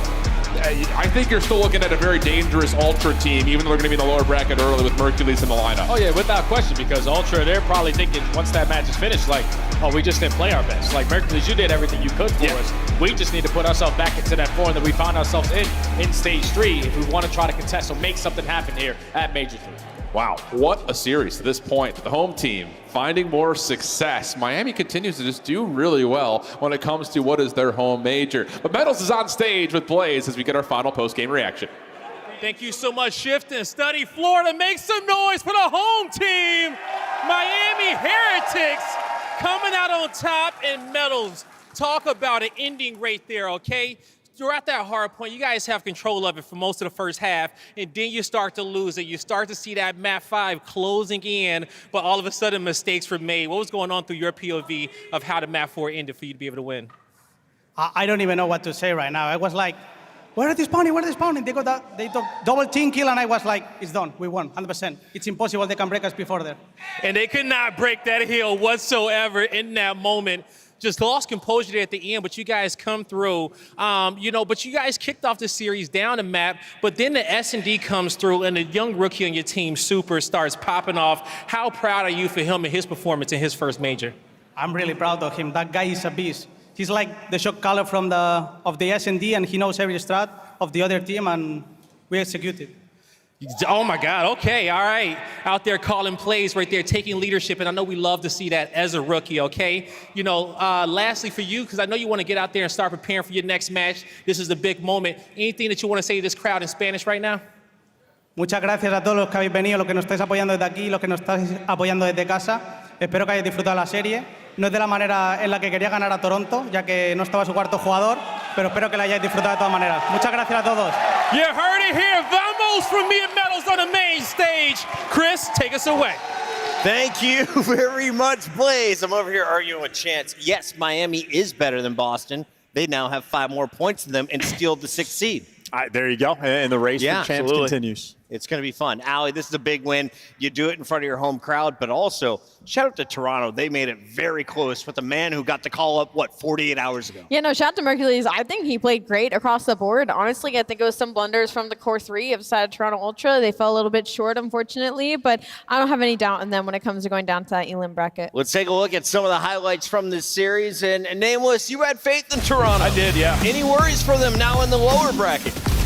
I mean, Miami's a really tough team. Honestly, I feel good about Toronto with Mercules being a stand-in. I think my takeaway is, Mercules played really, really well for them, right? He was able to find with kills. The CDL pros. Yeah, and he gave them a huge opportunity down the stretch there on that P3. He found a massive 2-piece. They were not able to break in, and they couldn't make the decision to rotate early there, right? And I think that's what they're missing out with Beans not being here, right? He's sort of their IGL and search and destroy at times, and then in the respawn, he's a vocal leader, man, and it's going to be a little tougher. But yeah, that being said, Miami's an unbelievable squad. You saw the search, destroy, and the control were just a master class.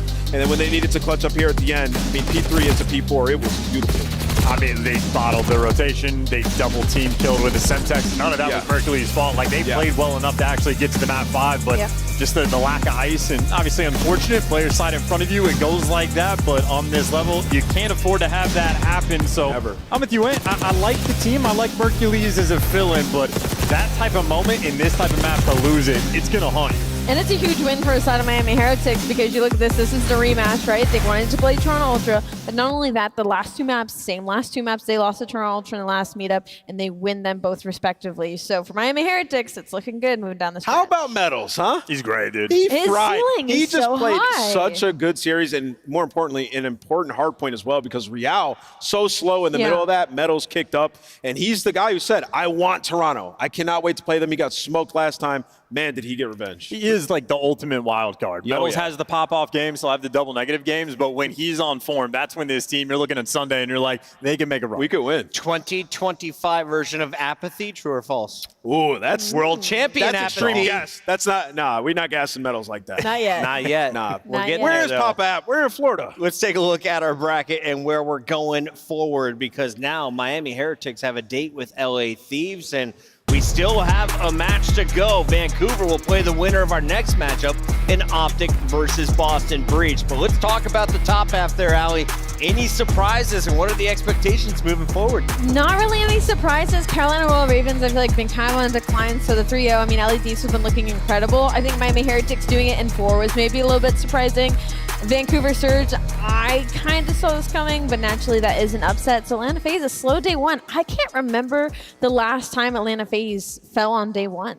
It has been a while. It's been a very long time. Fifth or sixth time ever, I think, for like in the CDL era. So yeah, not often. Check your stats on Twitter. In the meantime, we are going to a break. When we return, we're kicking Chance off the set. Why? He's going to be busy with his hands full. Wild card. Optic, Pop, Breach. With wow. Upgrade your game with the Scuff, the official controller of the Call of Duty League.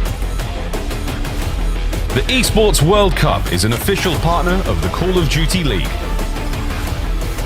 The Arcade Wiz Tracer Pack is available now.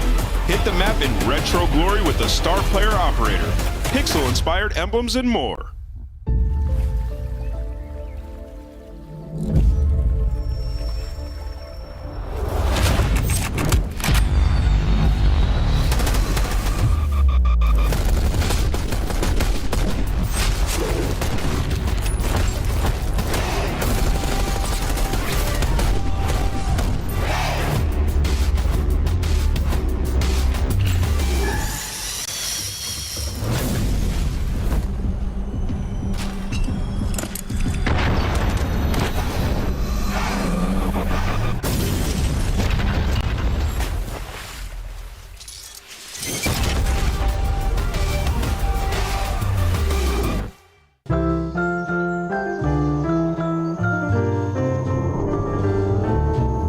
Unforgettable. That's what you are. Unforgettable. Oh, near or far.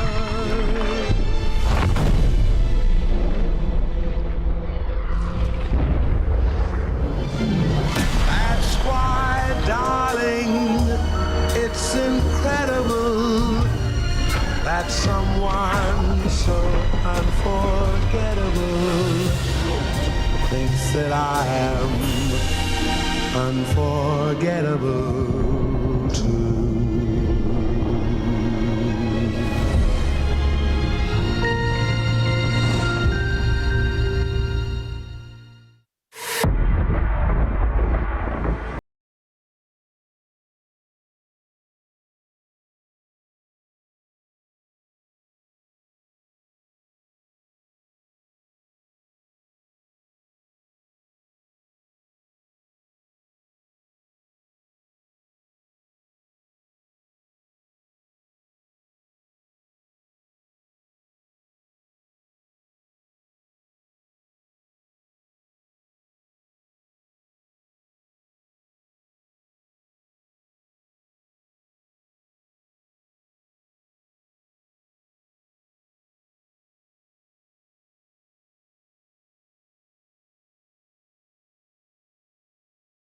Hold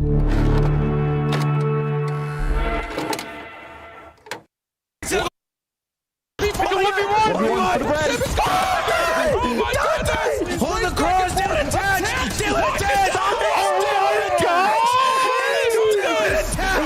Done with 2, done with 3, done with 4! Let's go! Wow! Let's go!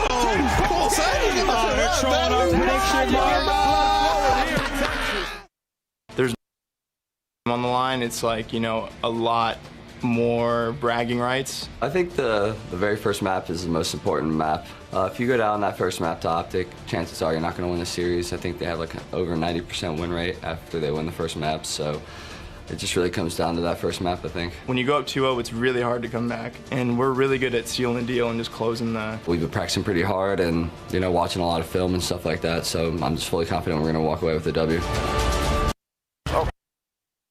And backward. Alley. Oh my god. Oh my god! The paternity test is in. I am the father. Now the Ravens battle. The final 5 moments for them now. What a turnaround. What a tournament. Carolina survive. Optic Texas go home. Cannot allow this to slip now. And there is snaking going on. Octane and Envoy have broken through. Finds the second 1v1. And it's Clayed up looking for the last. And he's put it out. 10 seconds. 10 points. The comeback of the CDL year. Can they do it? The Thieves are moving. But they are moving into the kill feed. And Legion have just made the greatest comeback in Hardpoint you will ever see.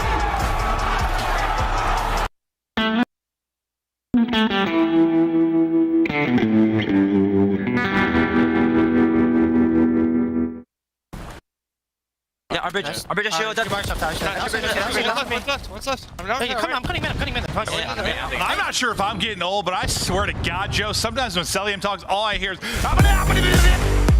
The party continues live in Miami, but they made us close the cooler. Welcome back, everybody. We've got Al, we've got Nameless, and we have Shift. Yeah, we had to Definitely still open. cover what was in there. Guys, let's focus on Call of Duty before we get fired.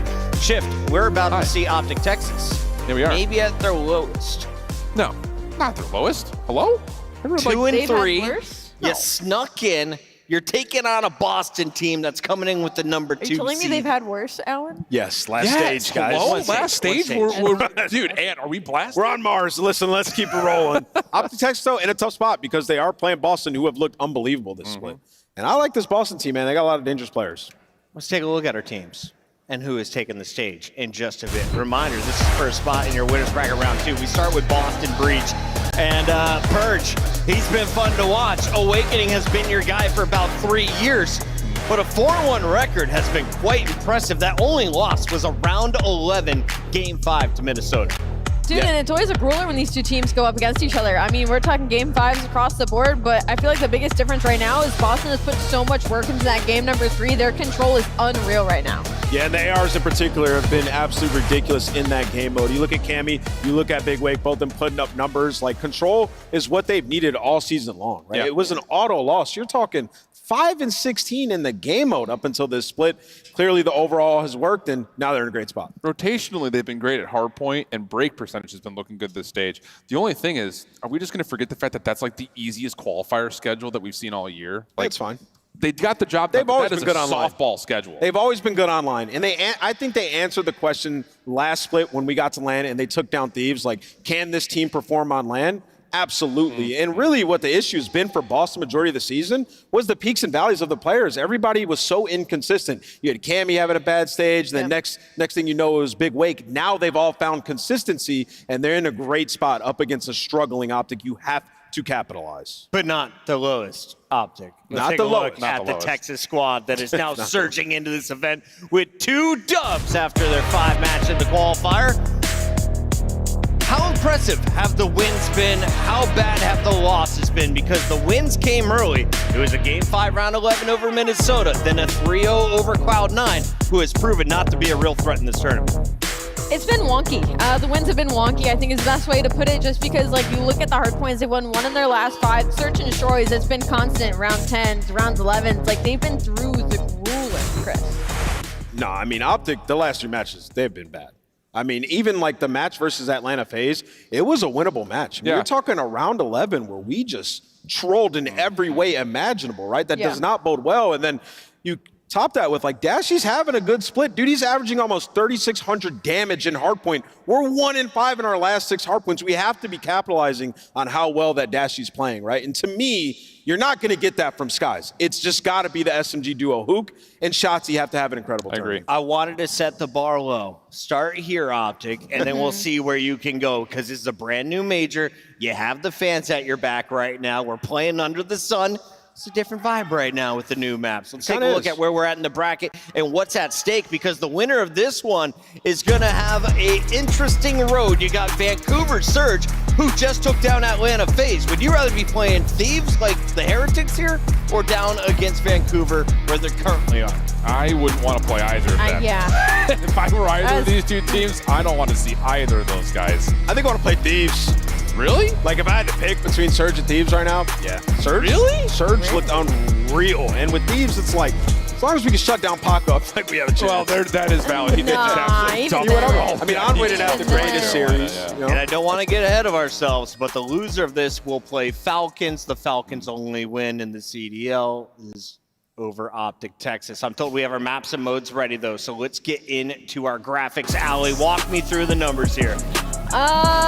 Looks like Ant might want to freak out, so if you want to take this one, go crazy. He just took off his headset, ladies and gentlemen. Optic are playing a red card hardpoint. I am absolutely baffled at this. I get Boston's not the strongest red card hardpoint team, but Optic have not been able to win that, and they looked terrible on it when they were showing their scrims. So if you're a Boston fan, you probably feel incredible about, obviously, Hasi, your best hardpoint map, and then red card is something Optic has to be able to win all year. To make things even worse, we're banning Hacienda Control when we're 6-3 on it. It's our best control if you're Optic Texas. Now on the flip side, you go to look at Boston Breach. They have won 3 Haciendas in their past 5. So I will give it the context, but you know what? That sounded more. It sounded more entertaining. This red card hardpoint is about to be egregious. It's about to go to game time. Egregious. It's gonna go to game time. It might be one of the most chaotic red cards we will ever see, and I can't wait.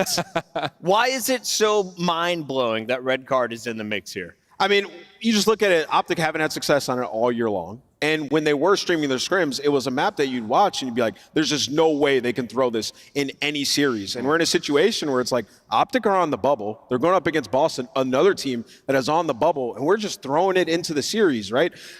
For what it's worth, if there's a time to play it, it probably is against Boston. Thank you. Yeah. But I don't know, man. It's going to be interesting for sure. The thing about it was both these 2 teams love Vault Hardpoint. Doesn't come through. Right. So that's also, I think, a really interesting point. And this is going to be just one of those mixy series that, honestly, I think this is going to be like a 180 to 145 game clock wins. Yes. This is the map. Whoever wins this, I believe, takes the series. I've heard good things about both teams in scrim since they've arrived in Florida. It's going to be tough. It's going to come down to the maps and modes, and more importantly, these players to watch. Let's take a look at who EasyMac has identified as key players when finding success. Hook has been the guy, a 1.12. On the other side, Snoopy, a 1.05, but he has been extremely explosive when he pops off. And just to completely chew into all of our previous points, at the beginning of the year, Boston looked great on this map. And a lot of it was because Snoopy was just running around doing whatever the heck he wants. So that has to be, I think, the recipe leading off that player to watch for Boston to come away with this map. And respectfully, Snoopy's gotten better as the year has gone on. We can't knock that as well, especially versus Optic Texas at 1.23 in their last matchup. Like, he's looking, his lips looking at that map one. Yeah, and on the other side of things, Hook, I mean, when they brought him back, they were just kind of hoping he would be the hero that they need, right? The nuke. Stage 1, he was their best player. It's been a little bit more radio silence since then, but we're on land once again, and they need a miracle Hook run, man. We've got our players to watch. We've walked you through the teams. There's only one thing left to do. And Allie, can you make sure that we've done the math right? She's like, I better have gotten my bonus point. I did. Actually, I don't know. I have no idea. She's at 110. We're gonna bonus cheese. Still at 100. I'm in the lead by 4. I'm going to expand that lead. I was talking backstage. Optic is looking ferocious. I'm going Optic Texas today against Boston Breach. Fair. Me? Shift. I think Boston's qualifier schedule was the easiest, softest thing I've ever seen. I don't believe the 4-1 is representative. Going green wall in 5. That was a really good I thought I was alone on this. I don't really have a speech like that. I just got, I'm really trying to catch Chris, guys. I'm going to go with Boston Breach. Yeah. I'm really trying to catch Chris. Listen. The crowd is split. I heard a yeah, and then they realized they it was might Boston think the and alley they curse booed you. they might think the alley curse is active. I'm going with Boston Breach in this one. I mean, they've shown me so much more. They've grown in so many regards in terms of their gameplay. Their control is unreal. They should beat Optic here. Live or die by the Gigawig, the nameless way. Ladies and gentlemen, the final match of the night is ready. Let's go to the stage with Guy Blaze. All right, Chris, I'm ready to get this final match started. But Florida, you ready for the last matchup of the day? The first team coming to the stage is looking for a big win. Get ready, because into the breach we go.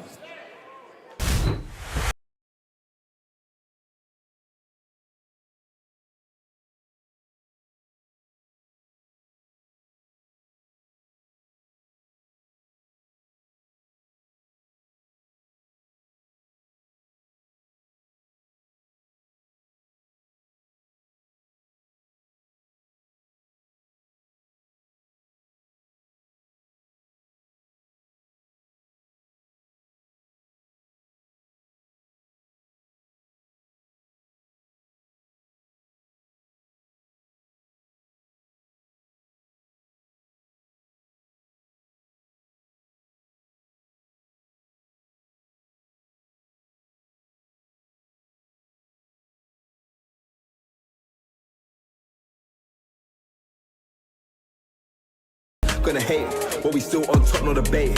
They amaze how we make these plays. Fooled or caught, we rock this stage. Florida, lock in and show some love to the Boston Breach. We got Snoop Dogg, Awakening, Killer Cam, and Purge. Ready to lock it to the grid and shut their opponent down. This is one of my dark horses of this tournament. They have put in so much work. You look at this roster, and you think it should be so hard for them to take down Optic Texas. But Boston went 4-1 this split, undefeated in control. They're looking at this like they're the favorite, that they should dominate. We'll see if that happens, but it's time to bring out the green wall. It's time to bring them out. I think the green wall out already here, so green wall arise, because here comes Optic Texas. Shotzi, Skies, and Dashy. Right in front of green wall, brick by brick, Optic Texas, ready to break down. I just can't imagine the amount of work and hours put into prepping for this event. Optic Texas having one of their worst drive spells in the past couple of months, and something needs to start the ball to get it rolling. And it could be this event. Optic Texas needs to get through their first opponent in the Boston Breach, and it could be one of their tougher ones. But you know they always get better at land with the crowd behind them. It's our last match of the day, Guy. It is our last match of the day, Allie, and the crowd has been awesome. One more time, Florida, make some noise for yourself. Merc, Maven, take it away. All right, last one of the day. Our first one was over real quick. Thieves handle business. I'm hoping for more of a banger here. You heard the conversations on the desk. I mean, was the breach schedule so soft, or is the control turnaround finally the thing that puts them over the hump? Because we know the search and hardpoint have been there at times. Control is not until lately. Yeah, especially the hardpoint, right? Even against the best of the best, they've been a very solid hardpoint team all year long, and then getting to land. But it just feels like this team, their goal is to stick together throughout the year, make it to champs. So far, so good. Just can they continue to get better on land? You had the big round 1 upset last major versus LA Thieves. I don't know if I'd call this an upset, right? I mean, you kind of look at both these rosters, but yeah. I mean, this is a team that's 4-1. Yeah, I think most of the time you would consider it an upset with these organizations, but where they are in the qualifier coming into this, no, I don't think you view it as one, but you never know. I mean, heard things have been going smoothly, and Scrims probably been playing pretty well as of late, trying to see if that transitions now into land. Obviously, they come out, they win like their first 2 qualifier matches, things looking improved with Hoop. Then things kind of slip away a little bit, Yeah, right? you lost 3 in a row. Yeah. You lose 3 maps in a row, and then, I mean, even versus the phase 1, just some maps that you probably should have closed on out, some mistakes that are coming on through. And who knows if that goes to a game 5, what that looks like, but it's been the tale of this year. Just a lot of mistakes, roster changes, trying to catch back up if you are Optic. And remember, if it wasn't for Boston, they would be in the lower bracket. You needed that reverse sweep on the Vegas to even be here in this round 1.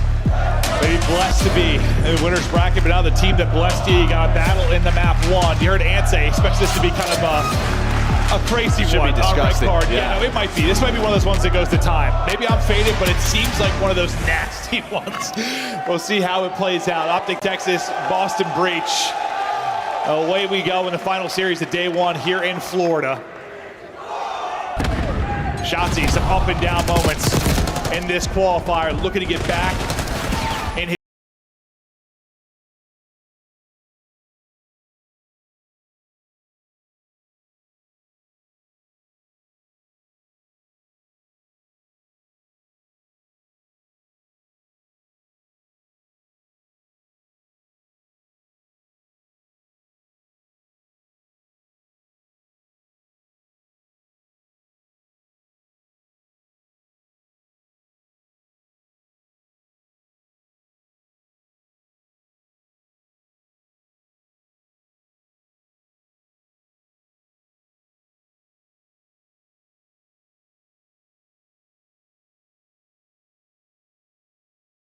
they're going to be spawning safe, but it is going to be early pressure here from Optic Texas. Yeah, one spawn's very close, but you already have numbers here. Perzo did a fine 2. He pulls out an extra AR, so it's just dashing towards stage. Gonna put some shots in, allow his teammate to spawn up alongside him. Meanwhile, Cammy, Snoopy trying to take middle of the map away through the stairs, but Optic, they're ready for this. They know they want to flip the map, but it's Awakening, it's Cammy. Those two have been so good throughout this stage. They're able to find 3, make it all 4 for Boston Breach. Beautiful there from Breach as now they make a little bit of a rally with 30 seconds remaining inside the hard point. Trying to push through, potentially collapse and flip is Optic, but for now it's been getting picked up. Cammy's POV, if he's trying to deal with that exact play, not going to be able to do it. He will fall.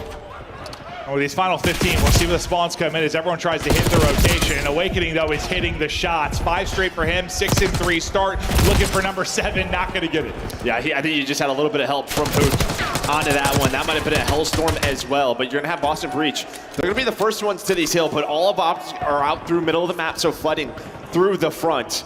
Breach going to be ready for this. They find the first couple of kills. Could be some great time here. Looking good, but as Shotzzy gets 2, maybe an opening for the spawners now to make a play.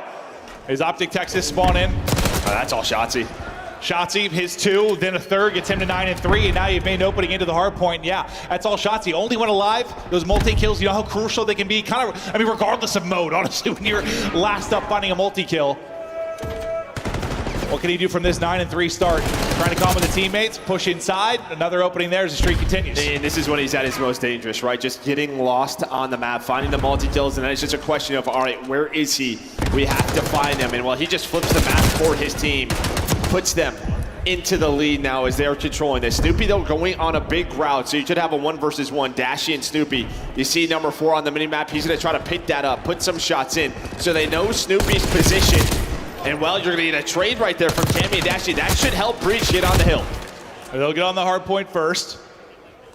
Tried to bring it back with a minute or so off the play clock. We'll see if that comes into play as we continue on in this map number 1. Shotzzy had a nice little stretch in the last hard point. Trying to look for the openings here. The movement, though, the gunny not going to be on point. The trade is there for Hoopy. You can't get through on the cross. Dashy, though, pinching from the other side of stage, is able to get in. Now, how long can he play his life? He's going to rely on some help. Not going to get there quite in time. So, Dashy does get the pick out of the hard point, but quickly, the numbers are there for Boston Breach. They'll retain control of stage. They'll go out in front. Now looking to push this lead a bit. Yeah, it's just what's so difficult about this hill, right? Is finding that player out through the stage and the close spawns, just getting across to a position to even take that gunfight. So you're going to get majority of this time. And then Snoopy, again, ahead of the rotation. He's going to be the first one there. Sky's going to get called out, should get chowed here early on, but he's just going to live. Going to actually just reposition, win a gunfight. Cammy now, the last player standing for Boston Breach. This rotation, it looked like Breach were going to be there, but all that play from Skies sets them up. They're set up, and now how does it go here at camera? Shotzzy playing from inside the point. Inside ticket though, Dashy is going to get picked, and here come Boston Breach. You know how messy this particular hard point can be. So difficult to get clean time. A flurry of trades in the feed. Dashy not able to quite win that. Purge has AR in hand again. So it'll be white time for now. That play clock continues to tick. We'll see if anybody can get in here, how much that clock's going to get melted. Yeah, this is kind of what we thought, right? It's just it's going to be a battle, a back and forth. Who's going to come out on top? Very messy hard point so far. Optic looking to get in maybe the final 15. But this is what's difficult about this final hill. Just so many positions that take you out. You can play your life, reposition. Hoot there for the trade. But it's pretty much going to be a tie game through our first set. Yeah, no, like I didn't think play clock was really going to be a combo based on how it started, but then about 50 of those 60 seconds, all were white. So into our second set. There was Awakening for Breach that had a really solid start around 10 and 5. Feed though, lighten up for Optic Texas. They're able to take out 3. Look for early control. Hardpoint though, it's still white. Play clock still ticking. I want to hear the comms though from Optic Texas. Well, pitch it, Phillies, at the pillar, Snoop, at the pillar. Other guys have 3 behind. Flip. I'm blocking.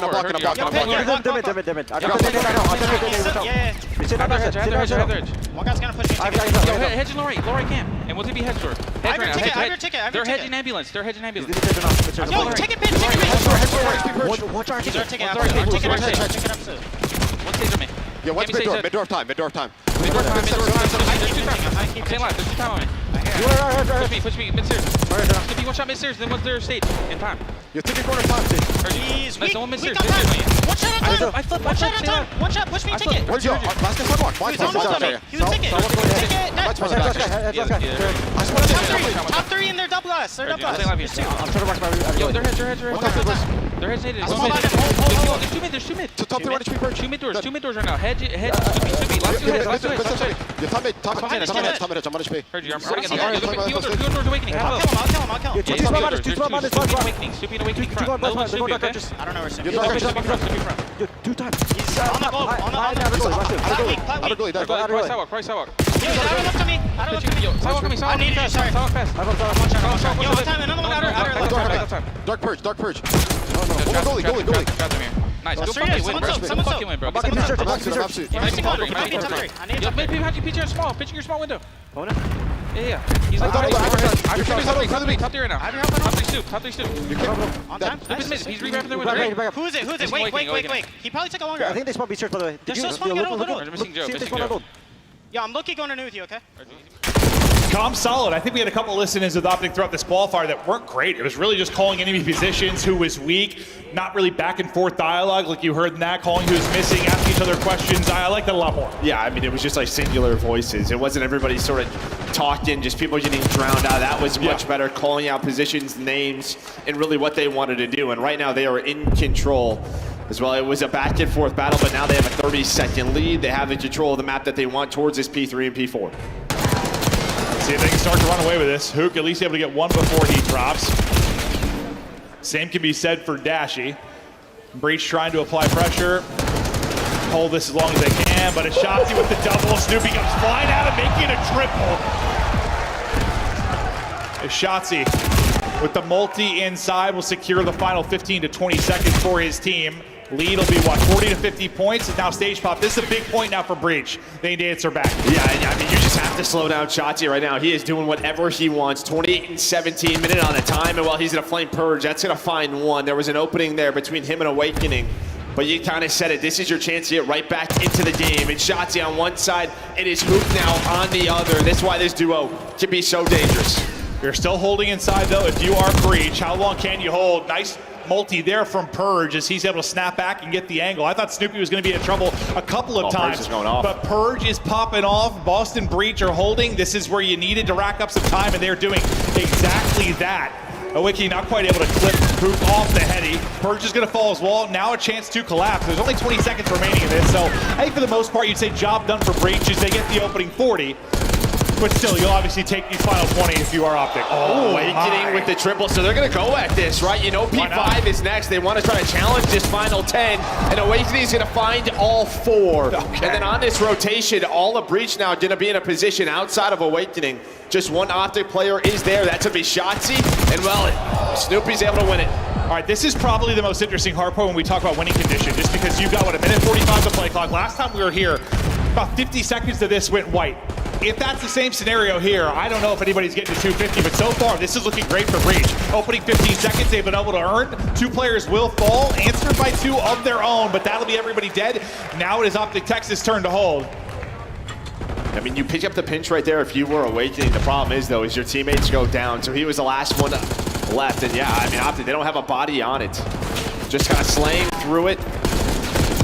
But now it is the AR starting to get going again for Boston Breach as they find 3. Snoopy's going to find the 4th. 18 seconds left. This should give them the lead. Yeah, they're turning this into time. Optic weren't able to do that off of their 3-4 down. Breach, lead change Lumen, lead change in. Breach now go out in front, 3rd set of hard points, ready to go. Awakening on your screen and locked and loaded, trying to make the play for his team down the stretch. 90 seconds on the play clock. Good kill. 7 seconds separating these teams. Yeah, I mean, you would love to have that kill to get set up outside. Normally, when we see a team really control this P1, it's when you're controlling the outer stairs the way Snoopy's doing it right now.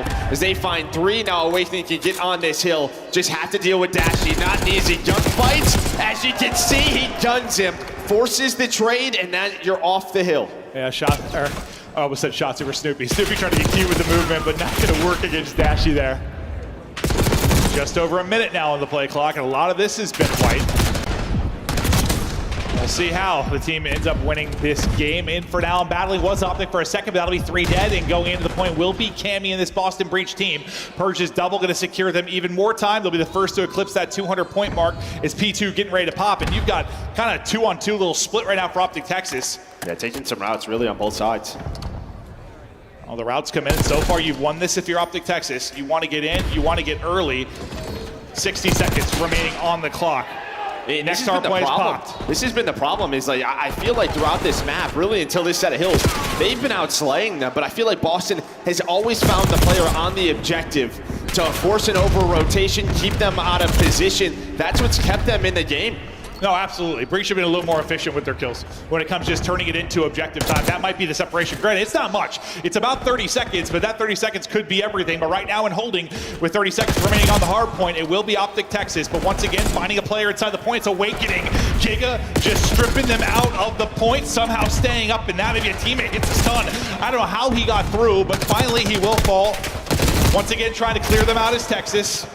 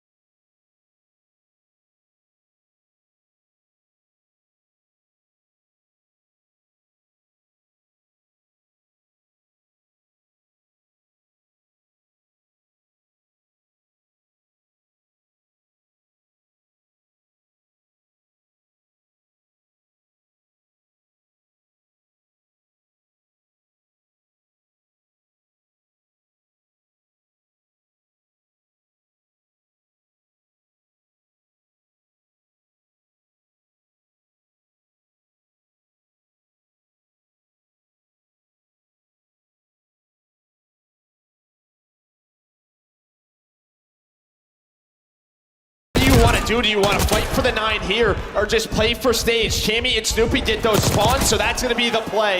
Boston Breach now in position to win the map. They've got the rotation. All the pressure on Optic Texas to now break in and break in instantly. Final hard point up. 30 on the play clock. 8 needed for Boston Breach, and they're trying to pop off. It's a Snoopy multi-kill. That might be the difference. Purge next up to take a swing at it. Nobody from Optic can get close, and Breach have got the ice late. You thought maybe Optic Texas were to pull a rabbit out of the hat, do something miraculous in the final moments, but despite the 40-plus out of Shotzi, not quite able to do it. And I would have to go back and look at that. I'm not sure if someone's not blocking stage, if someone just got too far forward to fight around the hill, but that spawn opens up for Boston Breach. And that's really the map. It's just not the time you need to let that happen. Well, it's tough because you're trying to win it on both fronts, right, if you're Optic, because you can't give up 9 seconds there or you lose the map. You're trying to hold spawns for stage as well. Yeah, but you had 3-4 dead, right? I feel like someone should be blocking in that moment. Yeah, with that many dead, you just have to. Maybe just a miscomm, or maybe just so worried about the remaining time you don't want to throw away the game there, whatever it is.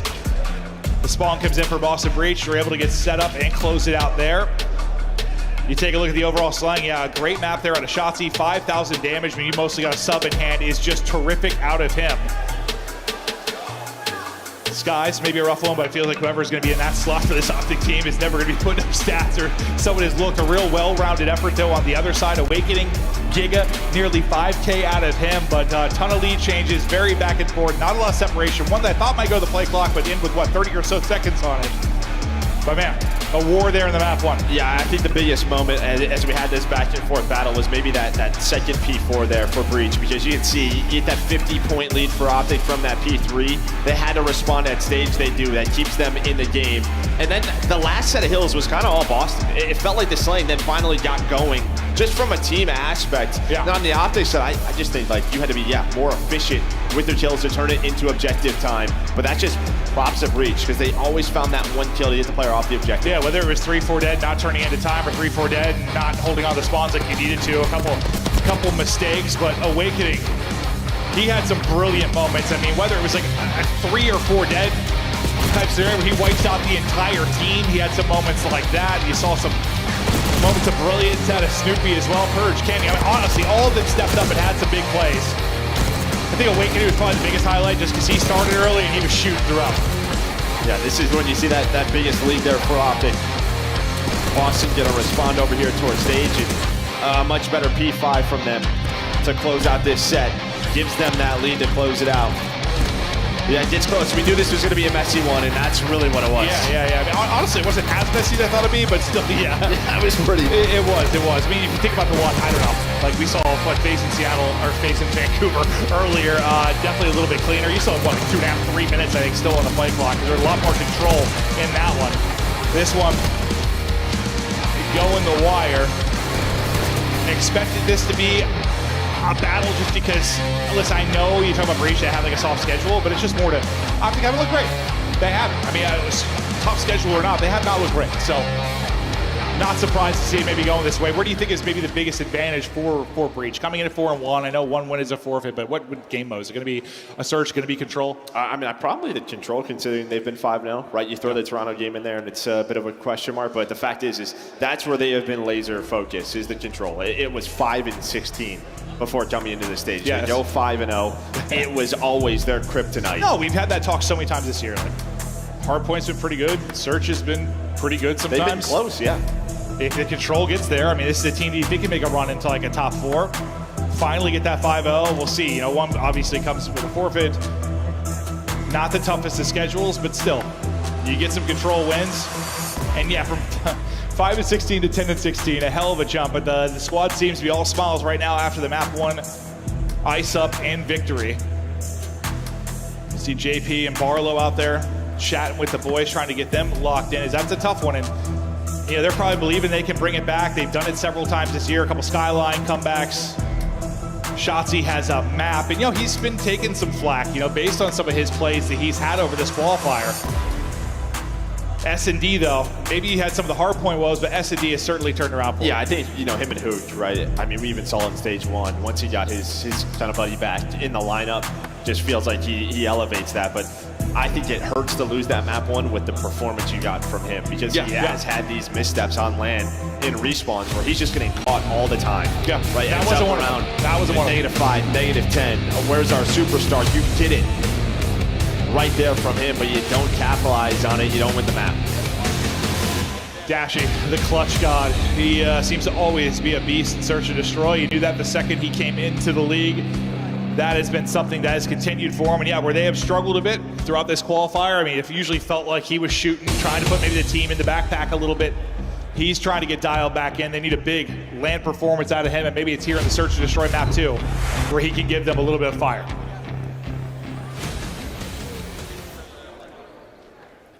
Offense for Breach. And we'll see where they look for their openings, but it's going to be a triple cat hit, and we go to war right out of it. Well, the war is won by Breach. Suddenly all on Shotzi, and suddenly he is dropped. That's just one where it is chow, top cat, and that one's done quickly. Well, that's supposed to be like a hard counter by Optic, because you 2-2 split that. Really what you're trying to do is the 2 top hall. top open side, you're just trying to trade so then your 2 players from this bomb site can hit through the hallway and be there to clean up the mess, but that is just not what happened. Breach were ready for it right from the get-go. Where you just have those moments where like Awakening's had it, or a Super, or a Cell. Yeah, they line up 3 or even 4, just fry everybody, but that one kind of not as clean for one individual player, but certainly clean for Breach as they'll take that round 1. Now let's see, with Skies and Bomb in hand, on what they can do. Breach look to chow things top hall again from the other side of it. That round 1 is 18 seconds long, so it is a quick one. Shotzi trying to dance with Awakening, both take a lot of damage. Like, all right, we'll revisit this as Shotzi holds the corner. And they have numbers. We've seen this Boston team on this map sort of get out to these early leads at times, depending on Snoopy and Purge in the sort of their early rounds. Then some adjustments are get made or they slow down. When Awakening is last alive, we're in a man-down scenario. He upgrades. He just does search and he absolutely does. He upgrades and search and destroy. You were in a 2 versus 3, now a 2-on-1. Can the Clutch Gods come away with it? 1v2, down to a 1 versus 1. Awakening, Dashy.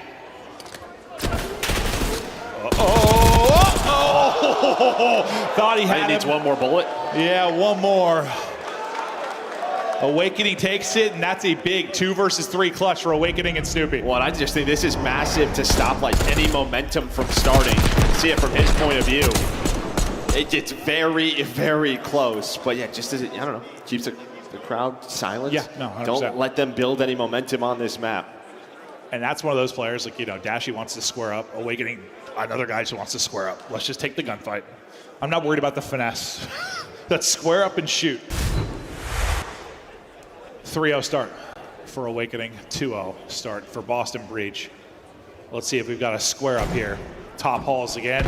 We sure don't.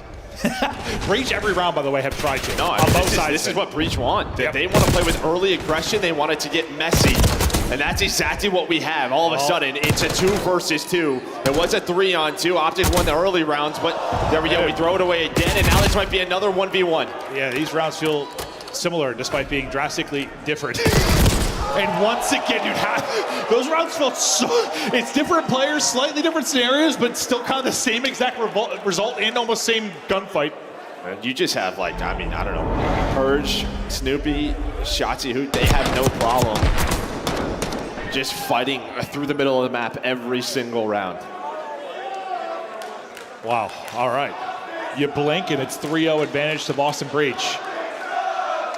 Now I'm kind of curious. It's total game time. I mean, yeah, total game time. We're at 2 minutes or something. Yes. Yeah. It can't be long.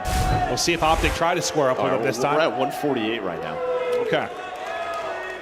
That was close. All right, a little bit different of a round. Maybe we'll avoid halls for a little bit. But the call is here. Nice first blood, though, from Shotzi. You've got numbers, but can you actually hold on to them? Shotzi tried to take over like he did in the map 1, but you've had back-to-back rounds that were 3 versus 2, and then they fell apart. Is it going to happen again? 3v2 for Optic, suddenly a 2 versus 2. Yeah, just taking one too many fights. You finally get the numbers, or it finally slows down. When things slow down, they just forget. Somebody forgets it's got to slow down. Yeah, you just don't get follow-up there if you're Hook. Maybe he wants to keep going, but that's when it comes to the communication. You have to be on the same page. Just we're not right there. No, I mean, it just feels like you've fixed a couple small mistakes. Optic Texture's in a pretty good spot within this map, too. You've had numbers advantage.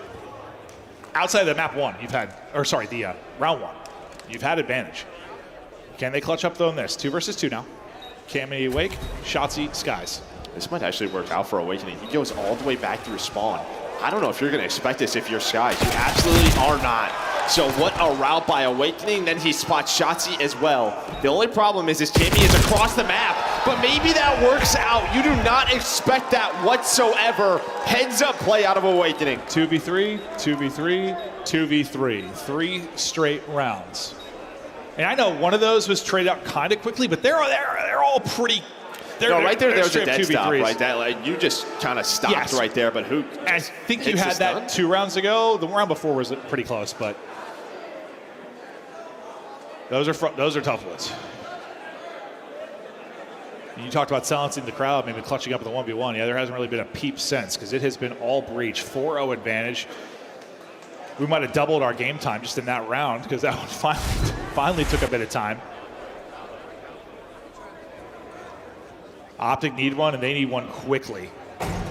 Yeah, Breach will just keep doing this. They will just keep fighting on different sides of the map. You're going to get a challenge over towards A. The nade's going to connect from Cammy.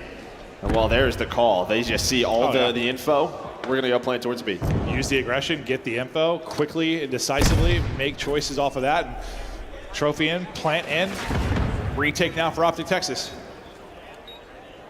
The only good thing here for Optic is you didn't allow anyone to get pushed forward towards office side. Here we go. Be able to get the first. Can they follow it up? Well, it was 3v2 for a blink, but those numbers have not worked out well for him. Maybe it does here. Woo! Almost able to do it to him. Hook's trying to chase it down because Perch is so weak. He maybe gets right the first time. He is a great swimmer. He's quick. He's trying to go. 15 seconds to go. Oh, it's Michael Phelps. Perch is out. Hook is left guessing. Adios. 5-0 now. And dude, his first instinct, you saw him kind of like snap right. I don't know if it was a teammate comm or what, but his first instinct was check water. I think you hear the water. I mean, we hear the water. So maybe he's thinking he's going to wrap on back, whatever the play call is. But yeah, maybe he gets a comm from a teammate. Either way, go against that instinct. And just like that, it is 5-0. Another 1 versus 1 going the Breach way. This is, it just feels like this is so close to being like a 3-2 favor of Optic. Yeah, no, it is. So close. But that is not the case. They're hoping to just get around at this point. Maybe they're thinking just get us to map 3. Holy hell. But Breach, a round away from a 2-0 edge.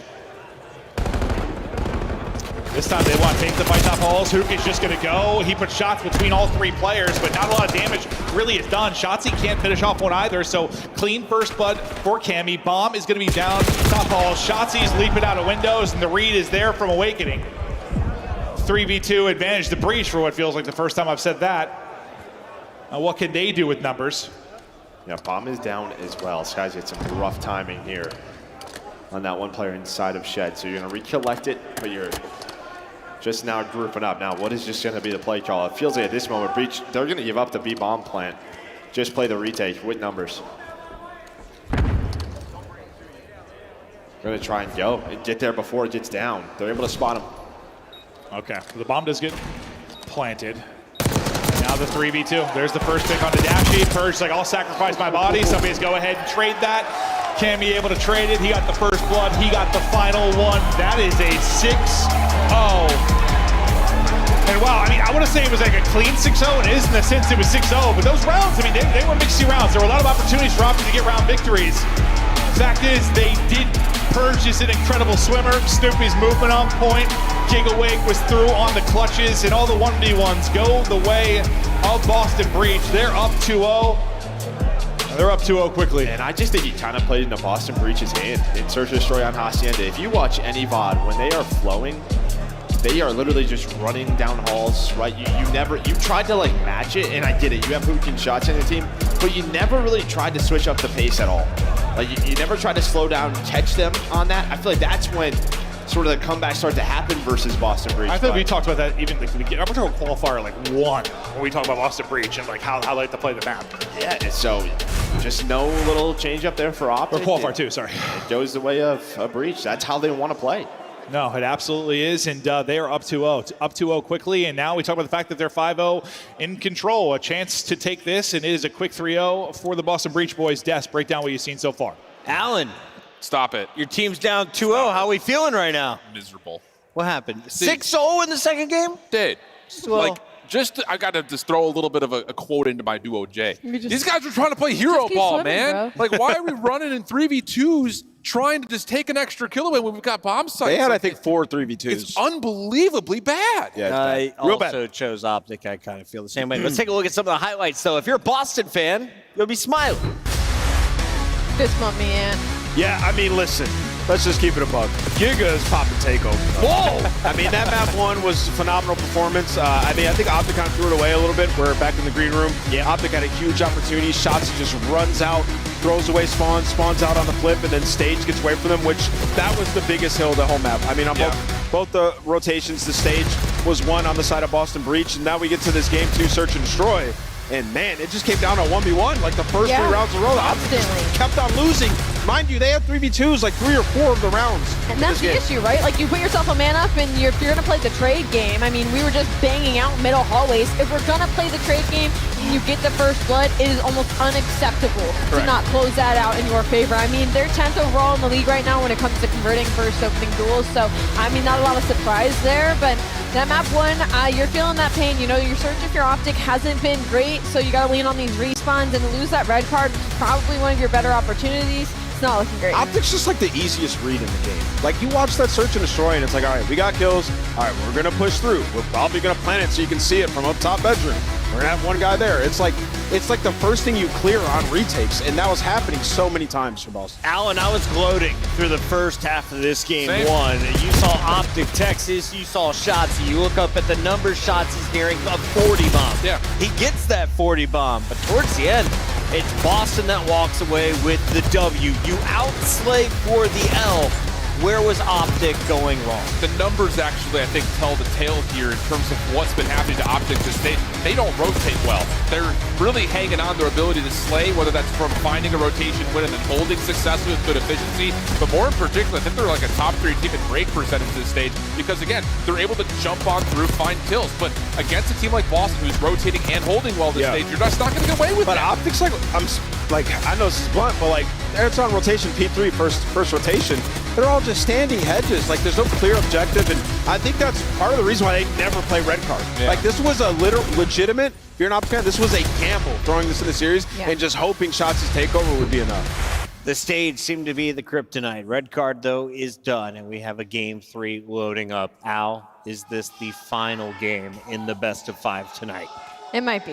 If that S&D was a little bit closer, I'd say maybe we're looking at a game 4, but we're going to need something special. I feel like, at least out of the SMGs, I think just Hooker, Shotzzy, somebody's got to get going, get the crowd behind him. Well, Shotzzy was going. He was going, yeah. 42 Maybe wasn't it's enough. Hook then. Yeah, 42 is not enough. Maybe it's got to be Hook. No, we got to play good Call of Duty. And as we take a look at this leaderboard, I was a little shocked to see this man, Awakening, down at number 6. I thought he would be at number 1. Instead, it's his teammate Cammy. The ARs are frying in this Silent game mode. killer. Why What's is up? Boston so good at game 3s? Well, they've just put in a ton of work in it, and you can see right here, this is the reason why. Like, the AR duo has been establishing pace, finding their kills, and specifically, we're headed into a vault. They were 2-0 on vault this split, right? A map that they weren't that great at. They put so much work there, and Cammy, in particular, the guy leading the way for them. I have to tip my hat to the attack side of things. They went from like a horrible control team to they've won like 5 in a row now, and it's been through their attacks. Their attacks have gotten so much stronger this stage. ARs control space, subs run through it. It's control and Simple attack. as that. It's been really good. Shift. Hi. Reverse sweep, right? Nope. Nope. Just keep swimming, guys. Maybe a Merc. Nope. Let's go to a game Just 5. keep swimming. Listen, I would love to sell that dream. I already came in pouting about our quick 3-0 earlier today. I mean, I thought that was going to be the fastest of 3-0s to start today. I thought this one was going to be a 4 or 5 game series, 100%. But if this was the old Boston Breach when their control was ass, I would have felt that way. But it has improved as of late. You heard them talking about the 5-0, the improvements on the attack, and your ARs have been so strong in control. And when your ARs that strong, yeah, I think you said it perfectly with your shift. Like it gives freedom, it gives space to Snoopy and Purge to allow them to make plays. Here we go. I mean, as good as I'm pretty sure I looked earlier, as good as their attack has been, I don't think they've lost a defensive round throughout this stage. I'm pretty sure they have a 100% defense win. Are you making that up? Maps. I don't think so. I don't think so. I'm not a Maven. Yeah, I love to make up stats, Joe. You'll have to confirm that one now. Here we go. Optic gonna need to pull off the reverse sweep. Heartbreaking loss in the map 1. 6-0 just stomped in the map 2. Shotzzy had himself a map 1 respawn. Did he come up with something here? I mean, he might have been the reason they ended up flipping out though. Before that crucial stage hard point, despite the fact he drops 40 plus. Or will be Snoopy. That has the final laugh. Nice opening so far for Boston Breach as they get the first 2. They get bodies towards the objective. Yeah, you kind of heard the guys talk about it, right? 5-0, but 2-0 on stage 3. That was like kind of the key, is finding a second map in their control so they can play the vetoes a little bit better, and now they have 2 of them. Yeah, So you have to have 2. you have to have 2. They didn't have any. It's now Awakening, Kiki, as we like to call them. On the mic, able to find a double. Hook, though, does slow this down. You get very close to getting done with A and then switching it over to B, but Snoopy recognizes that, finds the trades, is like, let's get this minute extension. And he'll get it so quickly, able to get the minute extension, up a few lives already. Snoopy tagged up though, so not able to take that gunfight as he pushes forward. Nice job, Shotzzy kind of staying up until the help comes through from Dashy. Now trying to make sure they have control of this B Street. Not allow Dashy to continue to make plays from there. Snoopy is trying to pull out the AR and rip Shotzzy at top art. Or rip Skies at top art. Not the easiest gunfight, not able to do it. Yeah, I mean, the good thing here for Boston is at least you've had a couple of players touch B, pause the clock. You still have 1:40 to work with. Not a massive life advantage, but due to that early start, you are still in a good position to at least find multiple takes on this B zone. And now, Purge gonna get on, pause the clock for a little bit, just worried about the underground push. Thought he was gonna rely on his teammates to make some plays, but he's gonna have to do it. It's been Shotzzy though, kind of through the flank. It's been able to disrupt their pressure onto the point both times. Yeah, I mean, him and Hook leading the way right now, 11 and 5. They are kind of struggling on the Optic side, but as things slow down, they should start to find some more picks. And if you are Boston, just have to worry about those pinches. Not only is it going to be Shotzzy, it's also going to be this man. Now you get a 4 dead. The trap is set up. How do you get out of this? Do you get out of this? So far, just pinned in. Skies, only 2 and 5, but trying to hunt. Unfortunately for him, the timing is not going to be there, but it kind of worked out for him. He spent so much time. They don't think he's here anymore. He'll try to battle around ammo as long as he can. Not going to be long. His head's getting ripped off. Oh my God, 3 dead. Awakening with the shots. That is AR such a good read. and pistol hitting beautiful out of him. Cammy trying to reinforce this. Trying to dodge the nades, I think, with no trophy in, and they can't dodge cars. Sky's gonna blow up the cars, Snoopy gonna blow up the faces. This is nearly done, and it is. Optic fold and fall apart. They have all the real estate in the world. They go 3 dead, never bounce back. I mean, that is just all Awakening right there, though. He finds that first pick and immediately slides with the pistol chow to find the double. Gets 3 players onto the point. If that doesn't happen, if there's a trade, maybe that's a double, maybe Optic are in the clear, but Awakening gets them on. And then I thought maybe an Optic van situation from all those time, all that time ago was going to happen again. But they stay alive. The breach, control improvements, showing themselves down round 1. They were trapped. Yeah, no, utterly trapped. What, down 5 lives or whatever it was. Not in the best position, and that's the thing about control, though. 1-3 dead can turn the tides. One huge multi-kill can be everything. Now pressure to Optic Texas to do this to the offense, but Awakening has just been a straight shooter throughout the course of this. Been the best AR so far in this matchup. We'll see if he can keep it going into this round, but Hook trying to be the super sub with Shotzzy as they push forward like a sledgehammer. And now look at the map control you have got. Yeah, now it's just a question though. You only have 1 on each point, right? So you're really not gonna get much done. You're hoping to get a takeover towards B, so that's gonna be Skies. All the attention is on him. You don't really get any help elsewhere, so you still have a chance, if you are Breach, to retake the map. We'll see if they're able to do just that. You see the defensive record supported what you were saying, Joe? 8-0. Out of Boston Breach trying to remain perfect here, but Optic put them to the test early in their first offensive attempt. Hook, a fantastic start here. Purge looking to get going. They win that offense, but him and Cammy, maybe a slow bit out of them. You already have that 1 tick done at B, though. Can you get the final 2? Great transition kills out of Boston Breach, though, to alleviate some of the pressure as they work over towards B. Number 2 is going to be through on the route left. Shotzzy, does he get through? Yeah, I mean, you just know it's Shotzzy, though, right? So Awakening's just watching the back door. He's been looking at this for about 5 seconds. That is just player comms. All right, who are we looking for? Shotzzy, somebody turn around. That is just simple. Great heads-up play there from Awakening. Yeah. Don't allow him to get through. What a threat he can be when he's got the position, when he's got the routes, but don't let him get him. Uh-oh. Hopefully that's our observer. Hopefully just the observer. We'll find out in a second here. I see the players not playing. Okay. So we'll figure that out. Well, we'll find out in a second here what the deal is. I think it's the entire lobby, we're being told from our producer, so it looks like we're going to be hopping back into this one. Well, 1-0, round advantage. Boston Breach able to take the offense. Not much we can do about that other than replay, assuming the entire lobby did drop, but I wouldn't really say there was any, I don't know, big advantage either side. Just frustrating probably because you had 4 ticks. I guess if you're Optic, but that those 4 ticks mean less when you just lost your defense before that. Not as big of a deal, but hopefully we'll be able to get back into this one quickly. Players seem a little bit frustrated. I'm sure they're in the middle of a battle there. Breach just trying to close this out. Maybe Optic trying to get a little bit of life, and well, the wind kind of taken out of you. Granted, I mean, they didn't have, I don't know, some great foothold in the round. Like, they were capitalizing on B. It's still a lot of work to do. We were like, what, 17-17 live. So yeah, that's it. So yeah. What can you do? Yeah, no, not much we can do about that. But what the official ruling is, we'll tell you as soon as we can. But I think I agree kind of with what Ali said. Like, her sentiment was sort of just, I just want to see some good Call of Duty out of Optic. Maybe not like an individual player moment, just see some good Call of Duty. Whether it's her or Shift that said it, like, can Optic put together a solid map, a solid series to bring this back? But while we get stuff reset, we're going to head to a quick break. Don't go anywhere.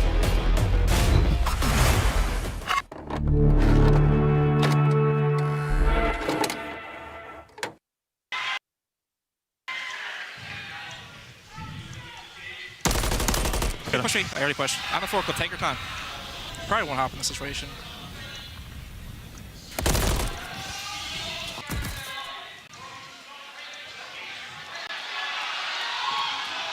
Come on. Nervous. I was about to say, I think he hopped it. Oh, see that, dude? I couldn't see it either, but I thought it was I thought you'd have my cross there. Where am I looking here? It's Mother's Day, all right?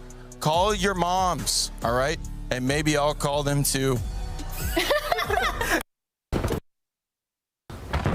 I look at it, it's guaranteed. Well, actually, talk about things that are easy to do. If you're having a knife holding, that's unstoppable. You both awesome.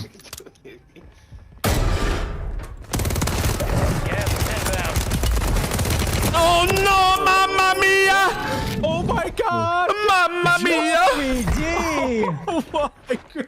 Oh no! Wow! You are him. Oh no! How about you both? Yeah, perfect. We got Envoy!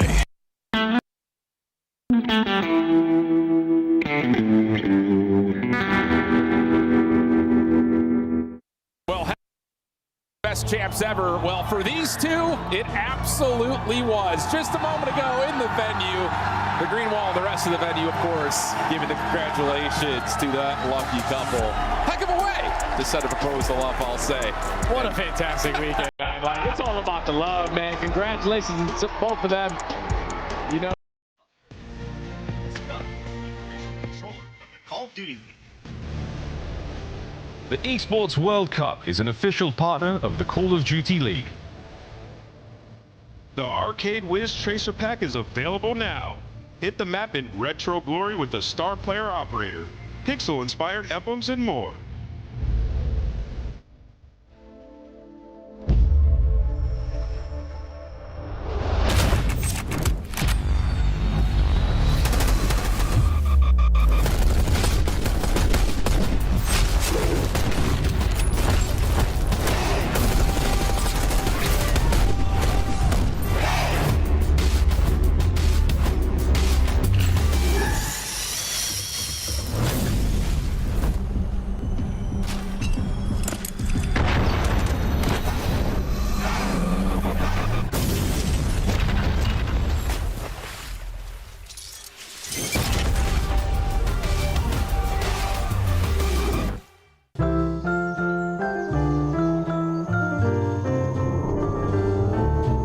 Unforgettable.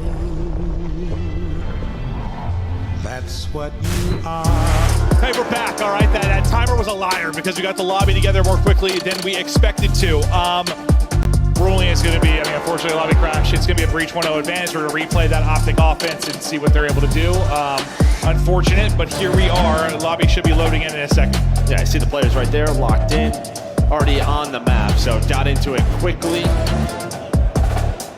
Map about to get underway, but yeah, pressure over to Optic now to at least try to match what they had into that round where they had 4 ticks.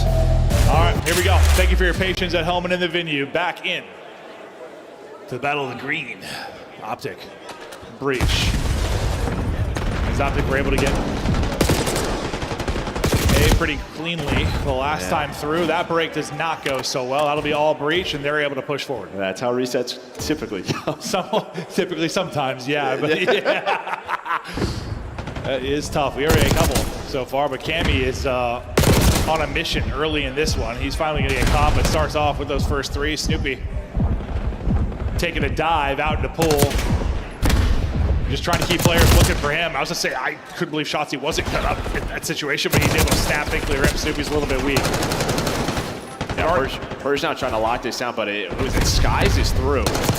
So all of Optic are trying to get to him, but then you just kind of have this 2x2. So you are staggered right now if you're Optic. You have to wait for each other. And they've struggled with that time since hard point. It's just been like these hero plays, these individual chows.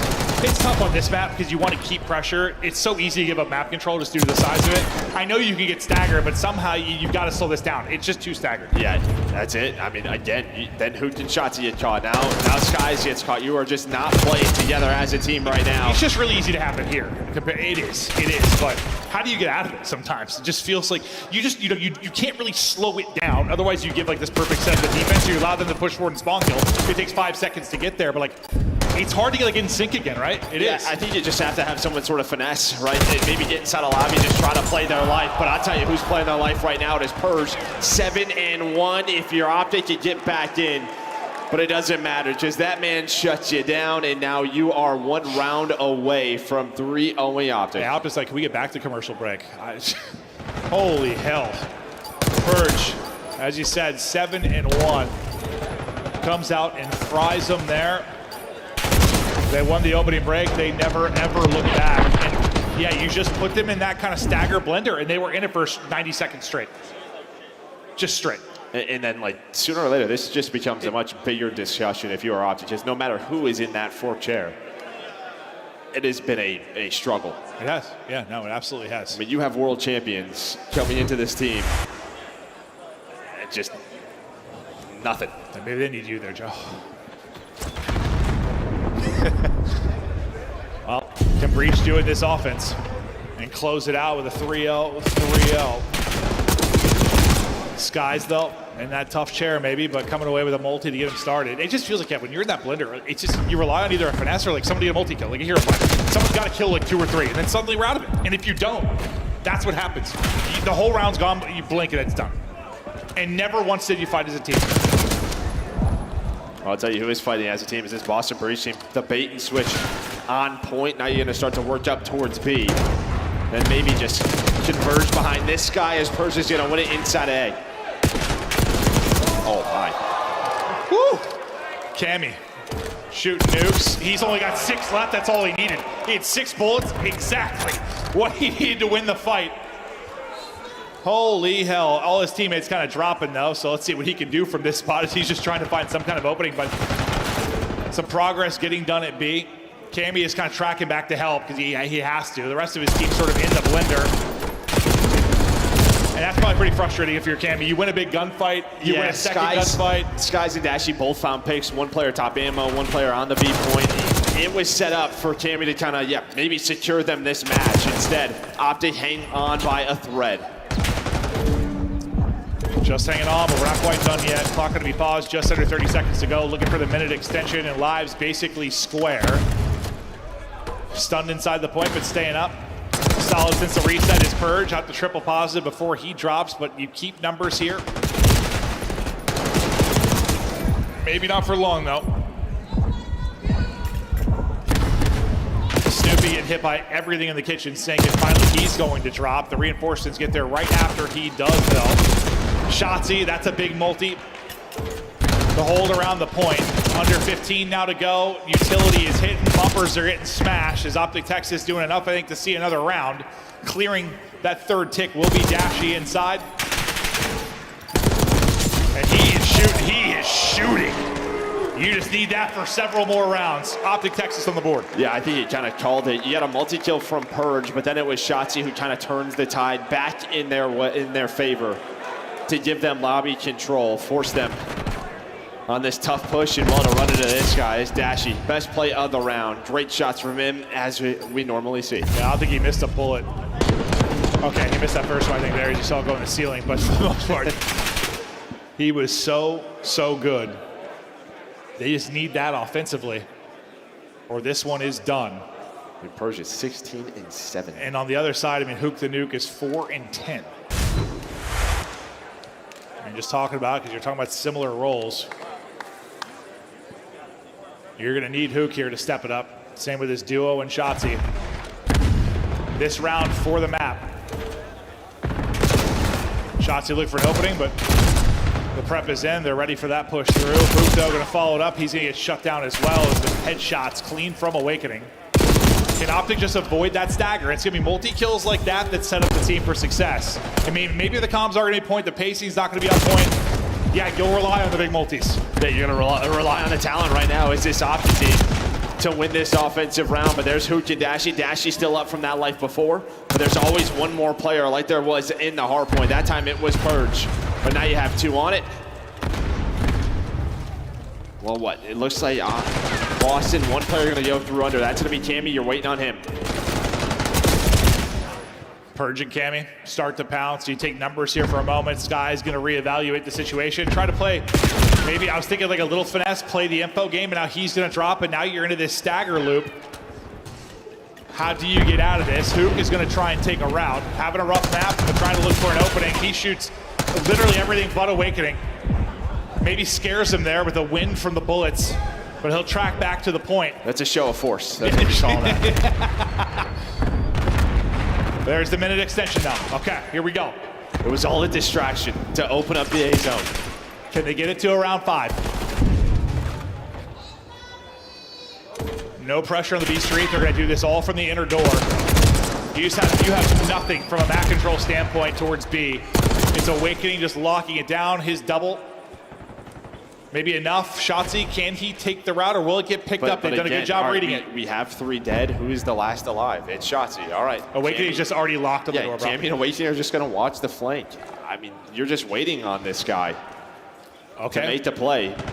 But the timing works out because his teammates fine too. Maybe a chance here for Optic. He goes the second dash. He gets the pick on Cammy up top. This is the opening they need to get it to around 5. Objective is moving. Purge, though, has been a monster, and he is winning fights. Hook struggles continue. Shotzi on 6 straight, headbutting the door, and Snoopy that comes out on top. First tick, though, done. Second tick is looming. Dashy's still taking faces. Only 8 lives left. I mean, you have stalled this round out as well. You've got to push forward for 8 stuff on Optic. The team are down point through the street. Contest is here, and it is clear. Now let's go. To around number 5. And now the problem with the replay is... count ticks. I don't know. Yeah, I'm not really sure what the call is going to be here. If they're just going to play it out, or... They're just playing it out, I've been told. So Breach going to have to do this on offense.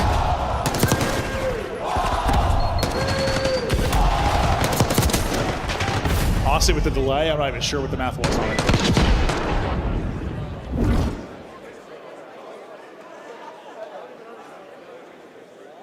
There we go.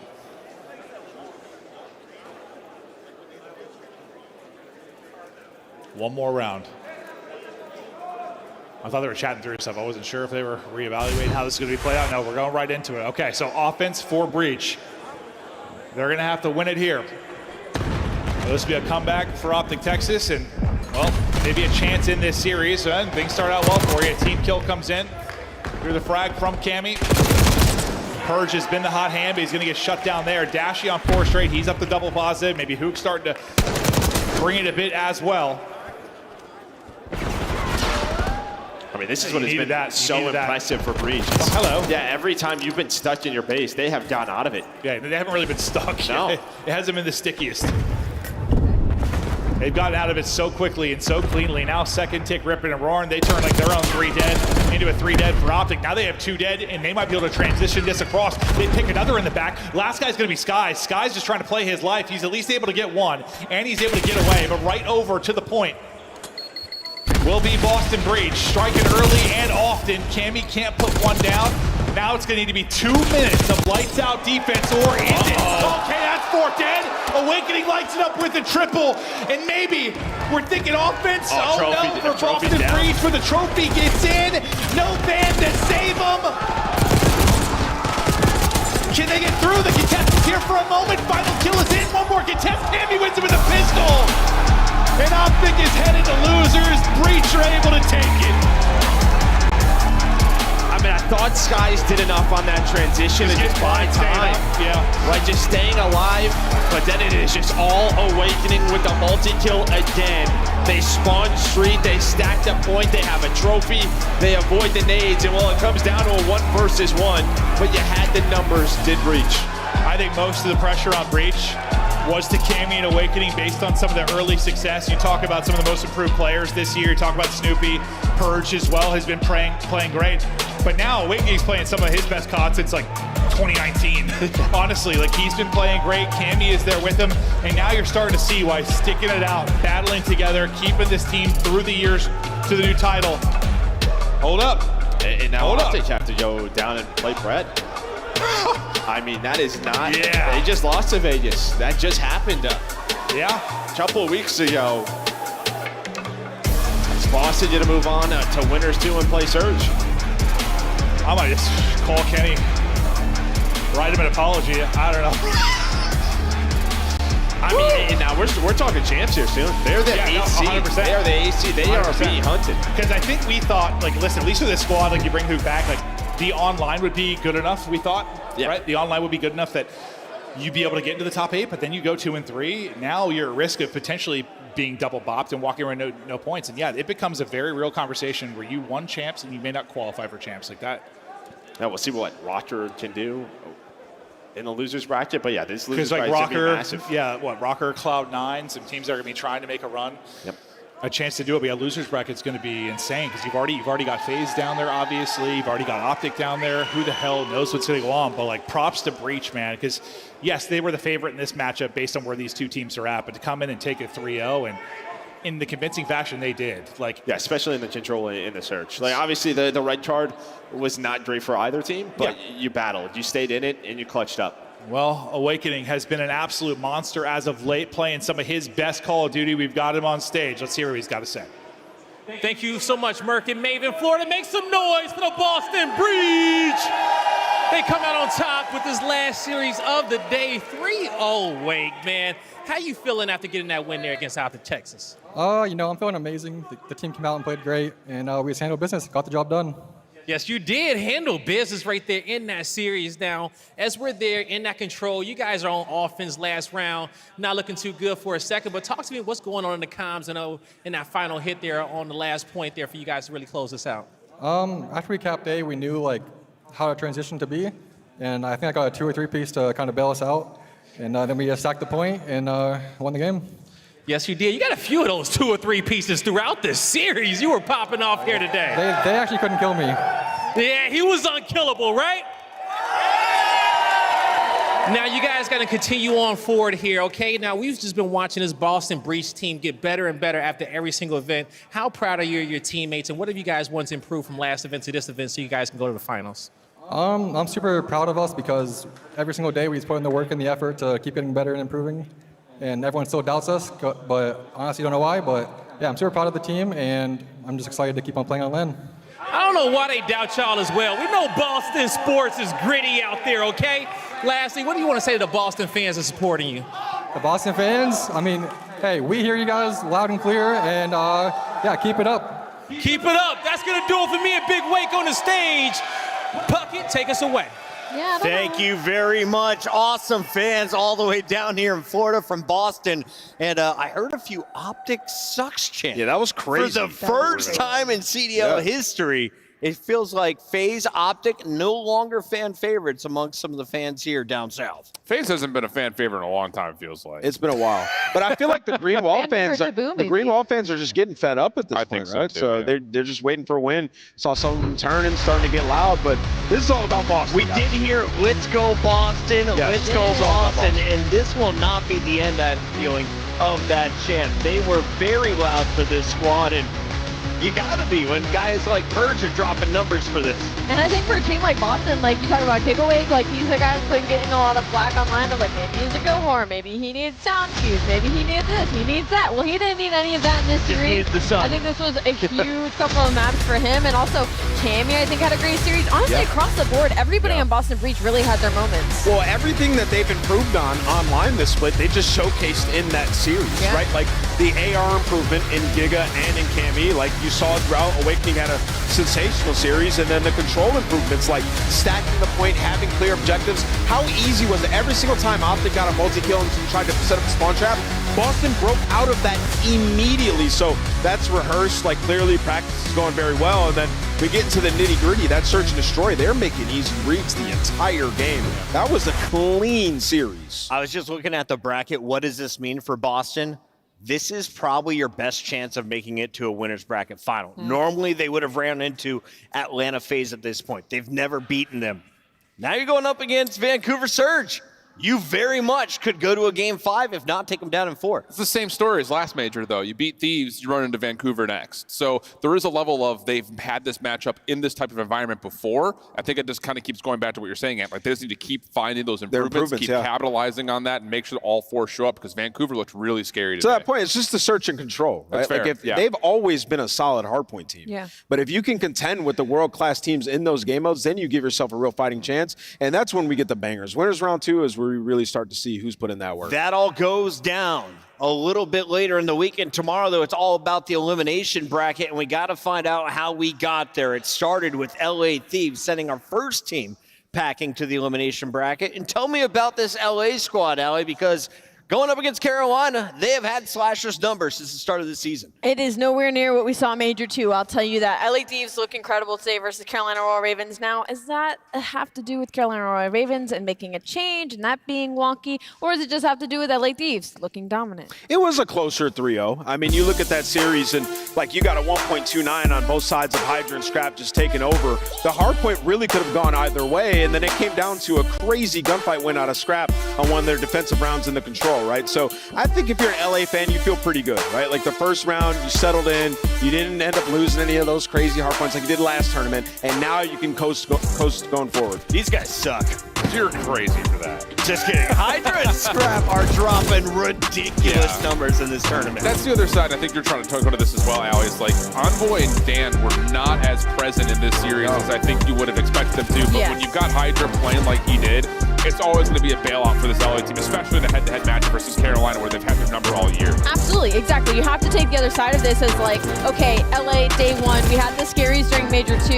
You go up against Carolina Royal Ravens, you get a good showing, but this is a matchup you've dominated all season long. So I don't want to get ahead of ourselves and be like, LA Thieves, this is their tournament to win, because in some aspects it is, but you can't take this series and run with it. They were number 1 in a qualifier. Yeah, they're good. They've tied for number 1 seed in a qualifier back to back. This isn't being negative about it. This is just saying that like this is a matchup that they were expected to win. No I do think they got a little lucky getting Carolina round 1 though, because I feel like that win was taken over that map 1, right? And it started to give like reminiscent of the first match they had at that last major. So that being said, they're through round 1. They're feeling comfortable now, right? Now it's time to just bring that same level of play going forward that you had online. Carolina fighting for their lives in the losers bracket tomorrow. Meanwhile, Vancouver will be sitting pretty until Saturday. Who's not?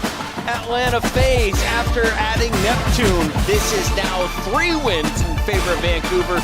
2 of the previous ones, though, went to Atlanta. This year is starting to turn out to be a season of mismatches. Like Vancouver really has done very successfully well versus this Atlanta team. But to be fair, like, I don't know what it is about this FaZe team this stage. They just did not look like the same team that had won Major 2. The qualifiers were a little wonky. I know they were trying out a couple of maps, a lot of Hacienda reps and things of the nature, but it just didn't really feel like the same FaZe team that we had seen from stage 2. This was the biggest like rollover and fold series of the day. Like Atlanta halfway through that control just looked like they rolled over and said, it's over for us, right? Like, Surge just started bringing it to them, playing super aggressive, put him in spawn traps, largely in part due to Abuza, man. He played so damn well throughout this series. Abuza, maybe sneaking his way up to AR ranks. Best in the lobby. Vancouver locked this guy down. He has been the face of the franchise. It's coming in. The Belgian doing work today against the league's best. Our third match of the day, though, featured the hometown favorites, and Miami was off to a bit of a slow start, but they got the dub they were looking for.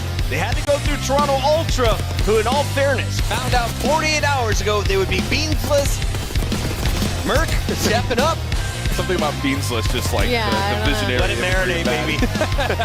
Literally. I will say, I mean, Miami is showing that they did not have any sort of a fluke qualifier. They looked good everywhere. The other side of things, I think you still have to give a nod to Toronto. They did look competitive, considering that you're putting in a player from Challenger who'd only been there for maybe 24 hours. It's probably the best debut outside of Neptune we've had so far this year. Really impressive stuff from Hercules. I still hold this Toronto team with some good favor in the lower bracket. Well, Super had a good debut. Yeah, Super did. But yeah, I mean, Merc definitely played well. He's trying to earn himself a spot. And, you know, they're in loose bracket now. They're going up against LAG. So you got to favor Toronto Ultra to win that. And in terms of Miami, medals, Ali, he fried today. Yeah. I'm so glad you said that. I was going to say, I think that was what I took away from this series, was medals. And I think the most important part of this is, like, we know what his ceiling looks like, but we also know what his floor can be more often than not. But he showed up today on day one very, very early against the Toronto Ultra squad that they wanted that revenge against. And I think that speaks volumes to how they're going to play for the rest of the weekend. You get a better Real, you probably win this tournament. That's fair. Like, if you get the takeover Real and medals is giving you this, who is beating them?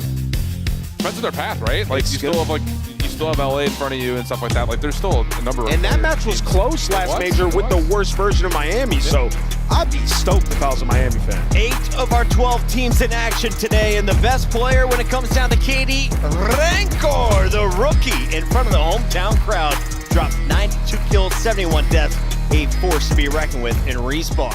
That's a shocker. He said, excuse me, Rancor, excuse me, Super, I'm going for that Rookie of the Year still.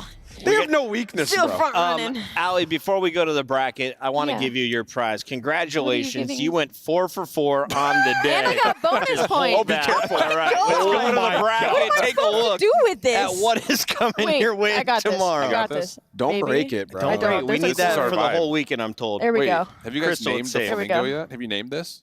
Do the honors, Ali. I have to name it? Yeah, right now. Absolutely. Binky. Binky? I don't know where that came from.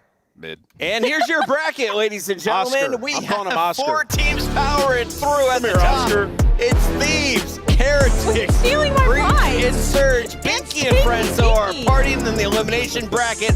Ali, who wins these 4 tomorrow?